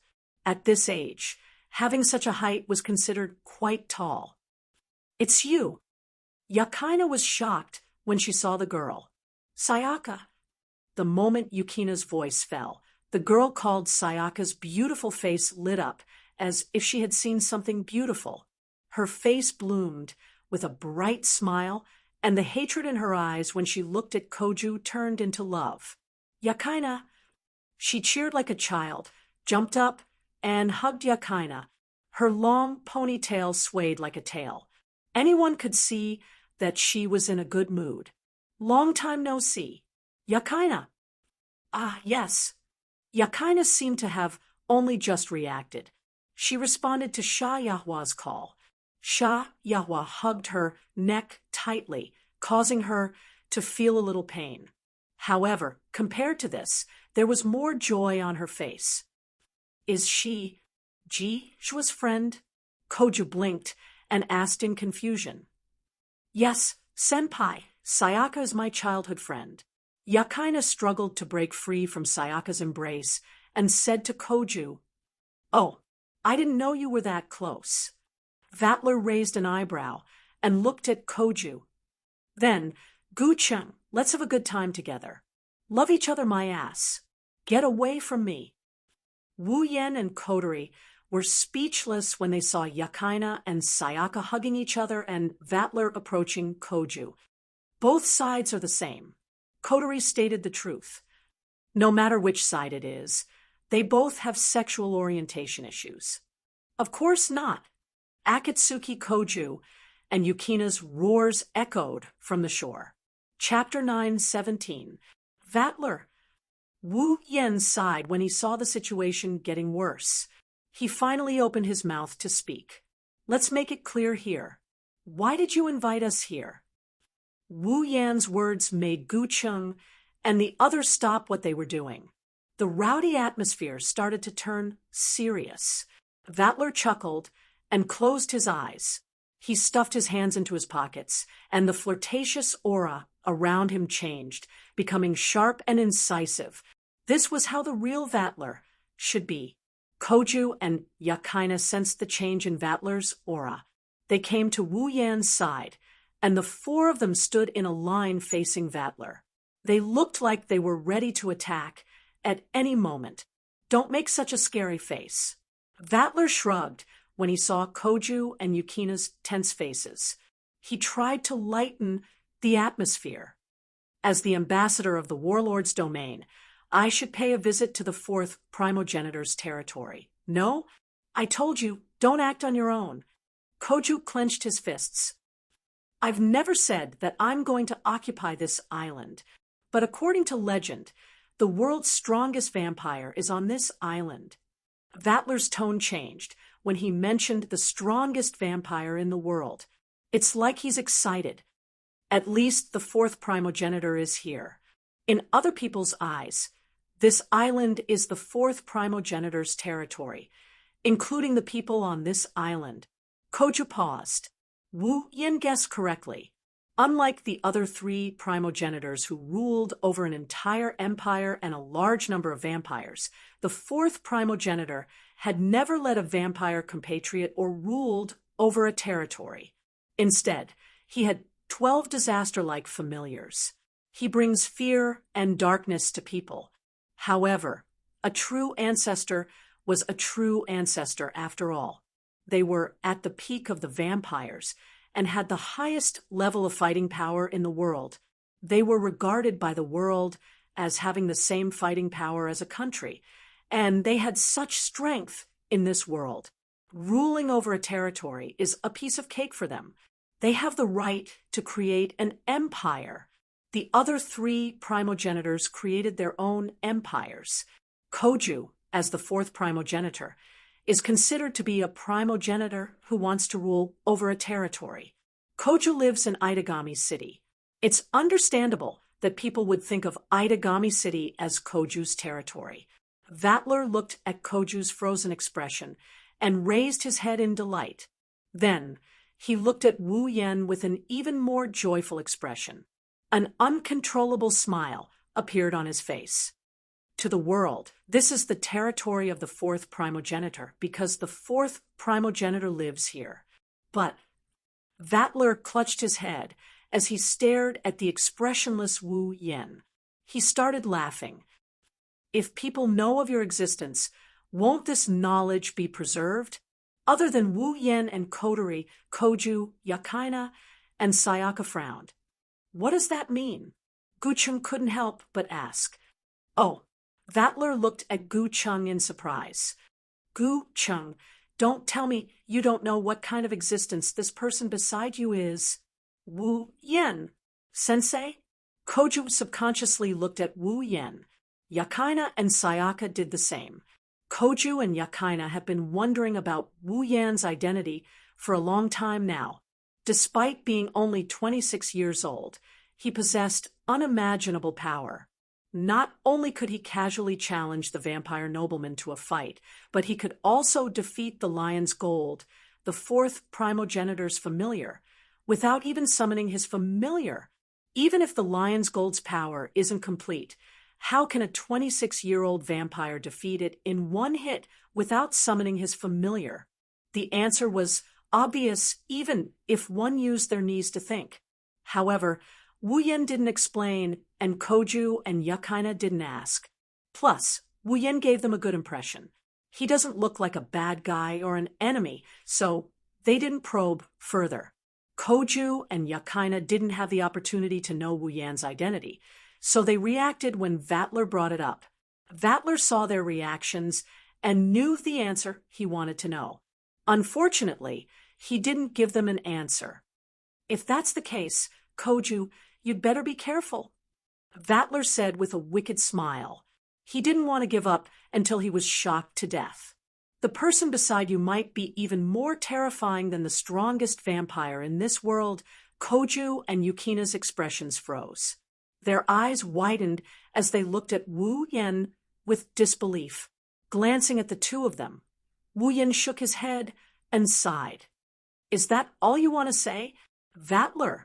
Oh, are you angry? Vatler pretended to take a step back, but his face was full of smiles. No matter what, I'm just a diplomat, a noble coming to a man-made island to be a diplomat.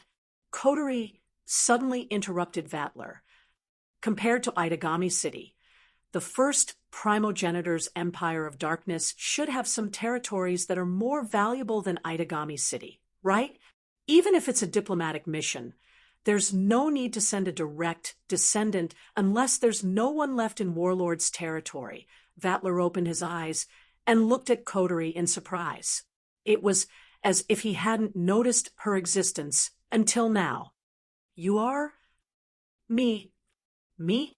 Kotori raised her head with a wicked smile on her face. I might be even more terrifying than the two vampires you're worried about. That's interesting. Vatler froze for a moment before laughing. Since this terrifying existence has already said so much, It would be a form of sophistry if I continue to hide it. Vatler walked to the railing and looked out at the ocean. Christoph Kardashian? Christoph Kardashian. Coterie, Koju, and Yakaina were stunned when Vatler mentioned the name. Wu Yen, on the other hand, understood what happened after Vatler spoke. Vatler. Wu Yen took a deep look at Vatler.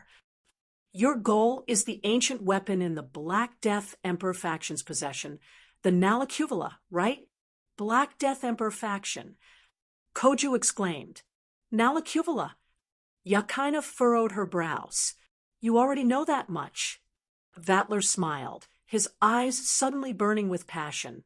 That's right. It's a weapon from the Age of Gods that destroyed countless civilizations. I heard it has the power to kill a primogenitor. I'm very interested in that power. Could it be? Yakaina gasped as she thought of something. You're doing this for... That's how it is.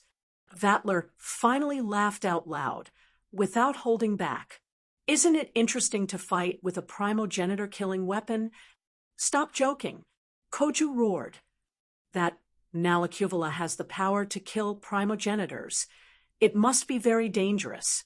What will happen to the island if you fight? The familiars of the old generation vampires were not to be trifled with. Any one of them could easily raise a small village to the ground.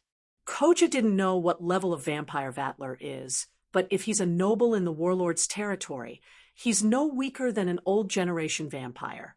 If he unleashes his vassal beasts to fight that terrifying weapon in Aidagami City, it wouldn't be strange if the entire island was destroyed. That's why I'm here, Koju. Vatler used a tone that could pierce through Koju's heart. I'm here to greet you, in case you don't forgive my rudeness. You bastard. Koju was furious. He wanted to do something, but Wu Yen grabbed his shoulder and smiled. If you can do it, then give it a try, Wu Yen said with an indifferent smile. The smile on Vatler's face froze for a moment, but it quickly reappeared. Coterie and Koju stared at each other in silence. Koju and Yakaina opened their mouths, as if they wanted to say something. But in the end, they didn't say anything and remained silent. Chapter 9:18. Aidagami Island, Southern Residential Area. On the way home, the full view of the apartment appeared in front of everyone's eyes. However, no one present reacted to it. As they walked into the apartment, they remained silent, as if they were thinking about something. This scene had been going on ever since Vatler got off the yacht. Aside from Coterie, Wu Yen, Yakaina, and Koju had heavy expressions on their faces. To be more precise, Yakaina and Koju had heavy expressions on their faces. Wu Yen muttered to himself. His wine-red eyes flashed with a hint of contemplation. It's clear that he's lost in his thoughts. The four of them entered the elevator in silence. Their bodies rose along with the elevator.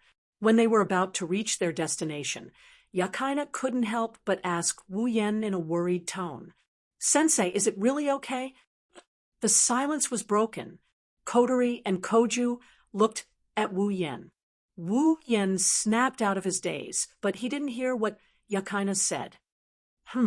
What did you say? Sensei. Yakaina looked at Wu Yen with an accusatory gaze and sighed. I say, is it really okay to just leave it be like this? Duke Rudiaro's goal is to protect Aidagami Island. It's dangerous. Yeah. Koju, who had been holding back, finally lost his temper. If that Vatler guy really does fight with that Nalacuvula thing, he'll be the first to die. Then what should this island and the people on this island do? You guys. Wu Yen shook his head and patted Yukina's head. Aren't you guys being a little too worried? Too worried? Yakaina and Koju froze. Isn't that right? Wu Yen smiled. Then let's take a step back. Even if we don't leave Vatler alone, what can you guys do? We can arrest Christopher Garza first. Capture Gardos. Yakaina said without hesitation. If that's the case, Duke Rudiaro won't have a reason to start a war, right? You can think of it. Can't the others think of it as well? Wu Yen pursed his lips, and he told Yakaina, he's still the leader of a terrorist organization. If he's that easy to capture, we wouldn't be having such a headache. But that's enough. Wu Yen interrupted her, and he rubbed her head. Don't underestimate Itagami Island. One of you is the fourth primogenitor, and the other is a sword shaman from Lion Organization. But there are plenty of capable people in Itagami Island. You're just students. Even if the sky falls, there will be someone stronger to hold it up. At least I'll be here. Vatler won't go too far. Smiling warmly, Wu Yen lowered his voice. His tone gave Yakaina and Koju an indescribable sense of security. You guys just have to live your own lives. If there's really something I need your help with, I'll give it to you. If you really need help, I won't hold back. So don't overthink it. Hearing this, Yakaina and Koju looked at each other. Their emotions calmed down a little, and a smile appeared on their faces. Both of them are people with a strong sense of justice, but like Wu Yen said, they're still students. They haven't even reached adulthood yet. It's not right for them to shoulder the responsibility of saving the demon race. Even if their identities were extraordinary, abilities were just abilities, right? Wu Yan's words gave them a sense of security. I understand, Sensei. Yakaina nodded solemnly. If you need our help, please don't hesitate. Wu Yan smiled. Even if it's free labor, I won't let it go. How direct. Koju didn't know whether to laugh or cry. He looked at Wu Yen, and he hesitated for a bit before asking. By the way, Wu Yen sensei, Vatler said you're more terrifying than the fourth primogenitor. What did he mean by that? Yeah, sensei. Yakaina hesitated, but she still asked anyway. Who are you? You believe Vatler's words. Wu Yen scratched his face and glanced at Koju. If he's talking about the fully awakened fourth primogenitor, you wouldn't believe me if I said I'm on par with him. Is it strange if I say the fourth primogenitor is more terrifying than him? Koju was speechless. Yakaina sensed that something is wrong, but she didn't know how to ask. She looked like she's in a dilemma. Wu Yen found it funny when he saw her like this. He rubbed Yukina's head and started rubbing her head. Don't think too much about it. Go home and rest. I know. Don't mess up my hair. Yakaina covered her head in embarrassment. Wu Yen rubbed her head even harder. Kotori looked helpless. Wu Yen and Yakaina didn't notice that while they were having fun, the camera in the elevator was recording their every move. It wasn't just recorded in the control room. It was also recorded in the mind of a girl with a ponytail sitting on the top floor of a building not far away from them. Gritting her teeth, the girl looked at the image in her mind, and a trace of hatred came out of her mouth. How dare he rub my Yukina's head like that? None of the vampires around Yakaina are good people. The next day, the sun shone brightly. That vampire, Noble, really didn't do anything to you? Didn't he suck your blood? I heard vampires have an urge to suck blood because of that. That Vatler guy, did he do anything strange to you? Wu Yen and Yakaina were sweating profusely as Nagisa interrogated them. They looked at her serious and curious eyes. They couldn't bear to push her away. They shook their heads helplessly and smiled bitterly. He really didn't do anything. Wu Yen pushed Nagisa's body away. He looked like he was catching his breath. Plus, that urge is only for the opposite sex, right? You should ask Yakaina about that. Sensei, Yakaina panicked when she saw that Wu Yen was trying to get her into trouble. Duca Rudiaro wouldn't be interested in me. Even if he was, it would be for senpai. Koju-kun. Nagisa panicked. Koju-kun is interested in men? That. Yakaina awkwardly giggled, and she looked at Wu Yen with a pleading look. Wu Yen rolled his eyes, and he snickered. We don't know, but Vatler is very interested in the ancient city. As for the ancient city, Wu Yen purposely dragged out his words, as if there's something he can't say. Nagisa's mind was in a mess when she heard this. I didn't expect Kojukuan to have that kind of interest. Nagisa clenched her fists and shouted. No, Nagisa has to ask him when we get back home. Wu Yen and Yakaina reflexively took a step back. They gulped and crossed themselves as they prayed for Koju's safety. Hopefully, he would be able to hold on under Nagisa's relentless interrogation. At the same time, a large vehicle that could fit many people was parked at the gate of Kaihai Academy. In the car, a man in military uniform with a dignified appearance who looked a little old, but his thin eyes were full of light, rolled down the window and looked at the buildings in Kaihai Academy. He turned around and looked at the two hairy orcs behind him. The Witch of the Void, Natsuki Minamiya, should be at our base by now. The only one who can threaten us in this academy is that vampire called Wu Yen. You two, hold him back while I bring the one who can decipher the tablet. The two beast men looked at each other. Is this okay? Won't we be discovered? If I don't transform, I'll look like an old visitor. I won't be discovered. Go ahead and buy me as much time as you can. Yes, sir. Chapter 919. Two beastmen broke into Saikai Academy and charged towards the middle school building. Wu Yen, who was playing with Yakaina and Nagisa, froze. His face darkened. Sensei? Nagisa called out to Wu Yen, but Yakaina grabbed her wrist. She looked at Wu Yen with a serious expression. Sensei, what happened? Yes. Wu Yen narrowed his eyes and nodded. The sensing tactic I've engraved in the school has reacted. Two beastmen have arrived at the school. Beastmen. Yakaina lowered her body. She was on high alert. Black Death Emperor faction? If I'm not mistaken, that should be it. Wu Yen stood up. Yakaina also stood up. She tilted her head in confusion. But why would Black Death Emperor faction send people to school? Wu Yen lowered his head. He mused for a bit before abruptly raising his head again. I once asked Natsuki if no one could decipher Nalacuvala. At that time, Natsuki was very certain, but I don't know what she thought of, but she hesitated. She even told me to stay in school if I had nothing to do. Yakaina froze for a moment before her expression changed. You mean... That's right. Wu Yen nodded and sneered. The Black Death Emperor faction came to Itagami Island for a reason, other than to cause panic and prove to the world that they are still alive. Their main goal is the ancient weapon Nalakuvara.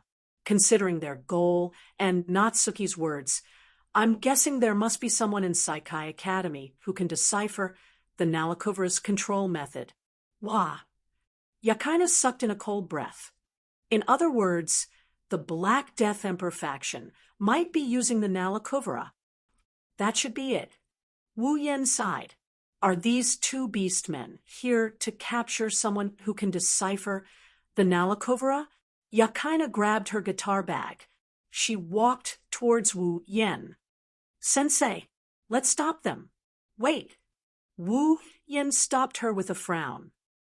Those two beastmen are coming our way. Our way. Yakaina was shocked. Why us? I don't know. Wu Yen gritted his teeth and looked at Yakaina. Anyway, Yakaina, first, take all the students here to take refuge. Sensei, Yakaina knew this was not the time to be confused. Sensei, if the two beastmen's destination was here, and they started fighting here, it would affect the students, and it would be terrible. Yakaina.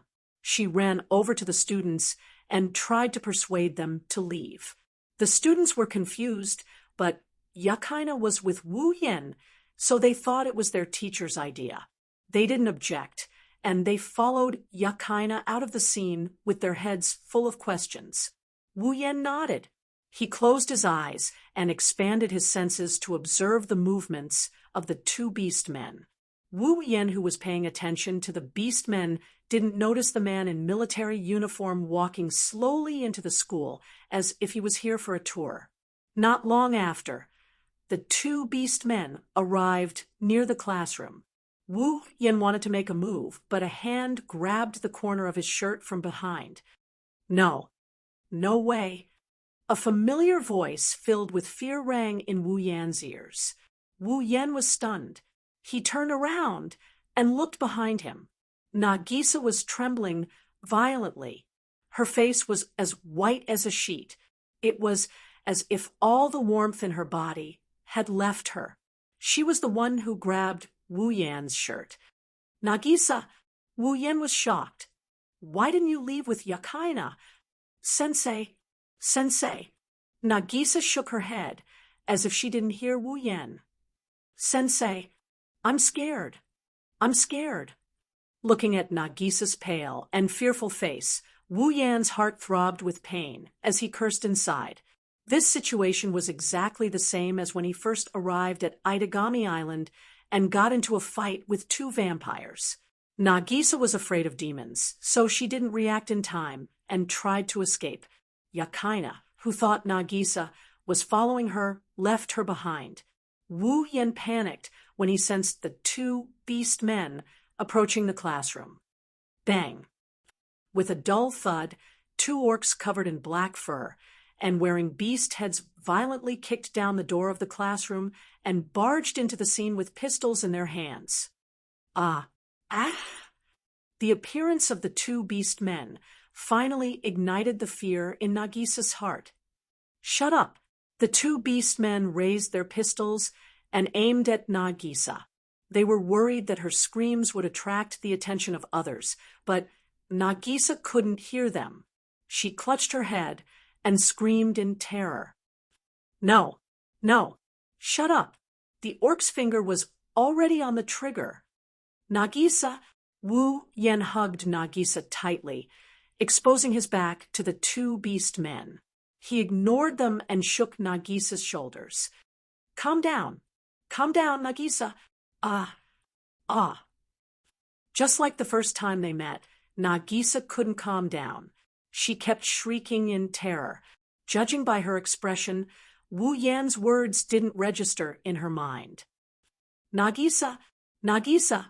No matter how much Wu Yan shouted, Nagisa continued to scream. Wu Yan pursed his lips and pulled Nagisa closer to him. He lowered his head and kissed Nagisa's lips. Ugh! The screams came to an abrupt halt. Nagisa's eyes widened to their widest extent. The fear that had been enough to shatter her nerves had turned into shock and disbelief. She slowly regained consciousness. The two orcs seemed to be shocked by the scene in front of them. Their mouths were wide open, and their fingers that were about to pull the trigger froze. For a moment, they were stunned on the spot. Her bright eyes reflected Wu Yan's face. Nagisa stared at him blankly. Her mind went blank.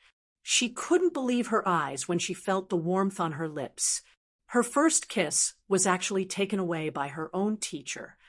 Not long after, Wu Yan let go of Nagisa's lips. He bitterly smiled when he saw her dazed expression.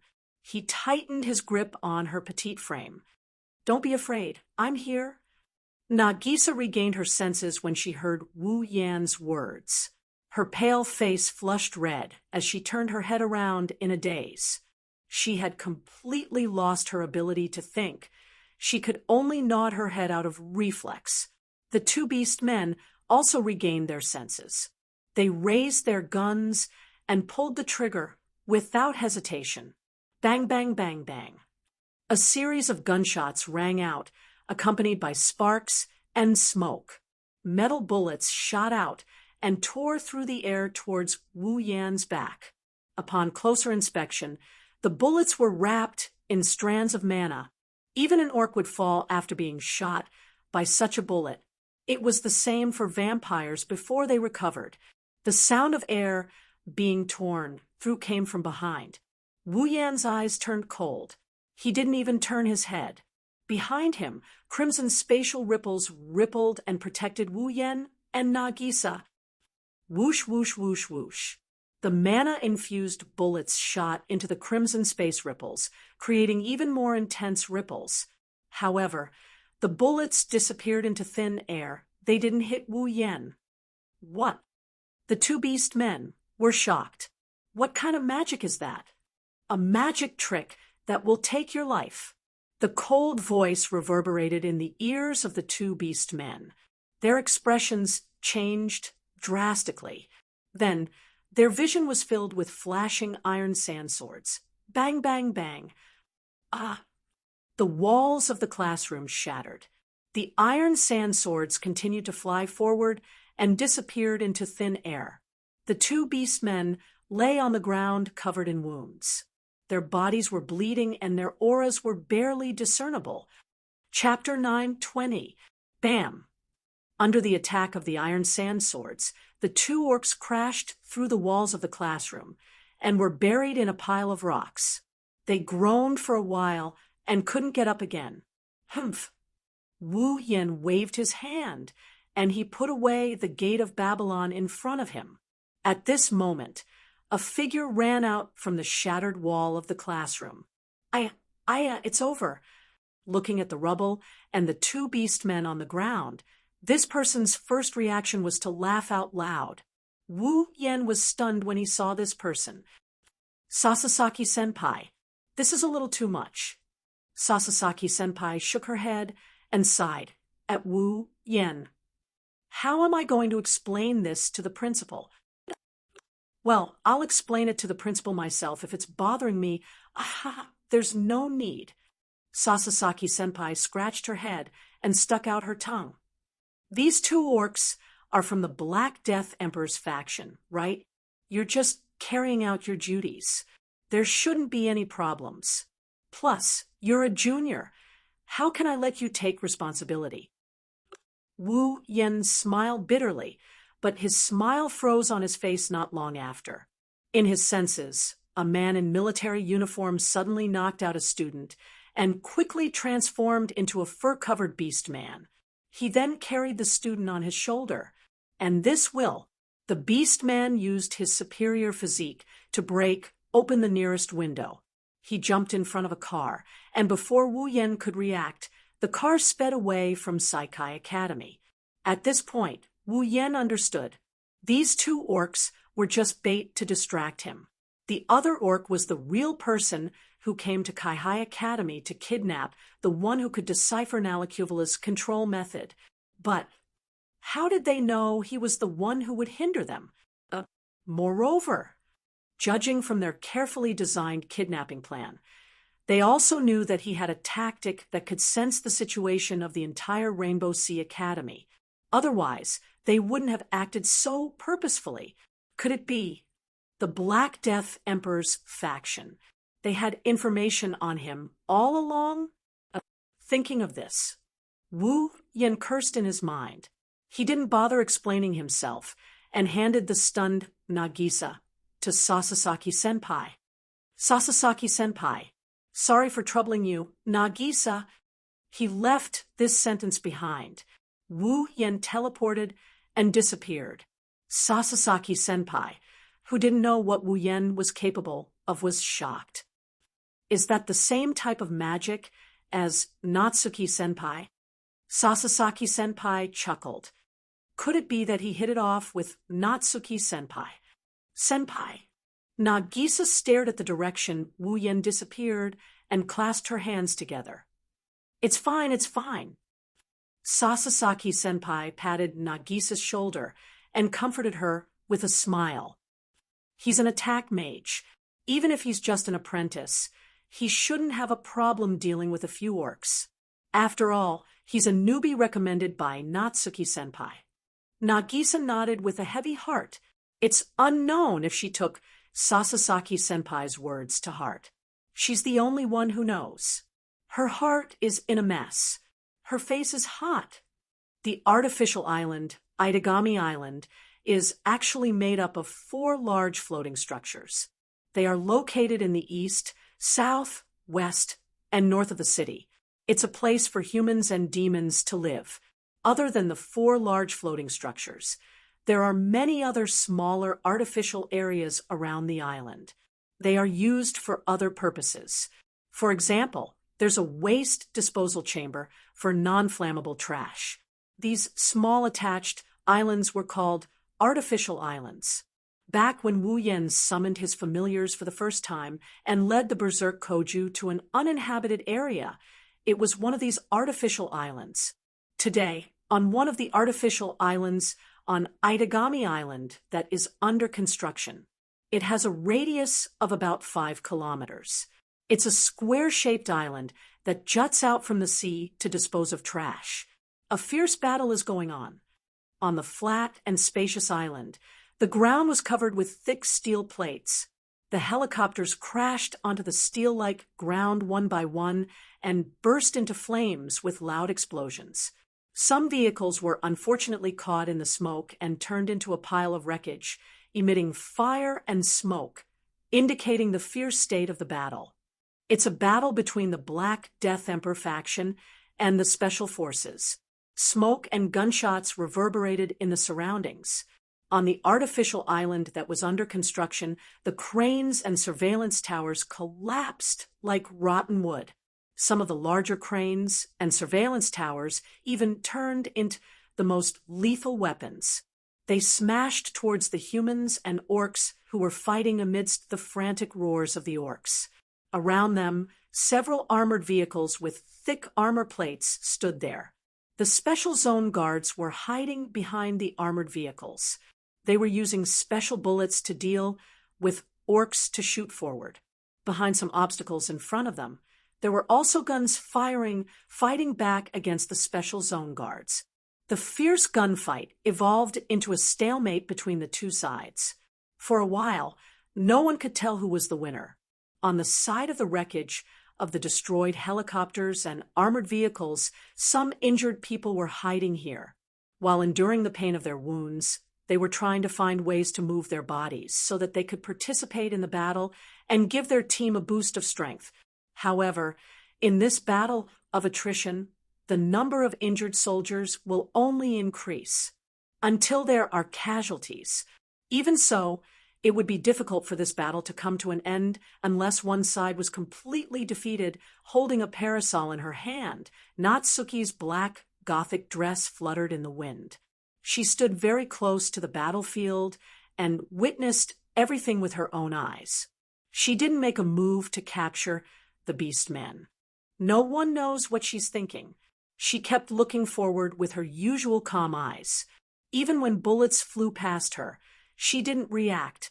If Natsuki was willing to make a move, this battle will end in a short time. But she didn't.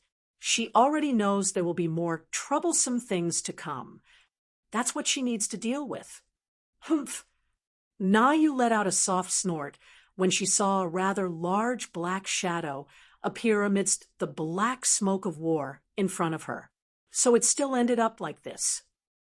At the same time, in a deserted alley not too far away from the artificial island, Wu Yen is looking at the area where black smoke is billowing out from. His face is devoid of any emotion. In fact, his pair of wine-red eyes, there is a trace of uncontrollable rage. When he was still in Kaihai Academy, the Black Death Emperor had kidnapped the student who could decipher Nalicuvola's control method before he could react. However, the other party's mode of transportation was merely a vehicle while he had teleportation magic. Under the circumstances where he could teleport, he could catch up with the other party in a matter of seconds. If that was the case, the Black Death Emperor faction's wishful thinking would be completely destroyed. But now, the Black Death Emperor's people had probably brought him to their temporary headquarters to decipher the method of control. That's why Wu Yen is so angry. Turning around to look at the battlefield, Wu Yen coldly looked at a spot not far away from him. His voice dropped to a freezing point. Have you planned this from the start? Vatler raised his sunglasses and smiled evilly in front of Wu Yen. Don't be so angry. Isn't it fun? Vatler spread his hands and smiled without remorse. After all, if you mess up the situation, it won't be fun anymore. You like to play, don't you? Wu Yen took in a deep breath. Magic power surged out of his body, and along with his rage, the flames of rage started to burn within him. Then I'll play with you. Chapter 9:21. I've been wondering. Wu Yan's mana surged like a tidal wave. His body looked like it was coated with a layer of light. It shined brightly. Why was the Black Death Emperor faction able to infiltrate Aidagami Island so stealthily? Why was it so hard to find a hiding place when they obtained the ancient weapon Nalacuvula? And why was the Black Death Emperor faction able to act so purposefully in Saikai Academy? They even knew that I was the real obstacle and sent people to restrain me. Zhang Che thought to himself. As if he wanted to vent something, Wu Yen spat it out word by word. Vatler, you're the one behind all of this, aren't you? Oh, Vatler is a noble from Warlord Domain. He came to Aidagami Island as a diplomatic envoy. As a diplomatic envoy, the yacht Vatler was staying on was strictly protected. Even the special forces couldn't search the yacht without solid evidence. The Black Death Emperor faction was a terrorist from the warlord's territory. Their goal was to overthrow the first true ancestor, so Vatler and the Black Death Emperor faction were enemies. But because of this, if Vatler provided shelter for the Black Death Emperor faction and let them hide in his ship, then they would be the safest. As long as Vatler provided a hiding place for the Black Death Emperor faction, everything would make sense. I'm afraid so. You were the one who leaked my information to the Black Death Emperor faction, right? He stared at Vatler intently. Wu Yen said coldly. Vatler chuckled and put on an annoying smile. He then shook his head and said in a regretful tone, You misunderstood me. The Black Death Emperor sect is an enemy organization of the Battle King's land. I am a noble of the Battle King's land, and I am a noble of the Battle King's land. How could he possibly help his enemy? This explanation was indeed very convincing. Who would provide help to their enemies? However, Vatler's next sentence completely destroyed this excuse. I just didn't think that there would be a terrorist hiding on my ship. Vatler smiled, his words infuriating. When I noticed it, the Black Death Emperor faction had already attacked me. I couldn't beat them, so I had to abandon the yacht and escape. That's how lucky I am. He didn't expect there to be a terrorist on his yacht. Couldn't beat them? Abandoned the yacht and escaped with his life? A 9th grade, noble vampire managed to survive in the hands of a group of terrorists who hadn't even reached 8th grade. Why did they come here to stop him? Oh, very good. His heart calmed down. Wu Yen looked at the smiling Vatler. Suddenly, a crimson spatial ripple appeared under Wu Yan's right hand. I hope so. You can continue to be lucky. Ha ha, ha ha ha, ha ha ha. Vatler covered his face as his body trembled. A burst of uncontrollable laughter escaped from the gaps of his fingers. Along with the ferocious swirling of mana, the laughter reverberated around Vatler's body. 3 python-like fluorescent serpents formed from Vatler's magic power. They coiled their bodies and flew up. They collided in midair and merged like water. Then, a light dragon with spikes on its back, missing its horns and limbs, and covered in black scales appeared and circled around Vatler. Finally, I can fight with you again. The mysterious 5th primogenitor. Like a fanatical believer, Vatler suppressed the wild excitement in his heart as his voice reverberated through the air. Compared to an ancient weapon that can kill a primogenitor, I would much rather fight a primogenitor. Don't you think so? Don't you think so? His blue eyes turned crimson red. Vatler ripped off his sunglasses and crushed them. He stared at Wu Yen with a look of ecstasy on his face. Come, let's continue where we left off last time. Not over? Wu Yen snickered. He held the gate of Babylon in the palm of his hand. A red spear came out of the gate of Babylon and landed in his hand. You're wrong, Vatler. The last battle ended with my victory. This time, you'll lose even faster. Vatler paused. He looked at the red spear in Wu Yan's hand. What is that? You will find out soon enough. Wu Yan's magic power abruptly shrunk after he said that. Vatler's expression stiffened. He manipulated his familiar and threw a mana vortex behind him. Hiss! The glowing light dragon swung its body like a whip. Under the guidance of its host, the heavily armored body of the light dragon transformed into the most direct form of a savage beast. Withstanding the ferocious force that caused the space to tremble, the light dragon charged forward and crashed into Vatler's back. Wu Yen appeared out of thin air, with a red spear in his hand. His expression didn't change at all when he saw the vassal beast charging at him. Pong! Stomping on the air, Wu Yen charged forward with his tiny body that is incomparable to Guanglong's. Leaping into the air, the spear in his hand thrusted forward with a ferocious momentum. It's as if he's aiming at an iron rod. He thrusted forward with all his might. Vatler almost smiled mockingly at the sight of this. Vassal beasts were a collection of mana. To deal with a vassal beast, one had to use mana that was even more powerful than the vassal beast's mana to neutralize the vassal beast's mana. It wasn't that there weren't any methods that were effective against mana in this world, but there weren't many of them. Vatler, who had lived as a vampire for a long time, knew almost all of them. However, he had never seen this red spear before. However, Vatler did not hold back. Let me have a taste. The blood of the fifth primogenitor. What does it taste like? As Vatler roared, the light dragon charged forward and collided with the red spear that was as thin as a needle.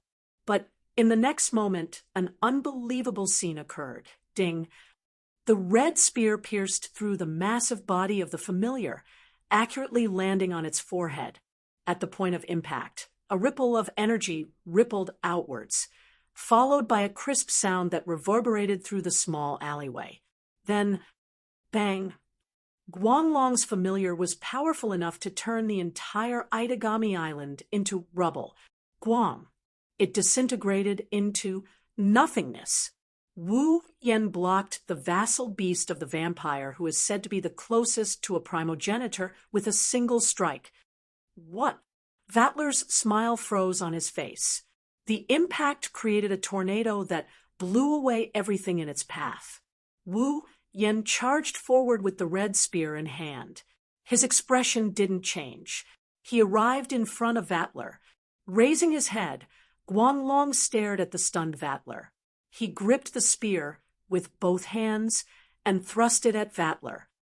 Bang! Ah! Vatler looked like he had been hit by an invisible meteorite. He howled in pain as he was sent flying backwards. Bam! His perfectly proportioned body was like an arrow that had left the bow. With a burst of air-piercing sounds, he flew out at an extremely fast speed and crashed into the wall at the end of the alley. He broke through layer after layer of hard rocks and smashed onto the ground, creating a 2-meter-deep pit and dense smoke and dust. The broken rocks did not even have the chance to land on Vatler as they were blown away by the violent impact. Not long after, only Vatler's grotesquely twisted body was left lying in the crater.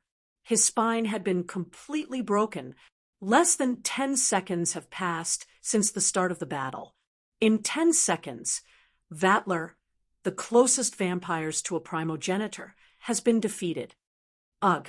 Vatler opened his mouth and spat out a mouthful of scarlet blood.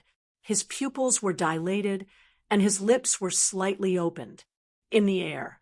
3 words filled with disbelief were spat out by him with difficulty. Impossible.